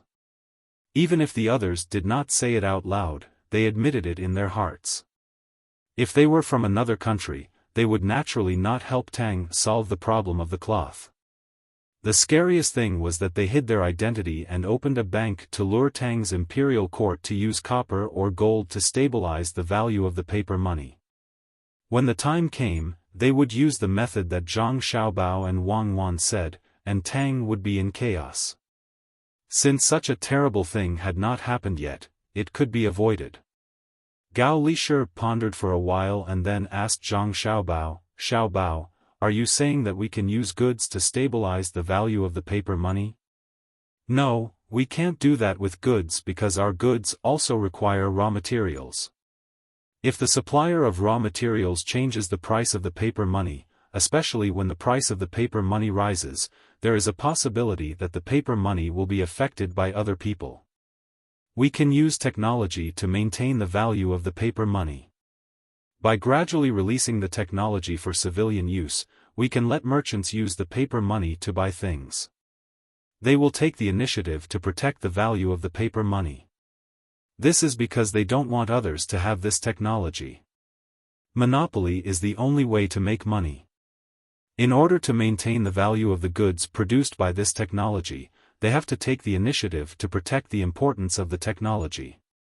Naturally, they have to protect the value of the paper money.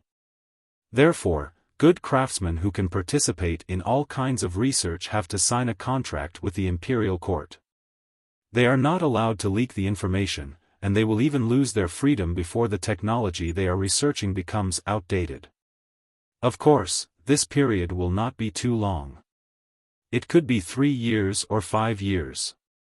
At that time, they will regain their freedom and receive a large amount of compensation. Zhang Xiaobao chose technology as the exchange rule to balance the value of the paper money. Is 3 to 5 years really feasible? Gao Lisher asked again.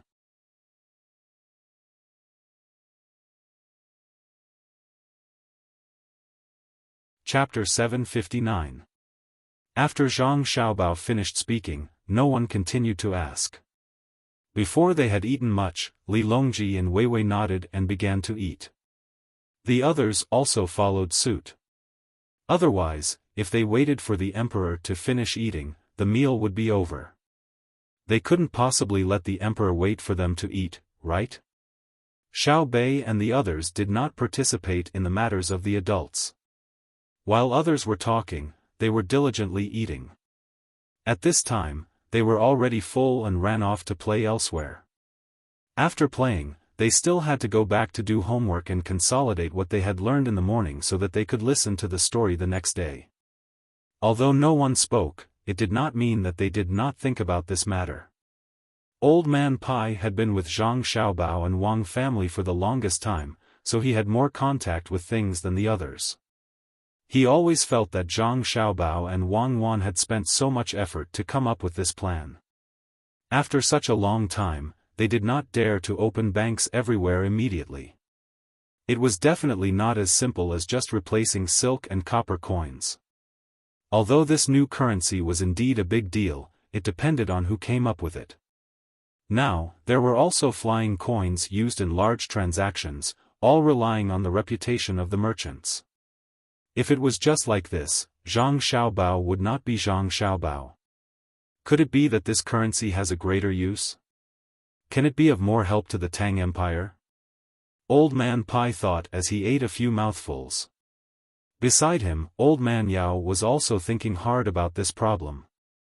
What was the difference between this currency and the copper and silk coins of the past? It looked the same, but it was just a replacement. It made the loss of the silk disappear, but he always felt that something was wrong. The meal was finished in such an atmosphere.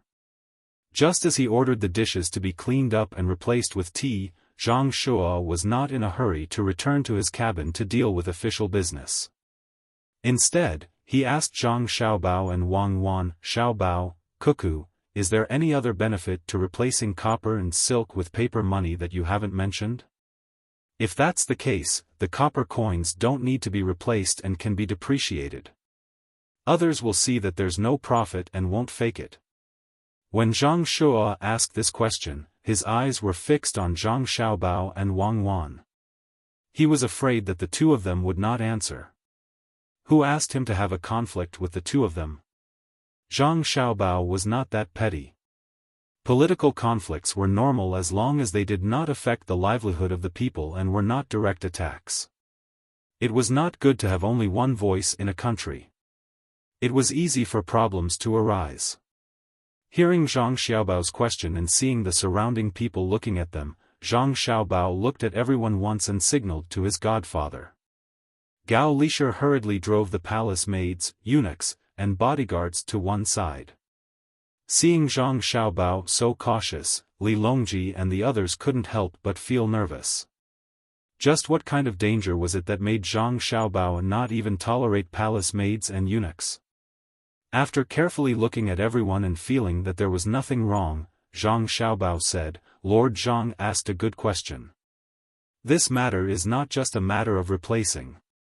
The first is to change copper and silk from currency to resources needed in daily life. The value of silk will decrease.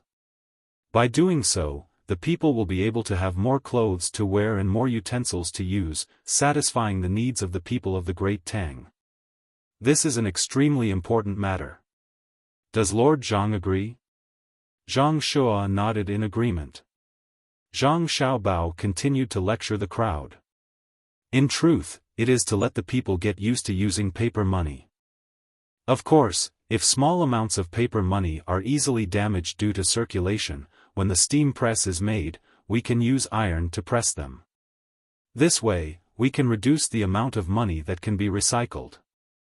Just like silk, once it was worn out to a certain extent, the imperial court would collect it back through taxation and would never release it again. The money that was stamped out, if it was made by hand without a stamping machine, would be very laborious. The amount of fake money that could be made in a day would be less than what a craftsman would earn with normal work. This way, no one would be bored enough to make fake money for fun. The benefits of using paper money are that it is easy to carry around, and it is also very convenient to deposit and withdraw money from banks. If the people are willing to use money to buy all kinds of things instead of using things to exchange for things, the imperial court will be able to save a lot of trouble when it comes to taxation. Lord Zhang, do you agree? Yes. Zhang Shua nodded in agreement. Indeed, if all transactions were done using the same type of paper money, taxation would be much easier. After all, if someone used 2 gen of eggs to buy salt from a merchant, the imperial court would collect a few eggs as tax. If they didn't collect it, they would have to collect the merchant's money. A merchant selling salt not only needed to sell salt, but also other things. This was the case now. It was truly chaotic, and the price of eggs was not always the same. Today, 2 eggs were 1 copper coin, and tomorrow, 5 eggs could be 2 copper coins. Thus, local taxation was also very unstable. There would be more and less, and it was very difficult to control. The others expressed their agreement. At this time, Zhang Jiuling asked, "Is there anything else besides this? If this works, Xiao Bao and the others will have done a great service. Then let's talk about the bank." With the appearance of paper money, transactions are convenient, but there still needs to be a corresponding organization to help keep it. For example, if you want to do business and need 10,000 strings of coins, then the biggest note is 100 strings of coins. It is very easy to lose, so you can save it and keep it in the bank. In the early stage, the bank will continue to keep the silk and copper coins, and also be responsible for the exchange of gold and silver. In the later stage, it will not be like this. In the early stage, the bank will still need to collect a certain amount of money as a storage fee, but when the paper money comes out, there will be no need to collect a storage fee. When you deposit 100 strings of coins, when you withdraw it, it will also be 100 strings of coins. This time, the one who spoke was not Zhang Xiaobao, but Wang Wan. She told everyone about the matter that she and Zhang Xiaobao had discussed. When everyone heard this, they couldn't immediately ask. They needed to understand the process. After thinking for a while, no matter how much they thought, they couldn't understand why Zhang Xiaobao and Wang Wan would open a bank without collecting any fees. Could it be that they were just doing a good deed? Now, there were also places that specialized in exchanging copper coins, but when exchanging, they would need to collect a sum of money. With this kind of doubt, Yu Wenrong, who had also come over, asked. "If you did as you said, wouldn't you lose money? Even pawn shops would have to lower the price. Right now, the places that specialize in exchanging copper coins wouldn't lose money even if they didn't collect any money. This is because they would use a portion of the money to do other transactions. This is borrowing other people's money to do business. They just need to worry about not losing money. There is a very common calculation method here. After the deposit and withdrawal stabilizes, there will be a portion of the money that will never be taken out by others. Unless there is a currency crisis and someone runs on the bank, then this portion of the money will belong to the bank. The bank can directly take it out to do business, and can also lend it to others with interest. This is what we want to talk about later. In the end, not only will the people who deposit the money not have to spend any storage fees, they will also be able to receive interest from the bank. However, this interest will be much lower than the interest from the bank, because the bank will have to bear the risk of lending out the money. Zhang Xiaobao explained the benefits of the bank. When the surrounding people heard this, their eyes widened and their mouths fell open like Weiwei's. Then doesn't that mean that if you open a bank, a lot of money will belong to you? Yu Wenrong asked. Yes, of course. Otherwise, why would anyone open a bank? This is a matter of personal interest. At worst, when the time comes to establish a national bank, the imperial court will also earn a bit. There are also things that are beneficial to the Great Tang. By adjusting the reserve funds and interest rates, the value of the Great Tang's goods can be affected. For example, if my reserve funds are only 40% and I have 2 million strings of coins, then I can lend out 2 million strings of coins this year. Some of this 2 million strings of coins can be used to invest, while some can be used to buy things. In that case, the Great Tang will have an additional 2 million strings of coins. The value of the goods will definitely rise. If 2 million strings of coins doesn't have much of an effect on the Great Tang, then what about 12 million strings of coins? This way, the price of goods can be adjusted, so how can the price of goods fall? One reason is to increase the interest rate of the loan so that people will borrow less. However, this has its disadvantages as well. It might not really cause the price of goods to fall. One reason is that the profits of the bank will decrease, and the other reason is that the borrowers will transfer this portion to the goods, causing the price of the goods to rise. Thus, at this time, the interest rate of the deposits has to be increased correspondingly. Otherwise, inflation will rise too quickly, and the currency in circulation will become worthless. Wang Wan explained a little more. Just like before, everyone fell silent and pondered. This time, it was Li Longji who asked. From the looks of it, the depositors will have more money in the end, and the borrowers will allow the bank to have more money. However, the copper coins and silk that should have been used as currency no longer exist. Doesn't this mean that the value of money will become less and less, but it will still continue to inflate? Zhang Xiaobao nodded. Your Majesty is wise. That is indeed the case. However, this inflation is the inflation of the entire Great Tang. No one will lose anything, and it will also accelerate the development of the economy. The value created is definitely more worth it than the danger of inflation. If there is no mistake, the overall situation is the same. Li Longji nodded. Thinking about it, that was indeed the case. Zhang Xiaobao continued, another advantage is that we can issue national bonds, which means we can borrow money from the people. When the time comes, the interest will be higher than normal deposits, and the country will have money to do other things. When the time comes, for example, 3 years or 5 years, we can return the money to the people with interest. Then, what if the country loses money when it uses the money to do something? For example, in terms of infrastructure, there is no profit to be made. Li Longji tried to keep up with the pace. Infrastructure will never lose money. When there is a direct monetary loss, there will be compensation through taxes. As for investments, it doesn't matter as well. We can just borrow more money to return the money to the people and continue to raise the interest rate. As long as the interest rate is higher than the bank deposit, the people will be willing to lend money. Your Majesty, you just said that the currency is always inflating. If we continue to borrow money, the money that the people receive in the end might not be as valuable as before. If we continue to develop in this way, perhaps some people will feel that we are always owing people money and that there will be problems one day. This is why Cuckoo and I need so many craftsmen. We can make better use of resources.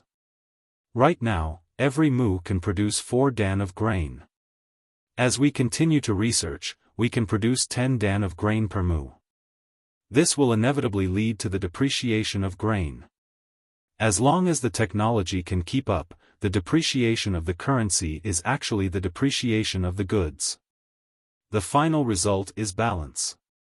In other words, by increasing production, we can use the depreciation of the goods to offset the depreciation of the currency. Zhang Xiaobao had to say more, even though it wasn't easy for others to understand. After waiting for the tea to be changed, Zhang Shua thought it through and said, in other words, as long as it is a non-physical currency, it will have to face depreciation. If we don't want problems to happen, we have to work hard to develop that productivity you spoke of. That is to increase the output of the land and make better things. But there will be a day when we reach a certain level, right? For example, if we dig up all the coal, all the alchemical fire oil, and all kinds of mines, what will happen to our descendants? When that day comes, there will naturally be more ways. We don't have it here, but there may be more on the moon. Oh, it's not easy to collect from the stars. Let's talk about what's in front of us first. We can collect less from ourselves and go to other countries, such as Xinyuan Island, Japan, and Xinlua. Zhang Xiaobao felt that Zhang Shua was still not good in this aspect, because Zhang Shua didn't expect that one day, people could casually go to the moon and wait for the resources to be depleted. The technology would be more advanced, and they could expand. Moreover, no matter what the resource was, the process of depletion was always balanced. In other words, there was no such thing as a non-renewable resource. The so-called non-renewable resource was because the technology had not reached that level. Otherwise, it would be like the black hole that was created after a star exploded.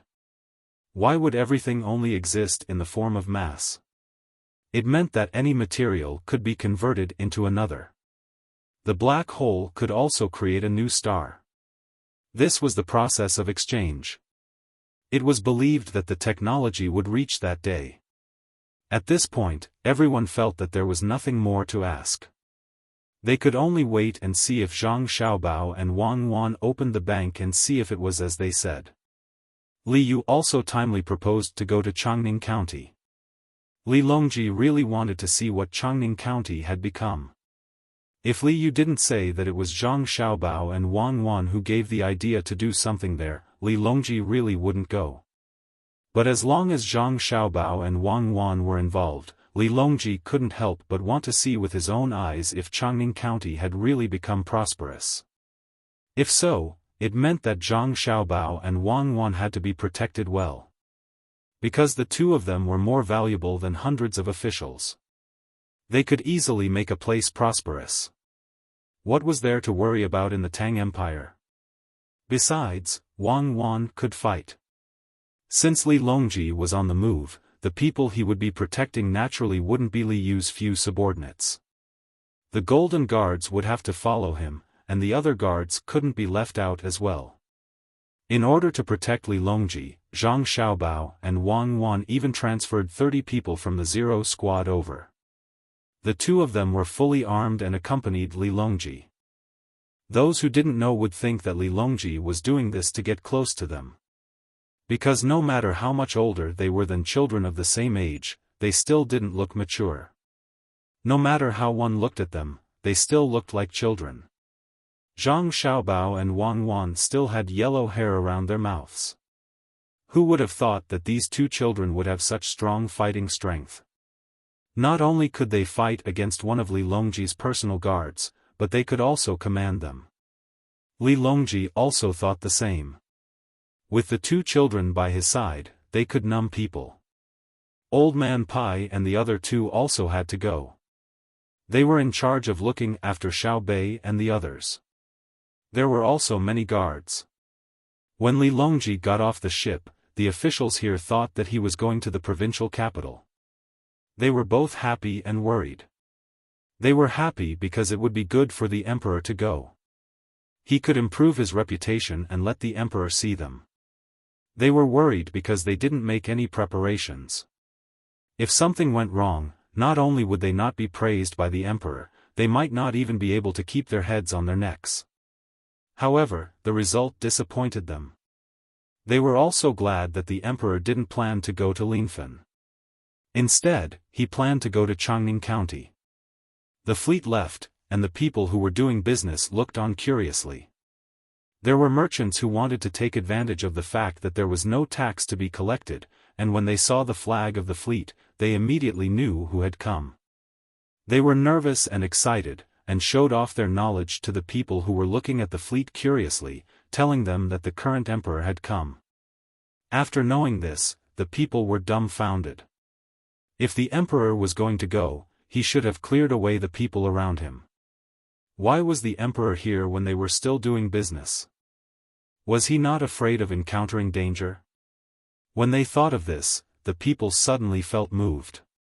The emperor didn't clear away the people here. This meant that the emperor trusted the people here and trusted them. Li Longji didn't know that asking Zhang Xiaobao and Wang Wan to arrange a trip would win the hearts of the people.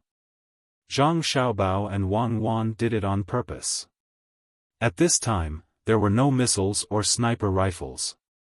Who could hurt the people on the ship? It was better to let the people know how much the emperor trusted them. If it was someone else, they would have cleared them away long ago. Li Yu deliberately prepared a car that he thought was very luxurious for Li Longji. In the end, Li Longji didn't get into his car at all. Instead, he got into the car that Zhang Xiaobao and Wang Wan prepared for him. This kind of car was more comfortable.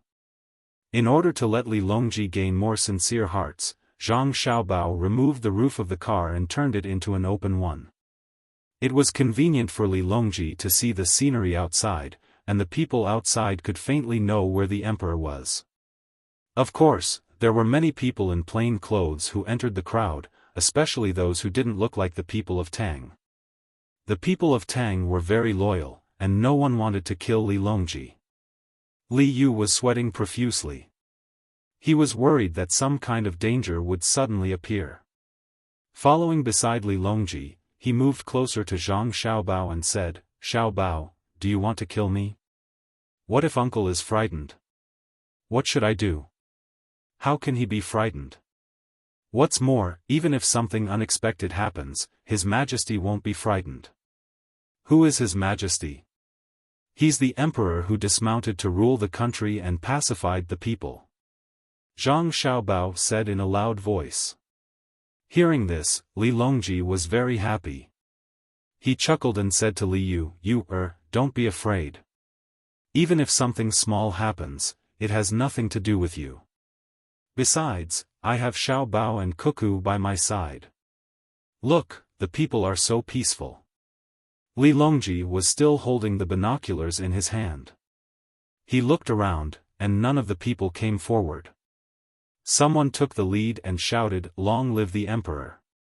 and knelt down. The commoners also followed suit and knelt down. This made Li Longji feel even more comfortable. He even waved at the commoners around him, even if they couldn't see him. The speed of the team was not fast. It would be dark by the time they reached Changning County. Li Yu followed them and was worried. At the beginning, the three people led Xiaobei and the others. From time to time, they would tell Xiaobei and the others about the situation here. While they were walking, Zhang Shua came over and said to Old Man Pai, "Sir Bai, how about we think about the matter of the bank that Xiaobao mentioned?" "Oh? What else is there to say? Haven't we already asked what we need to ask?" Old Man Pai was puzzled. "No, I suddenly thought of something. Many of the countries around us are using our money. If the bank opens and new banknotes come out, the other countries will exchange a lot of the banknotes. When the time comes, they will suddenly come to buy our things. Our prices will suddenly increase. When prices increase, money will naturally depreciate. What should we do? Don't we sell our things to others? For example, Tubo. They use their things to exchange for our money. Then, they let people spread the news that our money is worthless and that we should use copper coins. At the same time, they keep buying copper coins. Then, they use copper to make our Kaiyuan Tongbao to exchange for a large amount of banknotes. Using banknotes to buy things, wouldn't that be a mess? Now, I reckon that many people have thought of this method. It's all Zhang Xiaobao's fault. If he wants to make a game, just make a game. Why does he have to teach others other skills?" Zhang Shua said nervously. The complaint in his words was very obvious. He originally wanted to tell Li Longji, but Zhang Xiaobao and Wang Wan were there. Therefore, he found Old Man Pai and wanted to tell the emperor this through Old Man Pai. Old Man Pai listened to Zhang Shua and looked at his expression. When he finished, he said, "You're right. I'll mention it to the emperor later. But I think there's no need to worry. Zhang Xiaobao and Wang Wan will take care of this matter." Old Man Pai obviously knew what Zhang Shua was thinking, but he still agreed. After all, he also didn't know what to do when faced with such a situation. After the team left Linfen County and entered Changning County, Li Longji's view immediately changed. The most direct thing he saw was a wide road that extended forward. He nodded and asked Liu, "What's the matter? Did you specially build this road to bring me here?" "No, this road was also going to be built. But since you're here, I built it first. This place can be connected to Linfen County. There's also the Fengshui River there. It's convenient to build a road for transportation." Li Yu answered honestly. Li Longji knew that it was actually because of him. But after all, this road was built first, so he asked, "Did it mess up your arrangement in Changning County?" "No, it didn't mess up at all. You'll know when we move forward. There's going to be a bamboo processing workshop here. The things from Linfen County can be processed faster and it'll give the people in Linfen County who can't find part-time jobs a place to work." Li Yu continued to answer. "That's good. Since Xiao Bao gave you the idea, you'll have to do it properly," Li Longji said with satisfaction. "Yes, I'll do my best," Li Yu answered respectfully. At this moment, Old Man Bai also came over and told Li Longji about the matter that Zhang Shua had mentioned earlier. Li Longji turned to look at Zhang Xiaobao and Wang Wan. Zhang Xiaobao sighed. He wanted to take a break, but now there was another problem. "Your Majesty, Wang Wan and I have already considered this matter. We're just afraid that they won't use our money. It'll be better if they use our money. When the time comes, we'll make a rule that only our money can buy our things. If our things are better than theirs, they'll ship their goods here to sell. Tubo is only a small country, so they won't be able to cause much of an impact. Even if they don't have money, we can sell them national debt and let them use resources to exchange for it. We can also use the form of land leases. In any case, the Tang Dynasty's currency must be popular in the surrounding countries. We can let them not use the Tang Dynasty's money and not the other country's money. If a country's currency is controlled by another country, what do you think the consequences will be, Your Majesty?" Zhang Xiaobao couldn't understand. Did the people of this era not have any ideas in this aspect? "I understand. The consequences will be that if two countries use the same currency and we don't give them money, their daily lives will be troublesome." This time, it wasn't Li Longji who spoke, but Li Yu. Wang Wan also spoke. "What do you mean by not giving them money?" "It's us printing more money to buy things from them. We'll buy their things and then sell them things at a higher price. Do you understand now? Especially when it comes to national debt. As long as our productivity develops faster than theirs, our ability to withstand financial fluctuations will be stronger. Even if we depreciate at the same time, their country's losses will be greater. The more they buy our national debt, the more they will lose. When the time comes, we'll use our technology to produce things and sell them at a higher price. This is a form of plunder." Li Yu nodded. He pondered for a moment and asked, "Then what if they also have their own money? Do we have to exchange money with them?" "Of course, we have to exchange," Zhang Xiaobao said. "Then what if they just casually print money?" Li Yu asked again. "That is, originally, they used 5 copper coins to exchange for 1 copper coin of ours. Now that they have printed more, they use 10 copper coins to exchange for 1 copper coin of ours. Do you understand what I'm saying? If they really dare to do that, they'll be finished. Actually, even if they don't do that, they'll still be finished. As long as Cuckoo and I open up the bank, they won't be able to do anything. Zhang Xiaobao was very much looking forward to that moment. He would be able to display his abilities and wouldn't have to restrain himself like he did now to not make a move against Great Tang. Li Longji was also listening. When he heard Zhang Xiaobao's words, he asked, "Xiaobao, are you saying that once you open up the bank and produce paper money or something similar, you can make a move against the surrounding countries? What effect will that have?" Wang Wan replied, "It can cause a country to completely collapse. It can cause its people to lose their hearts and morale. It's that powerful?" Li Yu was shocked. Good. We must open the bank as soon as possible. We will be waiting for that day to come. When the time comes, we will send troops to attack." Li Longji believed Zhang Xiaobao and Wang Wan's words. Wang Wan continued, "Your Majesty, when that time comes, you won't be the one sending troops. Instead, you'll have to defend. The other side will definitely attack. This is a way to divert the internal conflict. If they don't fight, they'll really be finished. If they fight, there's still a chance. As long as they defend, it won't take too long. In just 2 years, they'll be finished. If Xiaobao uses some tricks, perhaps it won't take 2 years. In 1 year, they won't need to send troops. They can use economic means to take over the land." "That's right. When the time comes, we can just buy land from them. If their people don't have land, they'll have to leave their own country and run to other countries. We'll send people to reorganize them. In the future, they'll be Tang's citizens." Zhang Xiaobao continued. Li Longji was stunned. When he looked at Zhang Xiaobao, he suddenly felt like he was meeting Zhang Xiaobao for the first time. He had never heard of such a thing. This was what it meant to subdue an enemy without a battle. His economic means were so powerful. Old Man Pai wiped his sweat and turned to report to Zhang Shua. When he saw Zhang Shua waiting, Old Man Pai said, "Lord Zhang, you're worried.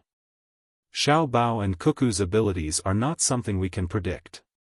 The thing we're worried about is Xiaobao and Cuckoo's trump card." The group continued to move forward. The scenery around them was getting better and better, but Li Longji was no longer in the mood to enjoy the scenery.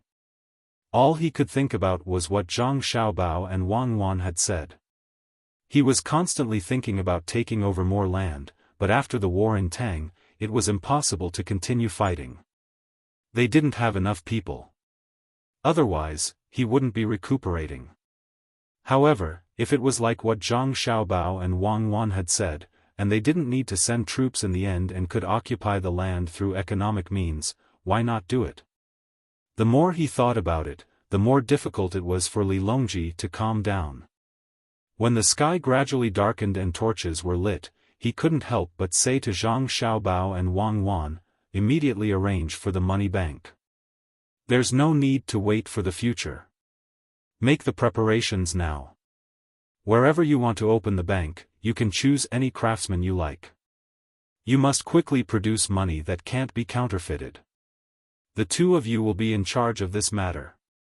If anyone tries to stop you, the 2 of you can decide for yourselves. We only want to hear the result." Li Longji had truly gone crazy. He didn't care how much trouble Zhang Xiaobao and Wang Wan's bank would cause. He gave the 2 of them a lot of authority, and the meaning behind his words couldn't be any clearer. That was, no matter who tried to get a share of the benefits and tried to stop them, Zhang Xiaobao and Wang Wan could kill them first. Zhang Xiaobao and Wang Wan glanced at each other. They had been waiting for this moment. They had finally obtained authority, but this bit of authority wasn't enough.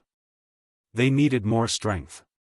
Thus, Zhang Xiaobao said to Li Longji, "Your Majesty, the matter of a bank and money production isn't that simple. It requires a lot of cooperation. Furthermore, this subject doesn't know who to report to when the time comes. Hearing that there were still difficulties, Li Longji closed his eyes and thought for a while.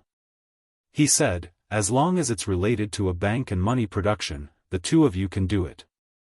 Even if you need to use some land, just bring it over. Who do you want to report to? Naturally, it's to us. Alright, this subject will definitely do it well. It will take at most 5 years, but at least 3 years, Zhang Xiaobao said happily after receiving the authorization. Li Longji really wanted to hear Zhang Xiaobao say 3 to 5 months, but he also knew how difficult it would be. At the very least, he didn't know how to do it now. He could only wait. Fortunately, he was still young and could afford to wait for 3 to 5 years. After entering the county, Li Longji saw countless lanterns and colorful flags. Only then did he put his thoughts back on this trip. He had Li Yu show him around and talk to the local officials. Seeing that it was getting late, he didn't ask Zhang Xiaobao and Wang Wan to continue cooking. Li Yu had already prepared the food. In the beginning, Li Yu wanted to make more food, so that it would look very sumptuous. However, after contacting Zhang Xiaobao and Wang Wan, the two of them told him that he shouldn't do that. It didn't need a lot, just something special. The emperor couldn't eat too much. Li Yu trusted Zhang Xiaobao and Wang Wan, so he did as they said. Sure enough, when they were eating, Li Longji praised Li Yu for being frugal and not wasting anything. Li Longji praised Li Yu for being frugal and not wasting anything. Night fell. Zhang Xiaobao and Wang Wan no longer had to follow Li Longji around. They returned to their temporary courtyard and told Xiaobei and the others a story. After that, they washed up and lay on the bed. The two of them had not slept on a bed for a long time and were not used to it. They could not fall asleep immediately. Wang Wan pulled Zhang Xiaobao's arm over and rested her head on it as she asked, Xiaobao, now that you've gotten the authority, what's the next step? The window was still open, and they could see the crescent moon outside. Zhang Xiaobao looked at the crescent moon and replied, what else can we do? Tell Lu Zhou to get in touch with the surrounding provinces as soon as possible. Tell them to learn from Lu Zhou's method of construction. If they want to be quick, we can lend them some money first or invest in them directly. However, if we invest in them, they'll have to exempt us from taxes for at least 2 years. Naturally, the excuse is to set up a bank there. If we don't make the local economy flourish, how can so many merchants be willing to go there? If the merchants don't go, the bank is useless. When the time comes, if any official dares to stop us, no matter who they are, we'll deal with them. If we want to open banks all over Tang, we'll have to open restaurants all over Tang. We have to keep up with our business. Only then will we be able to minimize the impact when we have to withdraw large amounts of money from other regions. That's good as well. We'll have to hurry. It's best if we can get the other merchants to join us. Otherwise, we won't be able to do that with our financial resources. It'll be even better if we can get the local gentry to join us. If we run out of money when the time comes, we can ask them to fork out a portion of the money to pay for it. Wang Wan added. Both of them knew what would happen to the Zhang family and the Wang family once this matter was settled. Zhang Xiaobao yawned. Alright, we'll make the arrangements when we set off tomorrow. Bring Li Sun and the other merchants who are working with us along. However, we won't let them interfere with the bank. We can only let them follow us to the restaurants and supermarkets.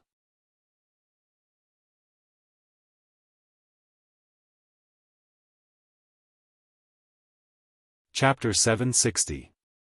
When Li Longji opened his eyes, he saw Wu Huifei dozing off beside the couch and Gao Lisher looking as though nothing had happened. Gao Lisher was the first to react. He hurriedly called the palace maids and eunuchs over to serve him while he went to arrange breakfast. Wu Huifei was also alarmed. Just as she was about to greet him, she was stopped by Li Longji. Beloved consort, you must be tired from last night. Why don't you take a nap first? In fact, Wu Huifei had already taken a nap beside the couch, but she didn't sleep well. It seemed that everyone in the imperial palace, except for the emperor, had mastered the ability to sleep at any time and wake up at any time, and it was difficult for others to notice. Seeing that the emperor had woken up, Wu Huifei prepared to ask about what happened yesterday. She wanted to know what could make the emperor and the ministers so happy. "Your Majesty, this concubine isn't sleepy. Your Majesty's complexion is so good today. Did you have a good dream?" Wu Huifei couldn't directly ask the emperor what he said to them yesterday, so she could only beat around the bush. Li Longji didn't think too much about it. While the others were busy, he took Wu Huifei into his arms and said happily, "I didn't have a good dream last night, but I felt like I was in a dream during the day." "Ah. Could it be that your Majesty didn't rest well yesterday? It's all this concubine's fault," Wu Huifei said in shock. No, it has nothing to do with my beloved concubine. I had a good rest yesterday." Li Longji chuckled. Wu Huifei snuggled in Li Longji's arms and patted her chest. She asked curiously, "Could it be that your Majesty saw immortals yesterday?" "Yes, although I didn't see immortals in the heavens, I saw little immortals in the mortal world. They were Xiaobao and Cuckoo." Hearing Wu Huifei's question, Li Longji became even happier. In the future, he would just have to wait to take over other people's territory. Wu Huifei looked at Li Longji helplessly and said, "How can your Majesty say that Xiaobao and Cuckoo are immortals? No matter how great their abilities are, it's still your Majesty's kindness. What new ideas did they come up with?" Yes, this is our benevolence, not only to them, but also to the people of the great Tang." Yesterday, the two of them mentioned a major matter. At this point, Li Longji intentionally paused and looked at Wu Huifei, waiting for her to ask. "Your Majesty, what's the big matter? Quickly tell me so that I can be happy with your Majesty." How could Wu Huifei not know what to do? She immediately acted coquettishly. Li Longji enjoyed Wu Huifei's reaction and continued, "The two of them want to open a bank. It's like this." Without holding anything back, Li Longji told Wu Huifei about what Zhang Xiaobao had told Wang Wan yesterday. After he finished, he had a smug look on his face. Wu Huifei was shocked. No matter how capable she was, no matter how big of a situation she had seen, she would never have thought that a bank could do so many things, and even destroy a country. At first, she only thought that Zhang Xiaobao and Wang Wan wanted to open a bank to make money, but now she knew that there were so many people behind it. This was not ordinary. From what she heard from the emperor was very concerned about this matter. If she directly found fault with the two of them, the emperor would definitely be unhappy. Wu Huifei had been thinking about how to use this opportunity to attack Zhang Xiaobao and Wang Wan. For example, she could mention to the emperor that Zhang Xiaobao and Cuckoo wanted to take the great Tang's money to their own families, and that they had bad intentions. Now it seemed that this plan would not work, because Zhang Xiaobao and Wang Wan had talked about the pros and cons, and they did not intend to take a lot of money for their own families. Otherwise, it would have been better not to talk about it. "Your Majesty, Zhang Xiaobao and Cuckoo are really different. They can come up with such a vicious idea. Oh, no, such a useful idea. I just don't know if it will work." Wu Huifei's evaluation of Zhang Xiaobao and Wang Wan was indeed vicious. If they were not vicious, how could they come up with such a plan? The surrounding countries might not have thought that someone in the Great Tang was going to attack them. Li Longji also admitted that Zhang Xiaobao and Cuckoo's plan was vicious, but that was only for outsiders. It was good for the people of the Great Tang. Hearing Wu Huifei's words, he smiled and said, "It may be a little troublesome, but I have already given them the authority. As long as it has to do with opening a bank and printing money, they can do it themselves. When the time comes, they can just tell me. Whoever tries to stop them will be dealt with. Your Majesty is really a good emperor." I think Zhang Xiaobao and Wang Wan will do their best to do this. But Your Majesty, if there are too many people who oppose or want to take advantage of this, will Your Majesty really let them deal with them? Wu Huifei suddenly had an idea, so she said to the emperor. Of course. Whoever stops them will be dealt with. Well, I am hungry. My beloved concubine, eat with me. Li Longji had made up his mind. His stomach suddenly growled, and he walked to the restaurant with Wu Huifei in his arms. Wu Huifei thought as she walked. If the benefits of the bank are released, there will be many people who want to take advantage of it. No matter how powerful Zhang Xiaobao and Wang Wan are, if they offend too many people, will the emperor be able to protect them? Besides, the people who want to take advantage of it can be the princes or the aristocratic families. Well, this matter bypasses other departments. Zhang Xiaobao and Wang Wan are directly responsible for the emperor. What will Zhang Shua think? What will the officials of other departments, such as the Ministry of Revenue, think? Let's see if they can work together to deal with Zhang Xiaobao and Wang Wan. There's no need to do anything to the two of them immediately. As long as we delay them, they won't be able to open the bank and print the money. Then, in 3 to 5 years, as long as they don't make any achievements this year, the emperor will definitely be angry. The more Wu Huifei thought about it, the more she felt that an opportunity had come. The smile on her face became more and more brilliant, making Li Longji think that Wu Huifei was happy with him. Zhang Xiaobao and Wang Wan didn't know that Wu Huifei was thinking of a way to scheme against them. In fact, the two of them already knew that the battle with Wu Huifei wouldn't be easily extinguished. One was to defeat Wu Huifei, and the best would be to have Li Longji throw her into the cold palace. This idea was probably very difficult to achieve. There was no need to say how much Li Longji valued Wu Huifei.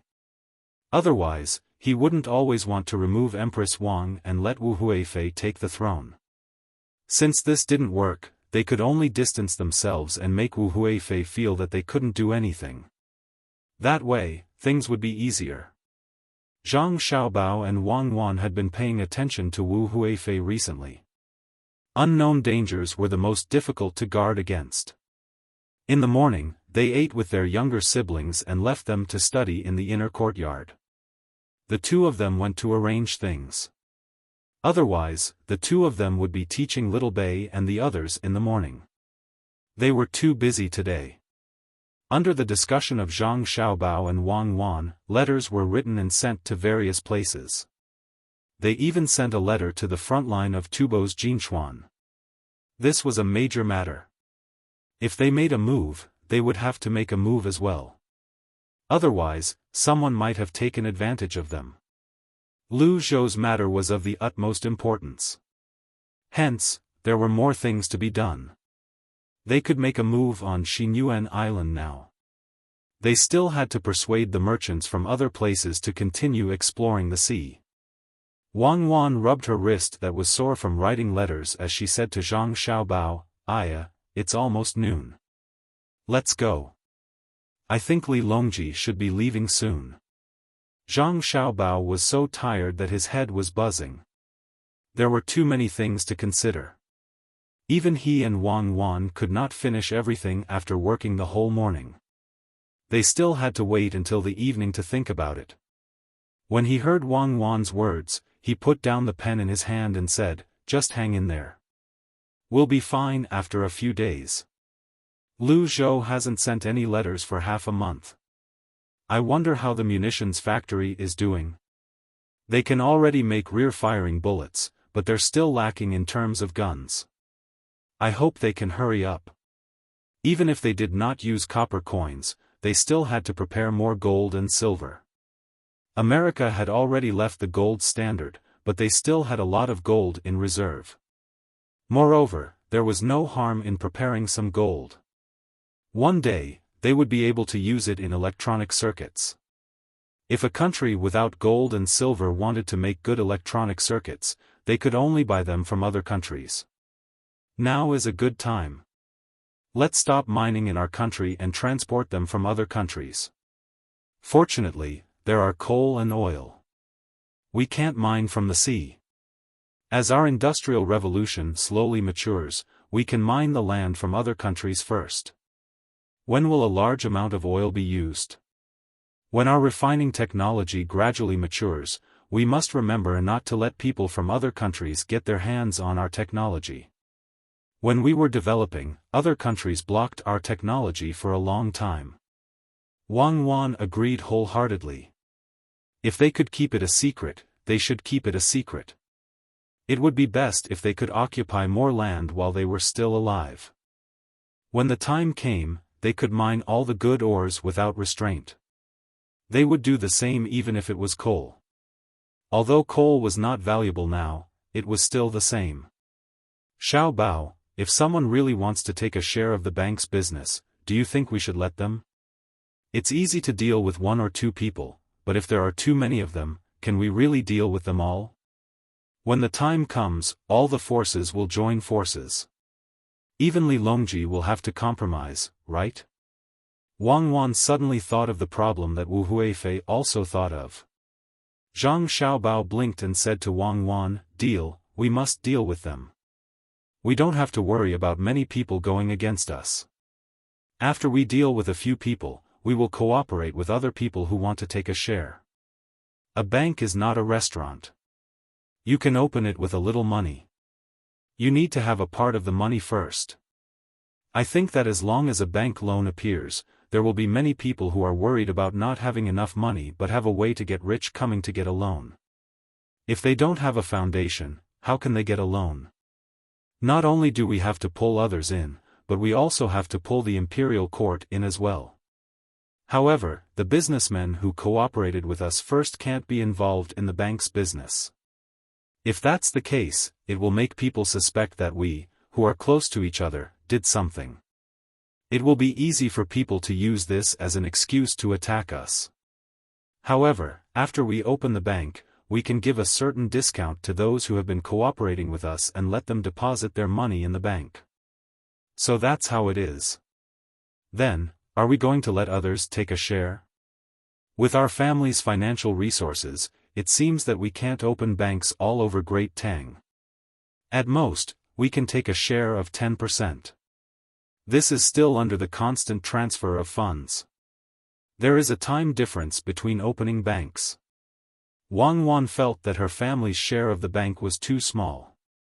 If Li Longji wasn't in such a hurry, he could have done it bit by bit. However, Li Longji wanted to see results in a short period of time. 3 to 5 years was indeed a short period of time. Zhang Xiaobao wasn't anxious about this matter at all. He chuckled and said to Wang Wan, "What was the problem that Li Yu encountered at the beginning? Isn't it just raising funds and increasing shares? We can do the same. Even if we take a share of 10%, it will be more than other people. Who has more money than us?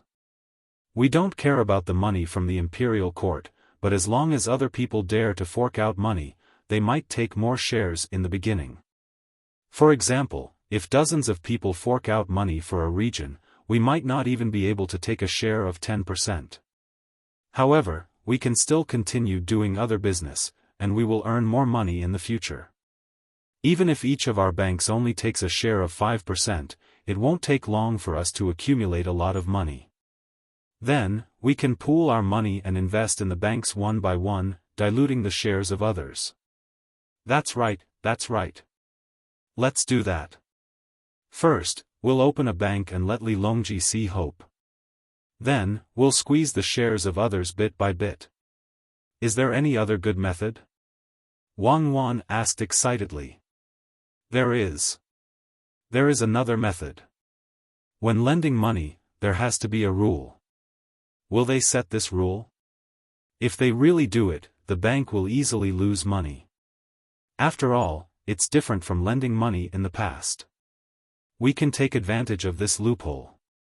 For example, we can send people to look for projects and borrow money.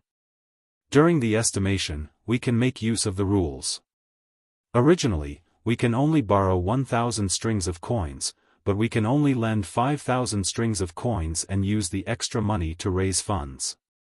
When the time comes, we can declare bankruptcy and let the bank take back the project. In this way, whether the project is profitable or not, it doesn't matter. Or we can open a separate bank and strictly ask the local government to lend, increase the reserve ratio, and use the new bank to borrow from the old bank. Then, we can raise the interest a little. This is using the old bank's money to make money for our new bank. Zhang Xiaobao said another method. No. Why are you using such methods again? Wang Wan immediately rejected. That's right. I just said it. We can't go overboard even if we borrow the chicken to lay the eggs. When the time comes, we can try it in other countries. There are many other methods. I haven't used them for many years, and I'm itching to use them. Zhang Xiaobao reacted. He had an agreement with Wang Wan that he could not use too harsh methods on his own country. As the two of them chatted, it was time for lunch. The team was almost done with their preparations and was ready to set off after lunch. Li Longji called Zhang Xiaobao and Wang Wan over and asked if the two of them had done it. After getting an affirmative answer, he had a peaceful meal. Just as the team set off and walked halfway, many people from the Zhang Xiaobao and Wang Wan came from Luoyang and found Zhang Xiaobao and Wang Wan. Steward Zhang personally came and pulled Zhang Xiaobao and Wang Wan into a carriage. He got someone to bring over a large box and opened the lock with a snap for the two of them to see. Zhang Xiaobao and Wang Wan became nervous the moment they saw it. There were many parts in the box, and the two of them were very familiar with the functions of these parts. The two of them even drew the blueprints for the production. It was built purely by hand. Pa. Pa. Pa. Pa. It was quickly assembled. The parts in front of them were gone. There were 2 short guns and 2 long guns. All that was left were bullets and rods. After wiping the oil on his hands, Zhang Xiaobao touched the guns excitedly and muttered, "It's finally done. I didn't give the craftsmen so much money for nothing. Such good treatment. Although they don't have personal freedom for the time being, with this thing, who would dare to use force when we trade on boats outside? Why are you so happy so early? We still don't know the shooting range and accuracy. Can the effective range of a handgun be 30 meters? I don't think so. The same goes for a rifle. Can it shoot out 1,000 meters? Find some time and find a place to test it. Unfortunately, there's no silencer. Should we let Li Longji know?" Wang Wan poured a bucket of cold water on Zhang Xiaobao. Zhang Xiaobao curled his lips. He also knew that this kind of weapon was not easy to make. Not only did it have to be made with good steel, it could only be made by hand. It was estimated that only a few could be made in a day. After saving up for a year and discounting the scraps, it would be good enough if they could form a team. Touching the handgun and the long gun, he gestured a few times and said, "As long as the trajectory of each bullet is not different, it's fine. At most, we can just get used to it and find the deviation when aiming. Who knows how many good steel pipes have been damaged by pulling the chamber? We can only make new ones. What about the bullets? It's not that easy to purify gunpowder. I estimate that 1 in 10 will fail. Steward Zhang, did you send a letter saying how many people were injured while making the bullets?" Wang Wan wiped the oil off the handgun and covered the holster with her clothes. She inserted the handgun and disassembled the long gun and put it back. She asked Steward Zhang. Steward Zhang took out the letter and handed it to Wang Wan while saying, "The letter says that because they weren't familiar with it in the early stages, a few people were injured, but no one died. Little girl, can you let me see the power of this weapon? Then you can follow the team. When we reach Jinyang, Xiaobao and I will find an excuse to go somewhere where there's no one and try it." Wang Wan took out the handgun again and stuffed the bullets into the magazine. After checking the safety and seeing that the firing pin could be blocked, she put it back in with ease. As for whether the bullets could misfire on their own, there was no need to consider this. It was impossible under normal circumstances. Unless there was an impact or it was too hot, there was no need to sell firecrackers. Steward Zhang thought for a moment and finally felt that he was still needed in Luoyang. He did not follow Zhang Xiaobao and Wang Wan. When Zhang Xiaobao and Wang Wan returned, Li Longji even asked out of concern if something had happened at home. Zhang Xiaobao casually found an excuse to brush him off. How could Li Longji know that Zhang Xiaobao and Wang Wan had returned with an additional weapon? In addition, the two of them also had something in their backpacks that could shoot further than ordinary bows and arrows. Zhang Xiaobao and Wang Wan couldn't hold it in any longer. They wanted to find a chance to test the gun. Speaking of which, the range of a handgun wasn't as good as that of a crossbow. If it was accurate, it would be able to shoot down a person within 100 meters. If it was accurate within 50 meters, it would be able to take down a person with one arrow. The only advantage of a handgun was that it could fire continuously and was convenient to carry around. Everyone returned to the boat and the team continued forward. At this moment, they were not far from Jinyang. They would definitely reach their destination in another 10 days, and this was even when the boat was not moving that fast. Zhang Xiaobao and Wang Wan did not have much time to accompany Li Longji to enjoy the scenery. As long as the two of them had time, they would perfect the bank. When lending money, there had to be an evaluation standard. Naturally, the two of them did not expect that the bank would not suffer any losses. After all, business was not something that could be decided by manpower. The most important thing was the management. This was the most difficult part, as it was impossible to prevent others from tampering with the system.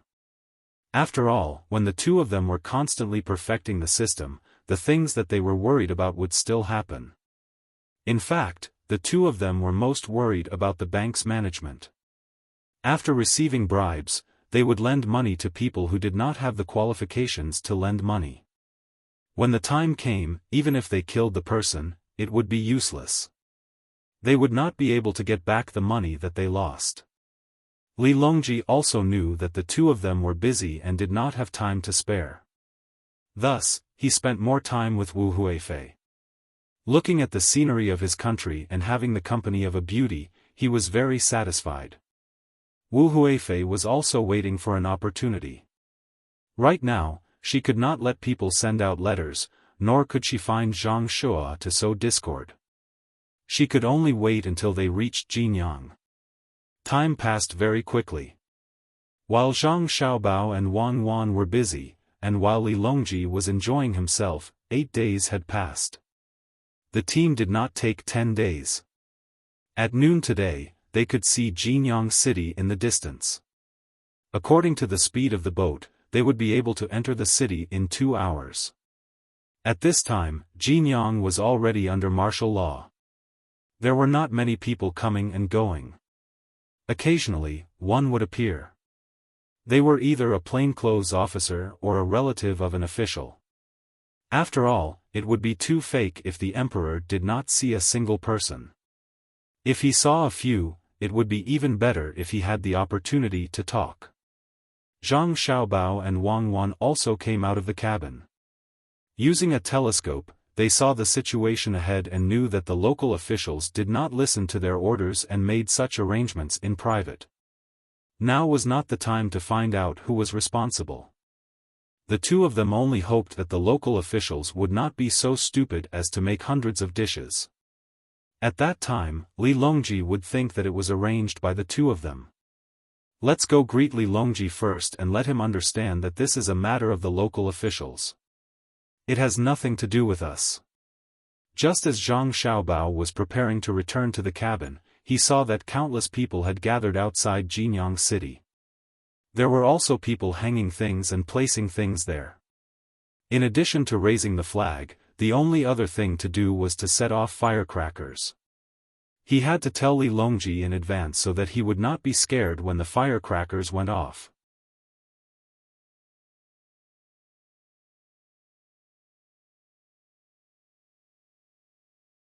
Chapter 761. Wang Wan took a cotton ball and gave it to everyone. Zhang Jiazhen, Zhang Jiuling, and the others were not left out, but she did not give it to Zhang Shua. Before Zhang Shua could figure out what Wang Wan was busy with, he was frightened by a loud bang and almost fell to the ground, followed by continuous crackling sounds. Li Longji was not frightened. Instead, he happily looked at the welcoming scene. Zhang Shua helplessly covered his ears with his hands and glanced at Wang Wan, who was snickering at the side. He did not know whether to laugh or cry. She was still a child. Wang Wan did her best to arrange things according to historical situations. Other than the place that she and Zhang Xiaobao specially used to receive Li Longji and prepare for his future wealth, there were not many changes. For example, Li Longji changed Bingzhou to Taiyuan Prefecture, exempted taxes, and so on. After the officials of Jinyang met up with Li Longji's team, the officials had already arranged according to the letter that Zhang Xiaobao and Wang Wan had sent in advance and brought Li Longji around. Zhang Xiaobao and Wang Wan guessed that Li Longji would not be able to go to the prepared place to play today. The two of them found an excuse to go there to check if there were any omissions and asked for leave from Li Longji. As for whether Li Longji could continue to write poems, it was not up to the two of them to decide. It did not matter whether he wrote one more poem or not. Zhang Xiaobao and Wang Wan, who asked for leave, led their family's protection team, as well as Xiao Bei and the others. They shook off the old man Pai trio, who did not know that the two of them had left, and found the place prepared for Li Longji to play. They took out their long guns and handguns. Under the curiosity of Xiao Bei and the others, they began to shoot at the target that was set up 20 meters away. After a magazine of 11 bullets was emptied, the group of people ran over to watch. "Okay, I got it. Next time, aim a little to the left." After Zhang Xiaobao looked at the bullet's point of impact, he concluded that the bullet's trajectory had deviated by quite a bit. Looks like the technology still needs to be improved. Wang Wan also felt that the gun in her hand was a little lacking. Me too, me too. Xiao Bei looked at them curiously. They were so far away, yet they didn't see any arrows being fired, nor did anyone draw a bow. Popping sounds rang out like firecrackers, and the sign that had been erected here was destroyed. She was smart, so she immediately knew that this was a weapon that could shoot from very far away. Okay. This is too heavy. Wait for Big Brother to make you a lighter one. Remember, you can't tell anyone. Zhang Xiaobao reloaded the magazine and said to Xiao Bei. Xiao Bei nodded vigorously. I know, but I won't say anything. You can't tell anyone about your family matters. It has to be kept a secret. The other little guys also clamored for one, and Zhang Xiaobao agreed one by one. When he had time, he would make one for them. Of course, it wasn't the gun that he was holding, but a toy made of wood. It was a toy made of animal tendons that was used to pull small stones. It was best to stick a layer of cotton on the outside of the stones. Then the two of them continued to test the gun. They kept the target at a distance of 60 meters and gradually felt the situation of the gun in their hands. Then, they thickened the target and replaced the original paper target with a wooden one. From this, they could test the effective range of the pistol bullet. They let someone use a bow and arrow to test. They could shoot someone to death at a certain distance. After testing, the effective range of the pistol was 35 to 37 meters. The main problem was the bullets. After testing the pistol, they began to test the rifle. After adding a scope modified with binoculars, Zhang Xiaobao and Wang Wan were both happy and dissatisfied. What made him happy was that the rifle was relatively more accurate than the pistol. What he was not satisfied with was naturally the range. 1,000 meters was out of the question, and 800 meters was impossible for the bullets to fly over. The final result was between 250 meters to 300 meters. This distance was worse than a crossbow, but it was better than a normal bow and arrow. The advantage was that the shooting speed was faster, and the bullets were lighter than the arrows, so they could be carried more or less. Let's do this first. We can't expect to use it as a long-range sniper rifle. If we can get 300 to 500 of them and equip them for the army, the lethality is still not small. Wang Wan said as she disassembled the rifle. This is the progress of the era. It's much more powerful than the flintlock that first appeared in the Song Dynasty. Alright, we can equip the army with this weapon in the future. When the time comes, we will be invincible and invincible. Zhang Xiaobao put the disassembled rifle into his backpack, looking like he was the most powerful person in the world. Wang Wan glanced at Zhang Xiaobao and said, any good weapon depends on who is using it. In the future, even if we are equipped with it, we can't underestimate the enemy. We can only use it at critical moments. The range of other people's crossbows is not short. If someone gets a few of them, the technology can be considered to have been passed on. It seems like Lu Zhou's side should be more careful in keeping it a secret. It's best if we can transfer it to the underground. Zhang Xiaobao understood the logic behind this as well. It was just like the gunpowder back then. If they had not attacked the enemy, they would not have been taken away by the enemy after losing the war. In the end, the people in Europe were better at using gunpowder than here. They improved their technology in a short period of time. When they attacked the enemy again, the people in Europe could not even put up a fight. After testing the rifle, the duo did not plan to look for Li Longji. Instead, they brought Xiao Bei and the others to swim. This was the place prepared for Li Longji.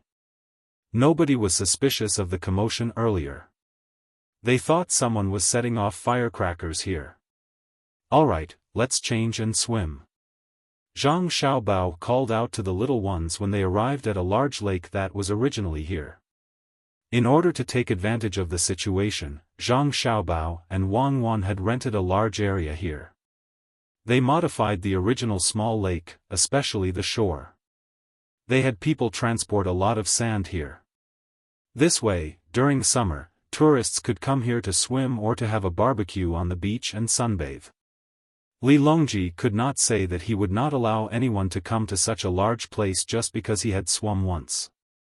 Therefore, he did not allow anyone to come to the courtyard that was prepared for him. However, he could rent out the courtyards beside it. Since the emperor was willing to visit this place, other tourists would surely want to enjoy it as well. When the time came, the price would be very high.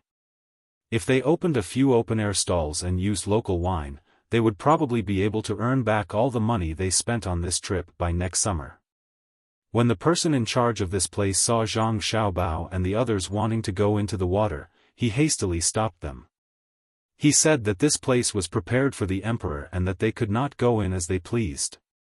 In the end, before Zhang Xiaobao and Wang Wan could say anything, Xiao Bei told the person that he was testing the water for the emperor. Otherwise, if the water turned cold and there was something in the water, it would not be good. The person in charge was speechless and could only watch from the side. He thought to himself, is there even a need to test this place? People have already cleaned this place over and over again. Other than the small fishes, there are no other living things in the water. Even the aquatic plants in the lake have been pulled out in advance. The lake that was filled with a lot of sand was very comfortable to use. At first, it was only half a meter high, then it was 1 meter high. In any case, every half a meter, there would be a distance of 20 meters, so people would not be drowned. Zhang Xiaobao and Wang Wan floated in the water and did not go deeper. They were only about 1.5 meters deep, which was just enough to cover the two of them. Xiao Bei and the others were also swimming in this area. Compared to Zhang Xiaobao and Wang Wan, they could swim in a larger area. Even if it was half a meter deep, they could still swim. Perhaps it was because they had been raised well, but the little ones were not afraid of water at all. They swam in the water, breaststroke and backstroke very freely. They could even speak casually. 2 days later, Li Longji and the officials were almost done with their work. They finally came to this swimming area. Zhang Xiaobao and Wang Wan persuaded Xiao Bei and the others to come ashore and wait for the barbecue. The two of them accompanied Li Longji and swam in the lake. The specially made swimsuits were worn by the palace maids and concubines that Li Longji had brought along. They were immediately white, making Li Longji want to chase away the guards and Zhang Xiaobao. Seeing him like this, Wang Wan whispered to Zhang Xiaobao, "You haven't seen the world. It's just exposing your arms and legs. Is there a need to be like this?" "That's right. When I was outside in the past, there were many women who didn't wear anything. Don't talk about 3 o'clock. It's not interesting at all. It's really boring. Don't look at me like that. Western women have wrinkles on their faces when they're 18 or 19 years old. You watch over them first. I'll go down and see if there are any shells. Don't clean them all up. We can eat them in a while. Wait, I'll come up after I take a look." As Zhang Xiaobao spoke, he suddenly noticed that Wang Wan's gaze was not right. After saying this, he dove into the water. He stayed in the water for a full 3 minutes before he came up again and shook his head regretfully. "No, there are only small fish in the water. This bunch of prodigal things. Tell them to leave the shells and clean them all up. Later, when we go up, we'll get people to fish them up from other rivers and put them in the lake. In the future, there will be a special program here. We'll get people to fish them up and then roast them. Each shell will be sold for 1 copper coin." Wang Wan did not mention what had just happened. She also dove into the water to take a look. She scooped up a lot of mud from the lake and found that Xiaohang's insects had all died. She said, "It seems that a lot of lime has been scattered here. The water can't be drunk." In the end, Li Longji didn't chase away all the other outsiders. Instead, he played a water fight with the concubines for a while. Then, he went to the beach to eat barbecue under the sun umbrella. He also praised Zhang Xiaobao and Wang Wan, saying that this place was good. From the looks of it, he seemed to be prepared to play all day and not play the next day. Zhang Xiaobao quickly said, "Your Majesty, there are other things that you haven't enjoyed yet. For the next 3 days, there will be different feelings every day." "Oh? There's more? Can't I do it today?" Li Longji asked. "I can't arrange it. How can I make it in time for many of the programs in one day? There's also a platform diving program. There's also a floating program that takes at least 3 days to complete." Zhang Xiaobao replied. The so-called platform diving was actually only 5 meters. Even if it was horizontally, there would not be any danger. As for the floating program, it cost a lot of money because the river that flowed into the lake was not that big. Although it also flowed down from the mountain, it was impossible to float quickly. Because of this, Zhang Xiaobao asked the people who came in advance to build a small reservoir upstream, blocking the small valley where the river passed through. There was no need to store too much water, as long as it could be flushed twice when the water was released. Because the time was too short, it could only be flushed once. It was controlled by an iron gate. As long as the iron chain was shaken, the gate would open. It took a lot of effort to build this simple reservoir. After Li Longji left, it would be rebuilt. At that time, there would be a group of 20 people who wanted to float. Each person would pay 10 strings of coins. There would probably be a lot of people who would rush to do it. Because there was no rubber, all the small kayaks could only be made of leather. The life jackets were the same. Li Longji had never played with such a thing. After thinking about it, he finally decided to stay for 3 days. If it was good enough, he could build one in Beijing.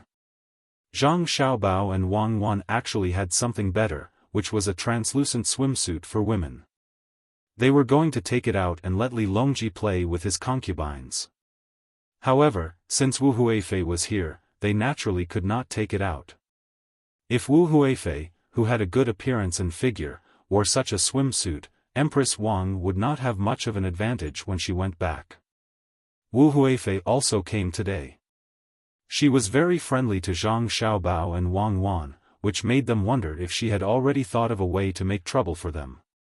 At night, there was a bonfire party. Anyway, it was to let Li Longji stay for a few more days. It would be best if he could write a poem or something. It would be even better if he could write a word about the world's #1 leisure place. For the next 3 days, Li Longji really stayed there. He jumped, drifted, and ate on the water. Li Longji was very happy. When they felt that it was about time, Zhang Xiaobao and Wang Wan arranged Li Longji's next itinerary to go to Luzhou. Normally, Li Longji would go to Luzhou first and climb Taihang Mountain there. This time, he would go there later. Even if Zhang Xiaobao and Wang Wan did not mention it, Li Longji would not miss it. Thus, the group went there again. This time, they did not go by water. After playing there for a while, they would have to come back and take a boat. While the group was moving, Zhang Shuo told Li Longji about the matter of the prefectural soldiers becoming conscripted soldiers. He came up with a plan to get rid of the weak. This was mainly because conscripting soldiers was a bit difficult. If it was not for Zhang Xiaobao and Wang Wan, the people who died in the war last time would not be compensated. Many people with names on the register were afraid of being conscripted, so they thought of ways to move their families and live in other places. When people were conscripted, they would not be able to find them. Their household registration was very messy. It was also because of this that Li Longji asked Yu Wenrong to investigate the household registration. He also gave land to those who did not have a place to live so that they could live in peace. Yu Wenrong did a good job on this point. It was almost done, and those who escaped before would not continue to be held accountable. In this matter, Li Longji agreed. The national treasury had more money, and there were fewer people guarding the capital. It was more cost-effective to use the money to conscript soldiers. When Zhang Xiaobao and Wang Wan heard of this matter, the two of them looked at each other speechlessly. The conscripted soldiers system is better than the prefectural soldiers system, but there are many hidden dangers. If the royal court runs out of money, they won't be able to raise soldiers. Every region has their own soldiers, and the soldiers will listen to whoever pays the money. It seems like we have to talk to Li Longji about this. Zhang Xiaobao pondered for a moment before speaking to Wang Wan. Wang Wan also knew the drawbacks of this system. After all, it was still the era of cold weapons, and there were too many people needed to fight a war.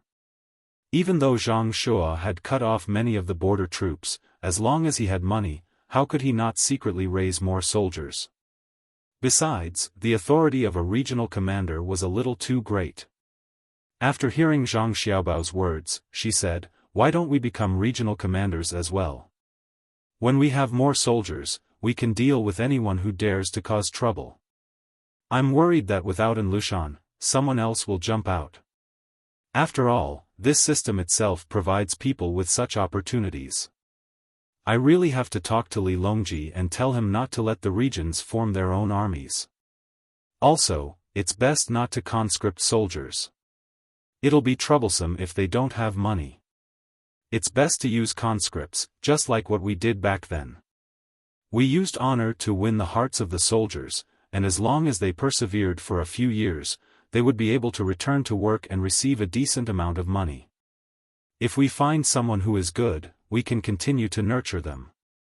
This way, when the soldiers are trained, it will save us a lot of trouble. Right now, soldiers only care about money, and this will probably be the case in the future. That's fine. We'll talk about it when we return." Zhang Xiaobao nodded. The group traveled for a few more days before arriving at Luzhou. Li Longji had started his business in Luzhou, and he had always treated this place as his blessed land. As such, he felt very comfortable when he arrived. He climbed mountains, wrote poems, and exempted taxes for the region. Historically, he had exempted taxes for 5 years. This time, perhaps because of Zhang Xiaobao and Wang Wan, the national treasury had a lot more money, so he had exempted taxes for 6 years. An extra year of tax exemption was not a small amount. Luzhou was not small to begin with, and it had to pay a lot of taxes every day. 1 year less meant that the people here had an extra year of development opportunities. After 6 years, it would be difficult for them not to become rich. Zhang Xiaobao and Wang Wan naturally would not miss out on doing business in Taihang Mountains. The people who had arrived earlier had already organized the local people to build better mountain paths. They had also built many villas in the mountains, all made of wood. They also provided hunting activities in the mountains, which made Li Longji happy for a few more days. On the way back, Zhang Xiaobao found an opportunity to say to Li Longji, "Your Majesty, Cuckoo and I have an idea, but we don't know if we should say it." "There's no harm in saying it." Li Longji felt that something was not right. Otherwise, Zhang Xiaobao would not beat around the bush and ask if he should say it. Since he had already asked, how could he not say it? "Thank you, Your Majesty. Cuckoo and I heard Lord Zhang's idea of recruiting soldiers, and we feel that it is a little inappropriate. At this time, the imperial court is still rich, but if there are several natural disasters in a row, and some palaces and houses are built, the national treasury may be short of money. When that time comes, how will Your Majesty raise the soldiers? Are you going to let the provincial governors raise the soldiers themselves? Then who will the soldiers raised belong to?" Zhang Xiaobao asked about this important matter that concerned the country. Li Longji had originally agreed to Zhang Xiaobao's idea of recruiting soldiers. After hearing what he said, he felt that it made sense. However, if they were to follow the previous method of recruiting soldiers, the people who had finally settled down would run around again, leaving the capital with no soldiers to use. Zhang Xiaobao was also standing to the side. When he saw Zhang Xiaobao oppose his idea, he retorted, "Could it be that Registrar Zhang has a better idea? Of course, there is a good idea, but it can't be used now. I'll talk about it after I settle other matters. Since we can recruit soldiers, we can use them for a few years. After a few years, I think we won't have to continue spending money like this." Zhang Xiaobao and Wang Wan had already discussed this matter, and that was the compulsory soldiers. This required other supporting methods. The current prefectural soldiers were also compulsory soldiers, but they were slightly different from the ones they had in the past. The compulsory soldiers of the prefectural soldiers had less training, or perhaps none at all. Zhang Xiaobao felt uncomfortable in his heart. If it was someone else who said this, he would not believe it. However, since it was Zhang Xiaobao who said it, it was hard for him not to believe it. After all, Zhang Xiaobao and Wang Wan's ability was there for all to see. What he meant was, if Zhang Xiaobao and Wang Wan could first tell him, then let him mention it to the emperor, then that would be good. However, Zhang Xiaobao actually said it himself. Therefore, Zhang Shuo wanted Zhang Xiaobao to tell him the details, and then he could find fault with it. As such, he asked Zhang Xiaobao, "I wonder if Registrar Zhang can tell us the details now. Otherwise, if you make a mistake, wouldn't His Majesty be worried?" How could Zhang Xiaobao not know what Zhang Shuo was thinking? Wei Wei shook her head, "I can't say. If I say it now, it will be easily used by people with ulterior motives. When the time comes, we will naturally know. As for His Majesty's worries, this subject and Cuckoo have not caused His Majesty to worry." Zhang Xiaobao's words couldn't be more clear. Zhang Shuo didn't continue to say anything, but instead looked at Li Longji. Li Longji's heart was itching after hearing Zhang Xiaobao's words. Seeing that Zhang Xiaobao didn't say anything, he couldn't do anything. He could only nod and say, "Then, I will have to trouble you more, Xiaobao." Although he didn't know if this matter was feasible, Li Longji also understood that even if Zhang Xiaobao and Wang Wan didn't do anything wrong, they wouldn't make a big mistake. The two of them still had a sense of propriety. This matter was also known by Wu Huifei. Similarly, she had people keep an eye on Zhang Xiaobao and Wang Wan. She wanted to see what the two of them were going to do. She had already spread the news that Zhang Xiaobao and Wang Wan were preparing to open a private bank, saying that they could make a lot of money. She also said that Zhang Xiaobao and Wang Wan didn't intend to let anyone else participate and wanted to earn all the money for themselves. In any case, the news was spread with half truth and half lies, making it difficult for people to discover the final situation. Especially that Zhang Xiaobao and Wang Wan were directly under the emperor's control. If they encountered anyone who obstructed them, they could first kill them and then report to the emperor. This made many people feel uncomfortable. Zhang Xiaobao and Wang Wan hadn't heard of this rumor yet, because this rumor had started spreading in other places. It was likely that someone in the capital was just talking about it. When it spread to here, perhaps they would encounter it on the way back. The two of them followed the team back to Jinyang. Li Longji, who was supposed to stay for 2 days before going back, became addicted to drifting and insisted on staying for 5 more days. Only then did he board the ship and go with the flow. Zhang Xiaobao and Wang Wan also let out a sigh of relief. As long as they returned to the capital, this trip would be complete. When they were on the way back, the people who stayed behind were in charge of managing the 2 places. They had to spread the news that the emperor came to play and was willing to play. When they came, they had to give the people in front time to prepare, so their speed was slow. In addition, they were going against the current, so they didn't need to prepare much when they went back. Moreover, they were going with the current, so the speed of the fleet was very fast. At this time, there was a market near the iron chain bridge that hadn't appeared before. It didn't matter whether it was odd or odd, the commoners who had benefited set up their own stalls in the markets on both sides. When they had nothing to do, they would stroll over. If someone wanted to buy something on the other side of the bridge and didn't want to pay the bridge fee, the commoners would send the goods over. They all paid the annual fee, which was very cheap and casually passed. Seeing this situation, Zhang Xiaobao and Wang Wan couldn't help but sigh at the wisdom of people. This was because the two of them had discovered that when merchants were preparing to cross the bridge with goods, they didn't pay the bridge fee for the goods. Instead, they looked for the commoners who had paid the annual fee. If the fee for a batch of goods was 10 copper coins, then they only needed to pay the commoners 3 or 4 copper coins. The commoners would help them transport the goods to the other side, and it would be much cheaper for them to come over themselves. Li Longji also saw this situation and called Zhang Xiaobao and Wang Wan over. He smiled and asked, "Xiaobao, Cuckoo, do you feel like you miscalculated? You didn't expect this, did you?" Zhang Xiaobao and Wang Wan already knew that this would happen. It wasn't a big deal, so this kind of loophole couldn't be blocked. "Your Majesty, it's actually just because there are markets on both sides of the bridge. Just let them do what they want. It's fine as long as they don't fight each other.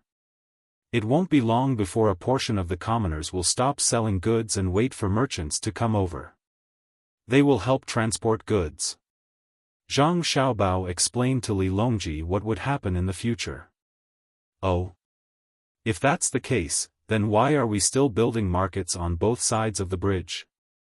Li Longji couldn't figure it out, so he asked the two of them again. Wang Wan stood up and explained, "It's because we're about to raise the price of goods crossing the bridge and lower the monthly fee and annual fee.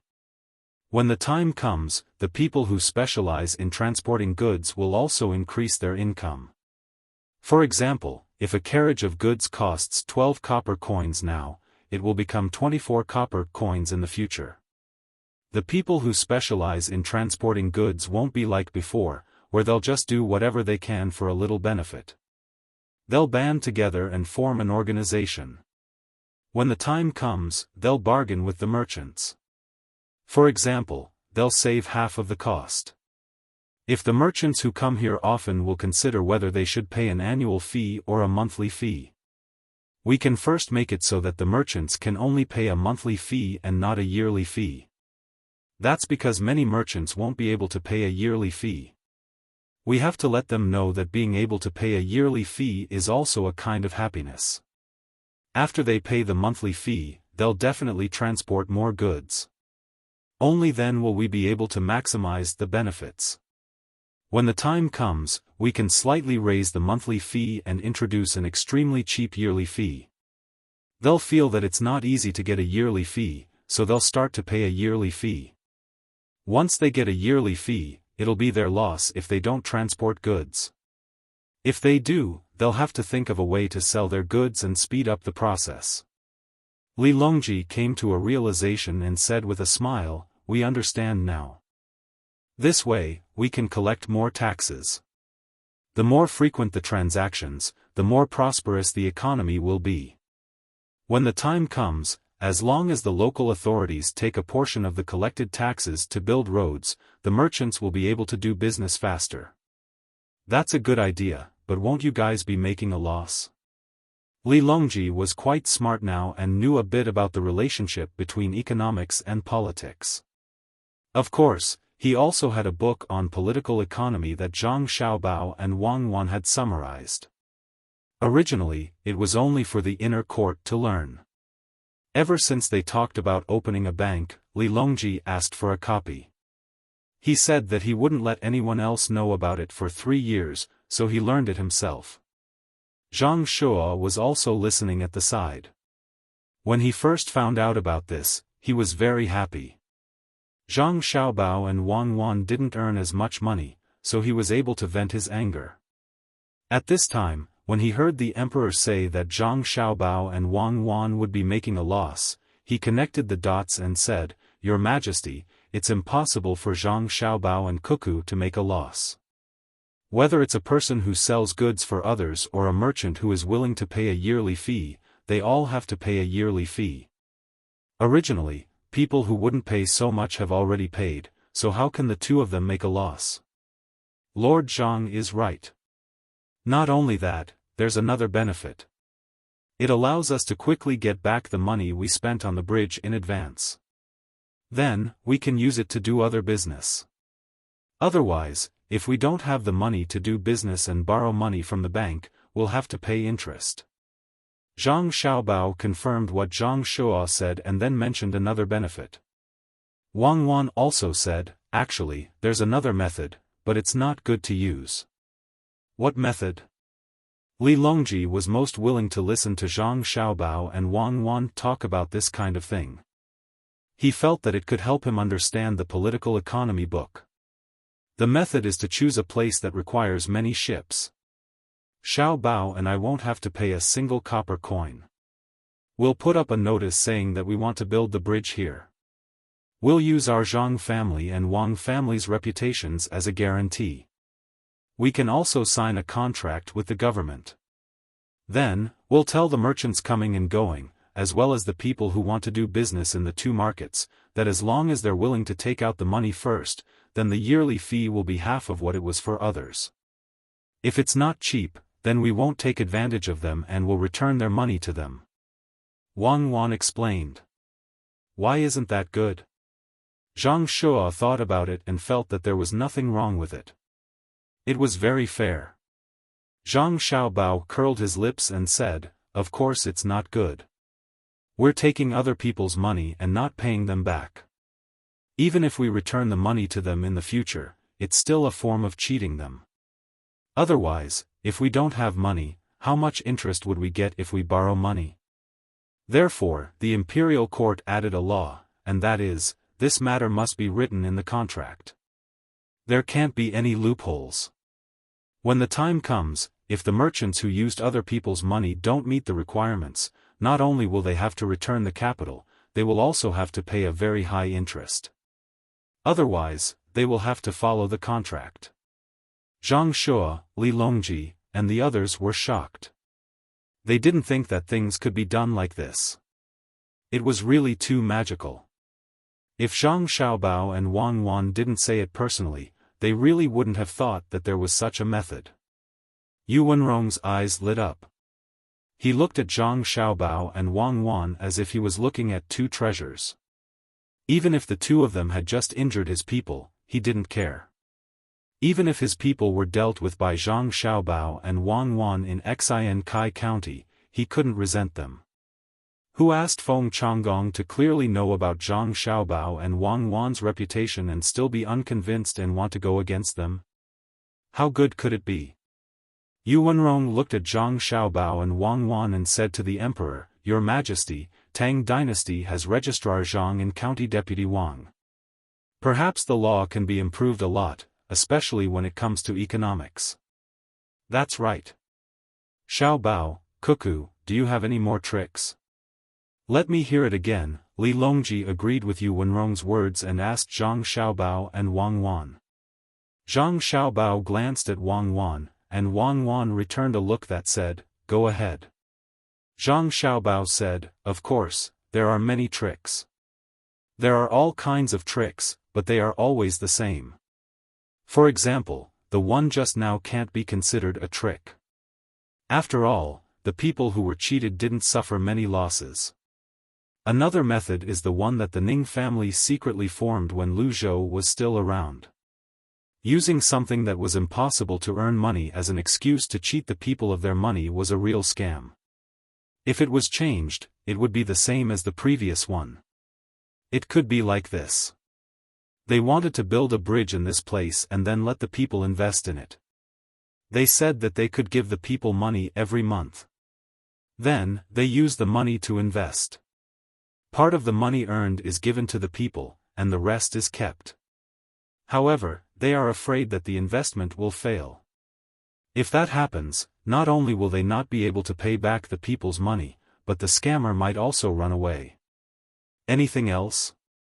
It's not considered a scam, but it can really make money." Yu Wenrong was fascinated by the story and asked again. "Also, when the bank is opened, there will be an approval process when lending money. For example, if someone wants to build a workshop but doesn't have the money, they can directly borrow from the bank. The bank won't lend money immediately because there's no collateral for the project. Even if they lend money, it will only be a small portion. Even if the person who wanted to borrow money invested some money first, the bank wouldn't give him too much money.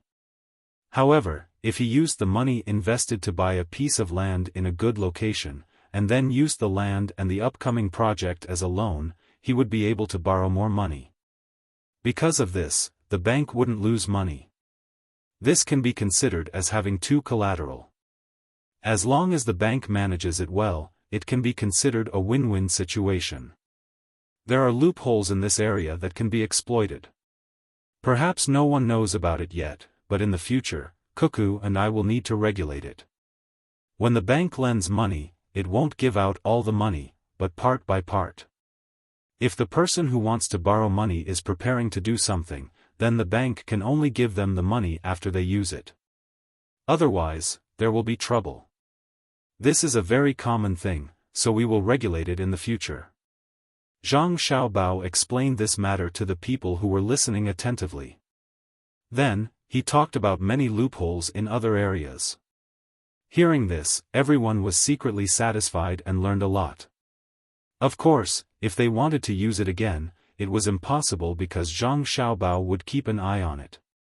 When they were about to return to Beijing, several important places around Beijing had already opened banks. The procedures were approved very quickly, and to be precise, there were no restrictions. This made Li Longji very happy. He hoped that he could quickly occupy more territories through the economic war.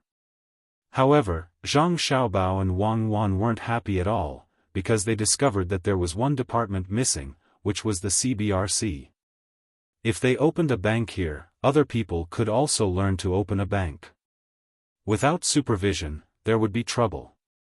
Therefore, after the two of them had dinner, they found Li Longji, who wanted to sleep with Wu Huifei. They also called the officials who followed them and told them about the supervision. A bank without supervision was a huge bomb, and a lot of things could happen. Especially when it came to external lending, this must be regulated. Even if there were still loopholes, it would reduce a part of it. Li Longji was worried because if they wanted to establish a bank supervision committee, they needed people who were very proficient in this area. Otherwise, they wouldn't know what others were doing. The person who was proficient in this area was naturally Zhang Xiaobao, but Zhang Xiaobao also invested a part of his money in the bank. It was impossible for him to supervise himself, but if others were to supervise him, who could bypass Zhang Xiaobao? Without supervision, there was no guarantee that the bank would really act according to the interest rate, and there was no guarantee that the bank wouldn't use other methods to extort money from the depositors. Just like being an official, you can't let all the officials in a place be local. Of course, Sanshui County was an exception, and the place where Zhang Xiaobao and Wang Wan were located was also an exception. Li Longji and the others were worried that other people would follow Zhang Xiaobao and Wang Wan's example and use the interest rate to compete. Then, they would use the money to do other things. They weren't afraid that they would make money, but they were afraid that they would lose money. Once something happened, the bank's credibility would be gone, and who would dare to deposit money in the bank in the future? Xiaobao, can't you keep the bank supervision and administration committee locked up while you're running the bank? Li Longji was still very confident in Zhang Xiaobao, and felt that he wouldn't use his authority to gain benefits for himself. Zhang Xiaobao shook his head seriously and replied, "No, definitely not. This has nothing to do with my character, but it has to be done this way. If I don't do this, I won't be able to regulate it. No one can guarantee that they won't be tempted by so many opportunities. First, we have to eliminate this aspect from the root. For example, in my family, when it comes to taking and using money, there needs to be two people. One is responsible for managing the money, but can't use the money. The other is responsible for using the money, but can't manage the money. The two of them supervise each other, and if it's a large amount of money, it needs to be further approved by the higher-ups. Using this to prevent one person from managing the money and accounts is tempting others to make mistakes. Once a mistake is made, it will be my family's responsibility, not the person in charge of the money. Then what should we do? Who can supervise it? How should we regulate it? Li Longji was worried. I can help to train some people. Right now, Cuckoo and I are running the bank. For a certain period of time, we won't play any tricks. This is something that I can guarantee. We will be in charge of managing the bank for the time being, but we can't let other people open a bank right away. After I've trained them, I'll make sure that they can deal with loopholes and not make too big of a mistake. Then, I'll allow other people to open a bank. Those who open a bank privately will be banned.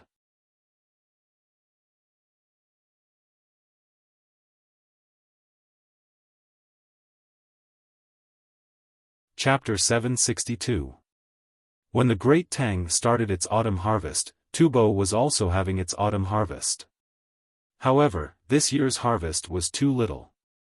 In the end, the locusts were finally exterminated. As for how many of them laid eggs in the soil, it was not clear. The domestic animals all ate well, but when the Tubo nobles saw the pitiful amount of barley and rice in the fields, they wanted to cry but had no tears.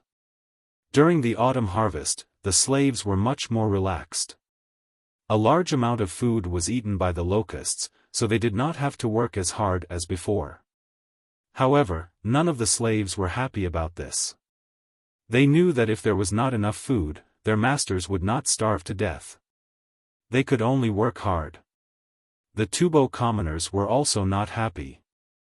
After the harvest, they still carefully searched the fields to see if they had missed any food. Some even tried their best to find wild vegetables. Even if the wild vegetables were already old, they would still dig them out and save them for when there was no food to eat.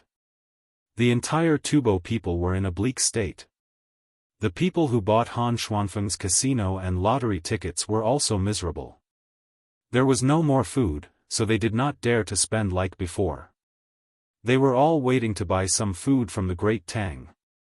At Jinchuan, Sanri Nigan was also commanding people to harvest. When he came here, he had people replant many things. They were all wheat and barley that grew faster than rice. Although there was also a locust plague here, it was not serious. The few locusts that flew over were quickly wiped out. He also knew about the situation at Jinchuan and felt very fortunate. It was all thanks to Han Xuanfeng's words. Therefore, during this period of time, he ran over to Han Xuanfeng's place every day. Han Xianfeng only reported to Yingzhou for a while before returning to lead the slaves to carry out a large-scale construction here. At the same time, he was training the army at a place further away from Pengzhou. Out of the 7,000 slaves, he selected 2,000 strong men. Without weapons, they would first train in formation and then work. Working could also train their bodies. However, in the past, the slaves could not eat enough to keep up with the work. Now that they did not have to worry about food, all of them worked very hard. Naturally, their bodies were strong. Originally, there was no need to specifically wear sandbags while running. The soldiers here only needed to carry their weapons, leather armor, and food. They were already heavy enough. During military training, as long as they picked up their weapons, they would be carrying weights. The slaves didn't have many decent weapons, so Han Xianfeng could only ask someone to make sandbags for the slaves to wear. The 2,000 people had to run twice a day for 20 miles each time. Before dinner, Han Xianfeng led 2,000 people and started running. As they were running, Sanri Nigan came looking for them. He rode on his horse and followed Han Xianfeng at the same time as he said, "Brother Han Xianfeng. Today, someone from Tubo came to look for me, saying that they want to buy back the land I sold to them. I only need to pay 70% of the original price, but I need to pay with food. Do you think I still want the land over there?" Han Xianfeng waved his hand and continued to run. Sanri Nigan didn't understand what Han Xianfeng meant. Did he not want to talk or did he not want to talk anymore? So he asked, "They even said that as long as I go, they are willing to sell me slaves. I don't have many slaves here. If they are willing to sell, I think it's better to buy them. What do you think? Wait for me to finish running, there's no hurry." Han Xianfeng was also carrying sandbags. When he was about to run 20 miles, his body was clearly exhausted. Moreover, it was very strenuous for him to breathe. Sanri Nigan stood beside him and told him to talk. After saying this, Han Xuanfeng's footsteps became disordered. Sanri Nigan obediently shut his mouth. After finishing his run, he handed Han Xianfeng a bowl of water and waited for Han Xianfeng to catch his breath before continuing. After drinking a bowl of water, Han Xianfeng felt much better. He massaged his legs and said to Sanri Nigan, "We can't ask for that land anymore. I reckon there will be a locust plague next year. Besides, if you go back, do you think they will let you go so easily? If they are willing to sell the slaves, we can buy them. As long as they are willing to sell, we can buy as many as they have. However, we can't give them too high a price. They are currently in need of food. 1 dan of food worth 1,000 can be sold as 2 dan or 5 dan. The little Gongzi has already made preparations and is gathering food for the entire Jiannan circuit. You must not act on your own accord. You can freely enter and leave Pengzhou. If you transport the food and sell it to the Tubo people, the little Gongzi will let you make up for the loss." The little Gongzi said that this year is very important. If we control it well, Tubo will not be able to recover from this setback. When we want to deal with them in the future, it will be easy. If we let them get through this easily, we will have to spend a lot of effort in the future. Sanri Nigan really did want to buy food from the great Tang and sell it at a high price in Tubo. That way, he could make a lot of money. He didn't expect that this idea couldn't be realized. It seemed that the great Tang didn't just want to make money by dealing with Tubo. There should also be political benefits involved. After hearing Han Xuanfeng's words, Songri Nigan replied, "Then I will contact them to buy slaves." "What's the price?" "According to the weight, if a slave weighs 100 jin, then give them 200 jin of food. No more, no less." This time, Han Xianfeng didn't listen to Zhang Xiaobao's instructions and said according to his own thoughts. Songri Nigan didn't understand, why do we have to calculate by weight? This price is indeed enough to buy a slave, especially now that Tubo is lacking in food. I reckon that they will be willing to sell food that is slightly lighter than a slave. After all, slaves still need to eat food. That's because if the weight of food is not as heavy as a slave, they might as well kill the slave and let other slaves eat it. Furthermore, it's better than just eating food. That's why I told you to prepare double the amount of food. This way, they will feel that it's not worth it to kill slaves and let other slaves eat it. Naturally, they will be willing to trade. Han Xianfeng said something that made people feel helpless, but it really happened. Compared to hard work, perhaps animals were more valuable. When people were hungry, it wasn't impossible for people to eat people. When Han Xianfeng spoke, his voice wasn't soft. After the slave beside him heard it, he seemed to have thought of something and couldn't help but tremble a few times. Songri Nigan also nodded helplessly. "I knew it would be like this. Then we will use food to trade for slaves. If they are willing to sell horses, cows, and sheep, do we have to use 3 times the weight to trade? Maybe we can trade for cows and sheep, but if we trade for horses, once we trade for them, they will have to sell to us. Then we might as well trade for them ourselves. Why do we have to buy from you? I will write a letter to the young master and young lady and ask them. Now, you should prepare some food first. But we have to agree that 3/4 of the slaves you trade for must be sold to me. I can give you 10% more than what you trade for. I have a use for slaves." Han Xianfeng thought for a moment and agreed to the trade, but he had to have a choice. After Songri Nigan and Han Xianfeng finished their discussion, they went to meet the people sent by Tubo to discuss the slave trade. They were waiting for more people to arrive. In Lu Zhou's mansion, Zhang Pingwang was packing his luggage. He was going to leave soon, and he also brought the rental tax here with him. When he returned, he would be able to arrange another official position for him. The person who would replace him had already been decided and was on his way. It would probably take a few days for him to arrive. After looking at everything and having someone pack them up, Zhang Pingwang didn't want to stay in the house anymore. He led his little attendant out again and walked on the widest street in Lu Zhou's mansion.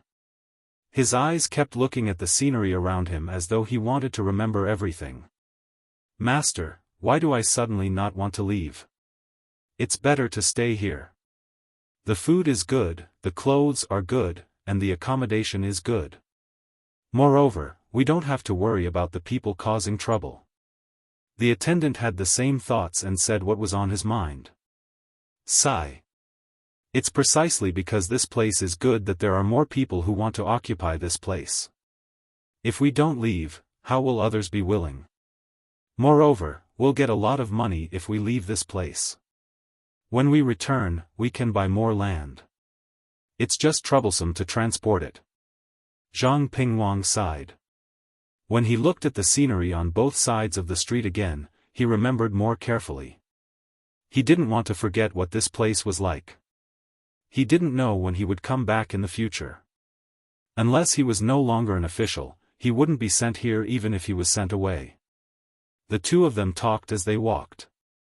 At the same time, they kept smiling at the people who saw them. They were about to leave. It was not easy to see such people in other places. Last month, they didn't think much of it, but now, they were very reluctant to leave. While they were walking, they suddenly heard the sound of firecrackers in front of them. The crackling sound was not soft at all. From time to time, 2 firecrackers would fly up and explode in the sky. "Let's go and take a look." Zhang Pingwang, who didn't know what was going on, called out to his attendant and sped up. It wasn't just the two of them. The people who didn't have anything to do also curiously ran over. This shouldn't be a wedding. If it was a wedding, it shouldn't be in the morning. It should be in the evening when it was almost dark. Could it be that a shop opened? But all the shops here were occupied. No one would casually sell. With all kinds of doubts, people gathered over there. When they reached the place, Zhang Pingwang looked at the plaque and muttered, "Great Tang Bank, what is this place for?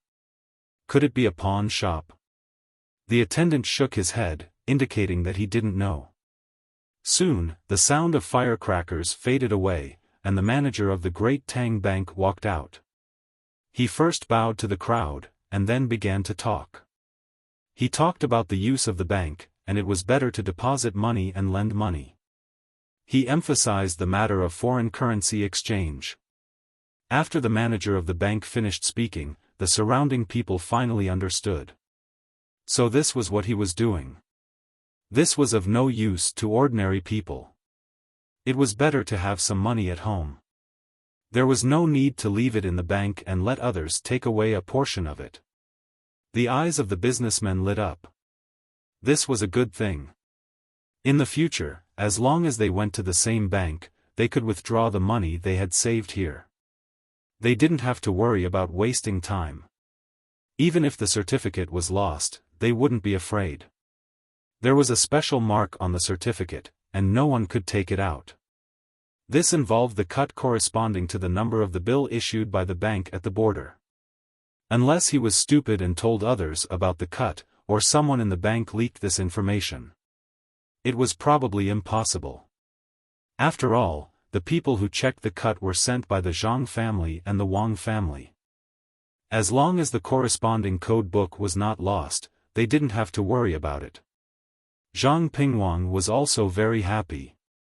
This was because the people in the bank had just mentioned that from now on, not only could they carry out foreign exchange for merchants, they could also deposit the tax they had to pay to the government and then take it out and hand it over when they went to the capital. "Master, this will save a lot of trouble. After all, it's easy to make mistakes when escorting money. What if someone intercepts it? Now, we just need to put the tax we have to pay this year in the bank and put the money we get. We only need to escort a part of the food. Moreover, the food will not be sent all the way to the capital. When it reaches the east of Jiangnan, we will give it to them. They will send the food to the capital. Master, should we do this?" Zhang Pingwang's attendant said happily. The last sentence was to ask if they should put their money in the bank. After all, they had to pay 2% of the annual fee. "Of course, we have to put it in the bank. The Zhang family and the Wang family are really capable to make such a business. Oh, this is one of their rice shops." Zhang Pingwang didn't think much about it. 2% of the fee was really not much. Moreover, it was a year's fee. If they went back quickly, they could reach the destination in 3 months. It was a little more money, but it was better than bringing it with him. The merchants began to gather around and carefully asked the manager of the bank where there was a similar Tang bank so that they could prepare in advance. Some merchants from the east of Jiangnan also asked if there would be a Tang bank on Xinyuan Island in the future. At that time, they could directly put their gold in the bank and come back here to get it, saving the trouble of transporting it back and forth. Of course, copper coins were not allowed. Unless they wanted to be punished, who would dare to make copper coins and deposit them there? At this time, Xinyuan Island, which was the focus of the merchants, was in the midst of a war. Those who had been to Xinyuan Island had seen how good the Tang Empire was. After returning, they began to spread the news in their own tribes. Not only did they tell others what they had seen and heard, they also distributed the gifts that the Tang Empire had given them. In this way, the people of this tribe yearned for the Tang Empire even more. When the Tang Empire sent troops and ships to support them at a place on the shore, they joined forces with several other tribes to deal with the people who wanted to drive the Tang Empire away. The war on the island had never stopped. This group of people who yearned for the Tang Empire not only received things provided by the Tang Empire, but also had better weapons than the other side, although these weapons had to be exchanged with local products. In the enemy camp, there was a person sitting there. His eyes were looking at the map drawn by the people on his side. His brows were slightly furrowed, as if he was thinking about something unhappy. Beside him, there were two beautiful women massaging his shoulders. The house he was in was the best. The other people's houses could only shelter them from the wind and rain. Just as he was looking at the map, a person suddenly came in and spoke to him very respectfully. "Takashita-kun, they are fighting again. This time, the arrows they used are more powerful than the last time. There is also that thing called fireworks, which blew up many of our people. Takashita-kun, when will the reinforcements from your country arrive? If they don't come soon, we won't be able to hold on. The other tribes that have allied with us don't want to continue fighting like this. Even if the Tang Empire you mentioned is a small country, we can't beat them. We still want to continue exchanging with them." In fact, this person also didn't understand why Takashita-kun said that the Tang Empire was a small country that existed by relying on Japan. In the end, the Tang Empire's ships circled the island outside, while Japan's ships couldn't come over. Takashita-sanchi's eyes finally moved away from the map. He looked at the person who came in and said, "The Tang Empire is a small country that was originally a vassal of Japan. Not only did they send a ship to occupy this place, they also allied with another country, Silla. It is very easy for Japan to deal with a small country like the Tang Empire, but we have to be on guard against Silla. Do you understand? A small country like the Great Tang isn't trying to be nice to you. They're giving you the worst things, things that our Japan doesn't even want, but they're taking away your good things. As a country, we should help you so that you won't be bullied." The person who was listening to Sancho Takashita's words kept nodding. He thought to himself that there was actually a country called Silla. The Tang Dynasty, this small country, must be on good terms with Silla while also submitting to Japan. Such a country was really too hateful. Although it was hateful, the matter here still had to be resolved. Hence, this person asked Takashita-sancher, "Takashita-kun, then what should we do now? Yes, there are not only a few tribes on your side on the island. If you continue to head over there, there will be more tribes. Send someone to tell them that as long as they come over to help defeat this small country, the Great Tang, our Japan will be able to find a chance to restrain Shinlua. I will send you our domestic exquisite porcelain, better than what you are using now. There is also beautiful silk, better than what the small country of the Tang Empire has exchanged with you." Takashita-sancher looked as if he had a card up his sleeve. The person who came in kept nodding. He agreed and went out to send people. Takashita-sancher heaved a sigh of relief. He looked at the messy map in front of him and thought to himself, "If only Japan was really a country, I wouldn't have to lie here. I would have sent troops from my country to deal with the Tang Empire." Unfortunately, they lost again and again in the naval battle. They lost so much that they don't dare to fight the Tang Empire anymore. They can only submit to the Tang Empire. Takashita-sancher planned to find more helpers. Lu Zhou's people also thought the same. They brought people who could communicate with the other party and began to travel on the sea by boat. They stayed close to the sea and made contact with the tribes on the island. Every time they arrived at a tribe, they would send silk and local specialties that were not available here as a sign of friendship. Then, they raised the matter of future exchanges. The people of the tribes here were not all so fierce that they would kill without saying anything. Many of them were willing to exchange goods with the Tang Empire. Moreover, they had promised to send troops to help in the war. However, they wanted benefits. After helping, they had to give the benefits.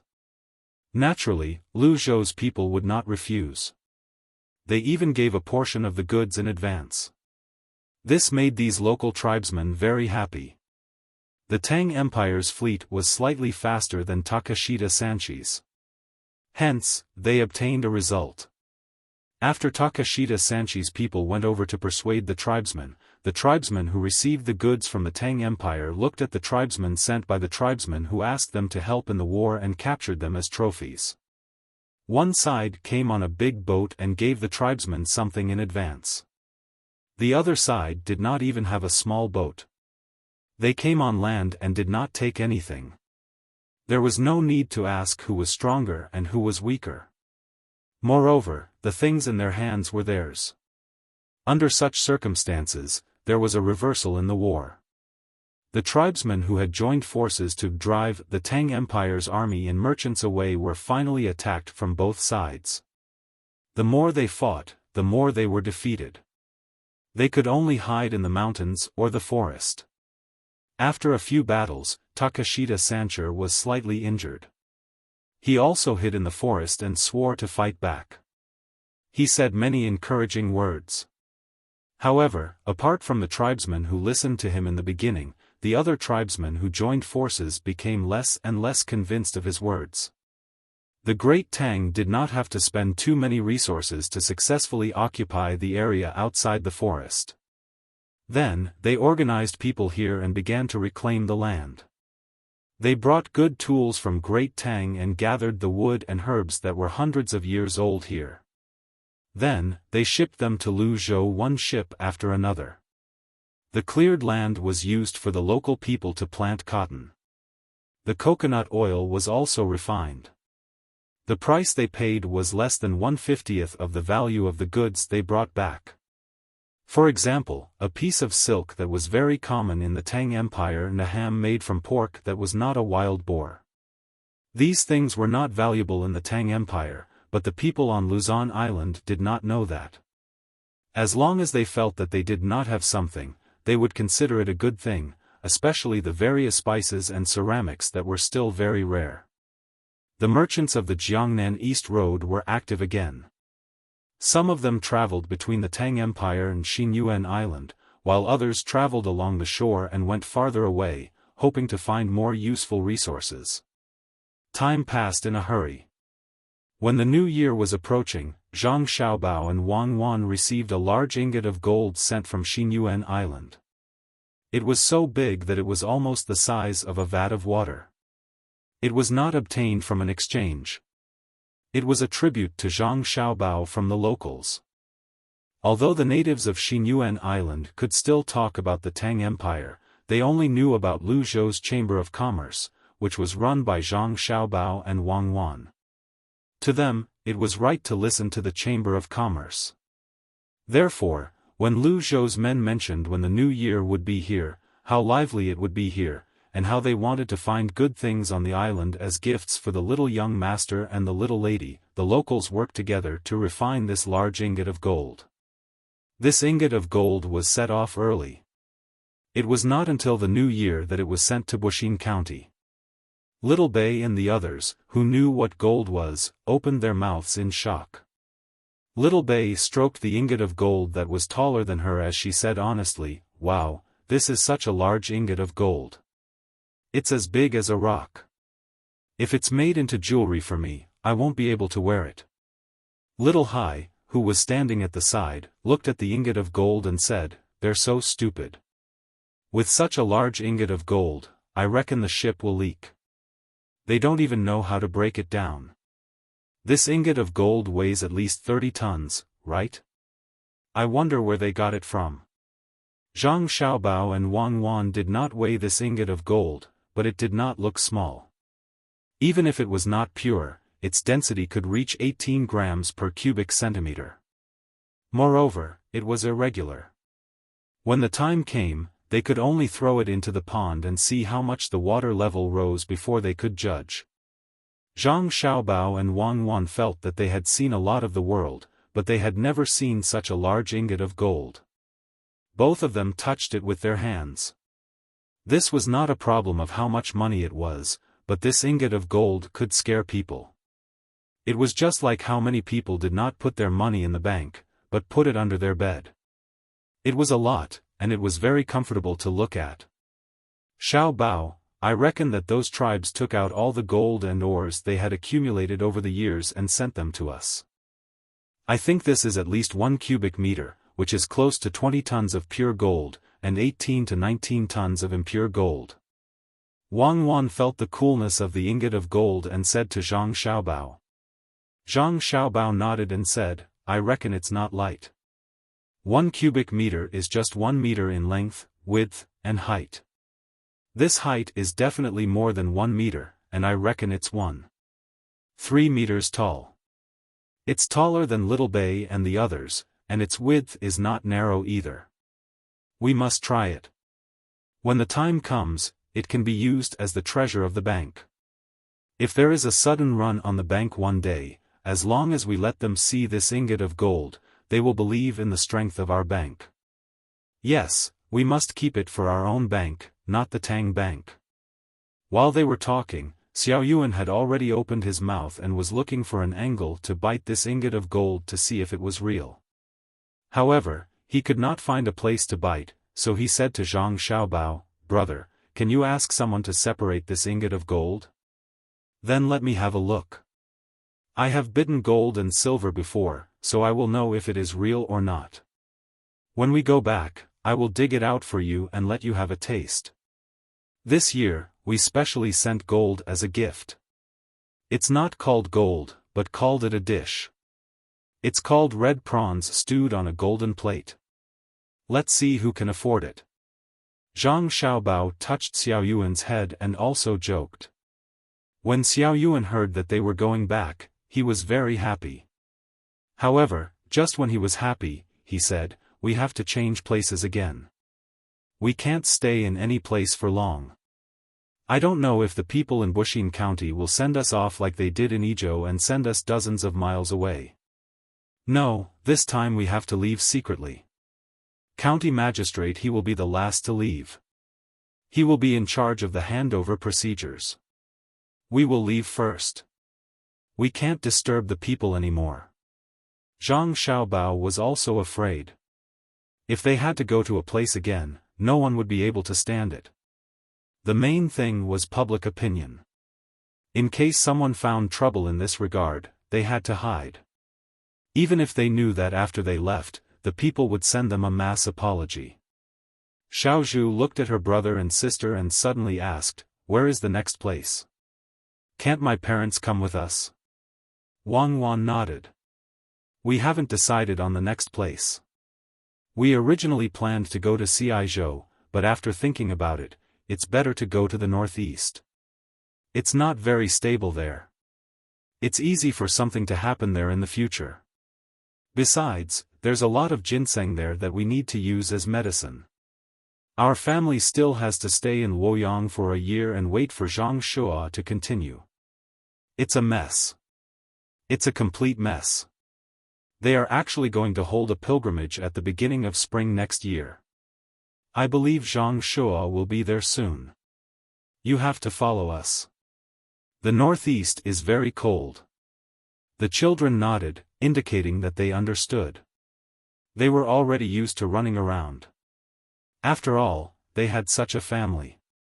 When they enjoyed benefits, they had to give something in return. The day of departure finally arrived. In order to prevent the people from noticing, Zhang Xiaobao and Wang Wan did not directly take the children's house.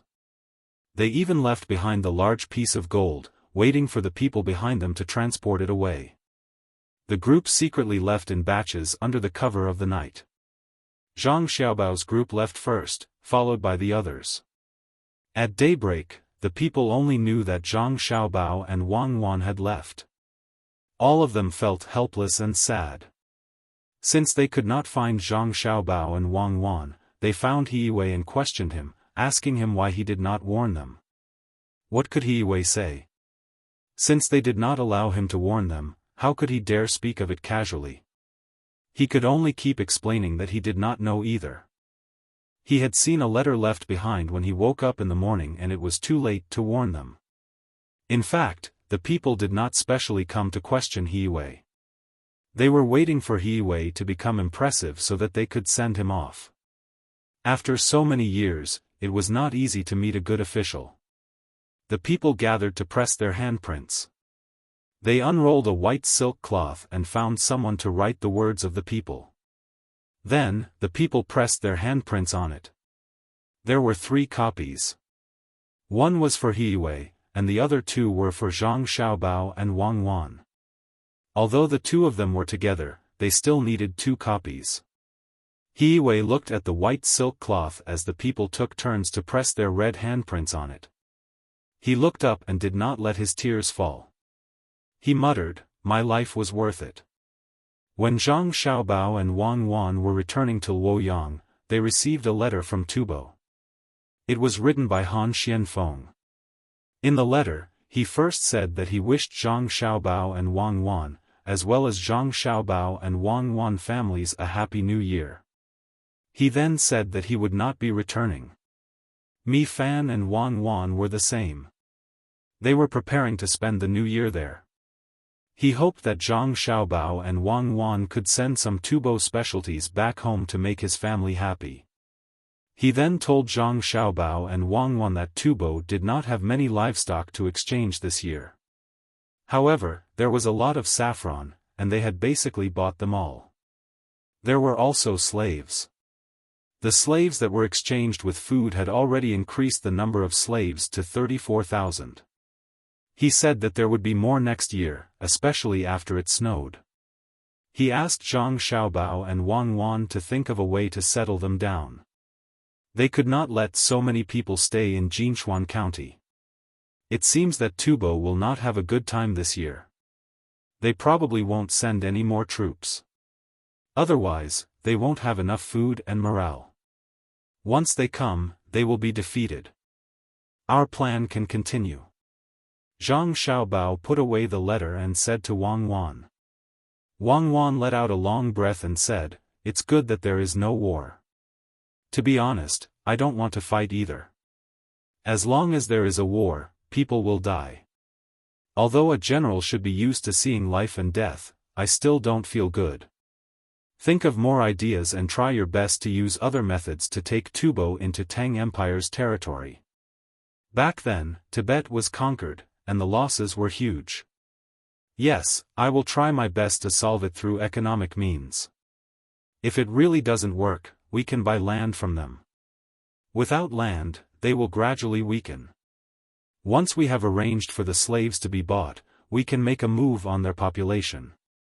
Zhang Xiaobao did not like people dying, especially people on his side. He decided not to use force to solve the problem. However, force could not be lacking. They must have a strong force as a deterrent to let other methods continue. Xiaobao, do you think Li Longji can send us to the northeast? Isn't the northeast very chaotic now? The local people there are not easy to govern. Wang Wan asked about other things. Zhang Xiaobao thought for a while and said, "No problem, Li Longji will definitely agree. When the time comes, we just need to beat around the bush. Didn't we say that we were going to see Aizhou? This time, we will let him think that we are using Aizhou as a cover. As long as he is not sure, our plan can continue. It's best to go to Dalian in the northeast. There's a sea there. We won't go to Gourd Island or Jinzhou for now. Dalian is close to Shandong. Don't think that it will take a long time to get there by land. It's very convenient to go by sea. It's a straight line." Wang Wan nodded. "We need to discuss this properly when we get back. Li Longji has become smarter. It won't be easy to trick him anymore. He probably just wants to win this one time. Is there a place called Fushun in the northeast that has a lot of coal? It's said that there is the most amber there. Let's go there and take a look. Dalian should be a small fishing village right now. There are not many people in the northeast, so who would want to run to a fishing village? We can add one more person. If we continue north, Li Longji won't care about Fazheng. Let's get the Russians here. What's their name again? When we get back, we can take over Fazheng as well. It doesn't matter who takes over. Why care about political power? As long as the people can live a good life, the great Tang can do it as well. As Zhang Xiaobao spoke, he looked toward the northeast. There had once been an extremely powerful country there. There had been both friendship and enmity, but in the end, it was just a matter of interests. Wang Wan also looked over. Suddenly, she blinked and said to Zhang Xiaobao, "Xiaobao, do you know the shortest way to get to North America? We can go from there, to the place we bought in America. That'll save us a lot of trouble. There's no need to take such a long and dangerous detour. What do you think?" Zhang Xiaobao froze for a moment before vigorously nodding. "I think so. That's right. There's a strait there. It's very convenient to get there. It's also very convenient to get to South America. Both sides are very close." If Zhang Xiaobao hadn't heard Wang Wan mention it, he wouldn't have thought of this matter. He was influenced by his habitual thinking that the appearance of the Age of Discovery was the discovery of America by the Europeans. Therefore, he had always planned to take the ship there and look for all kinds of seeds to grow back and make delicious food. But now, he realized that Russia was close to America. It was much more comfortable and less dangerous than going to the sea. Ships had to be built. There would definitely be naval battles in the future. But getting potatoes, peppers, tomatoes, and corn seeds first did not conflict with building ships. You're tuning into the Xiaofan's Wuxia Tales YouTube channel. Don't forget to subscribe and join us on this journey to catch the most captivating stories.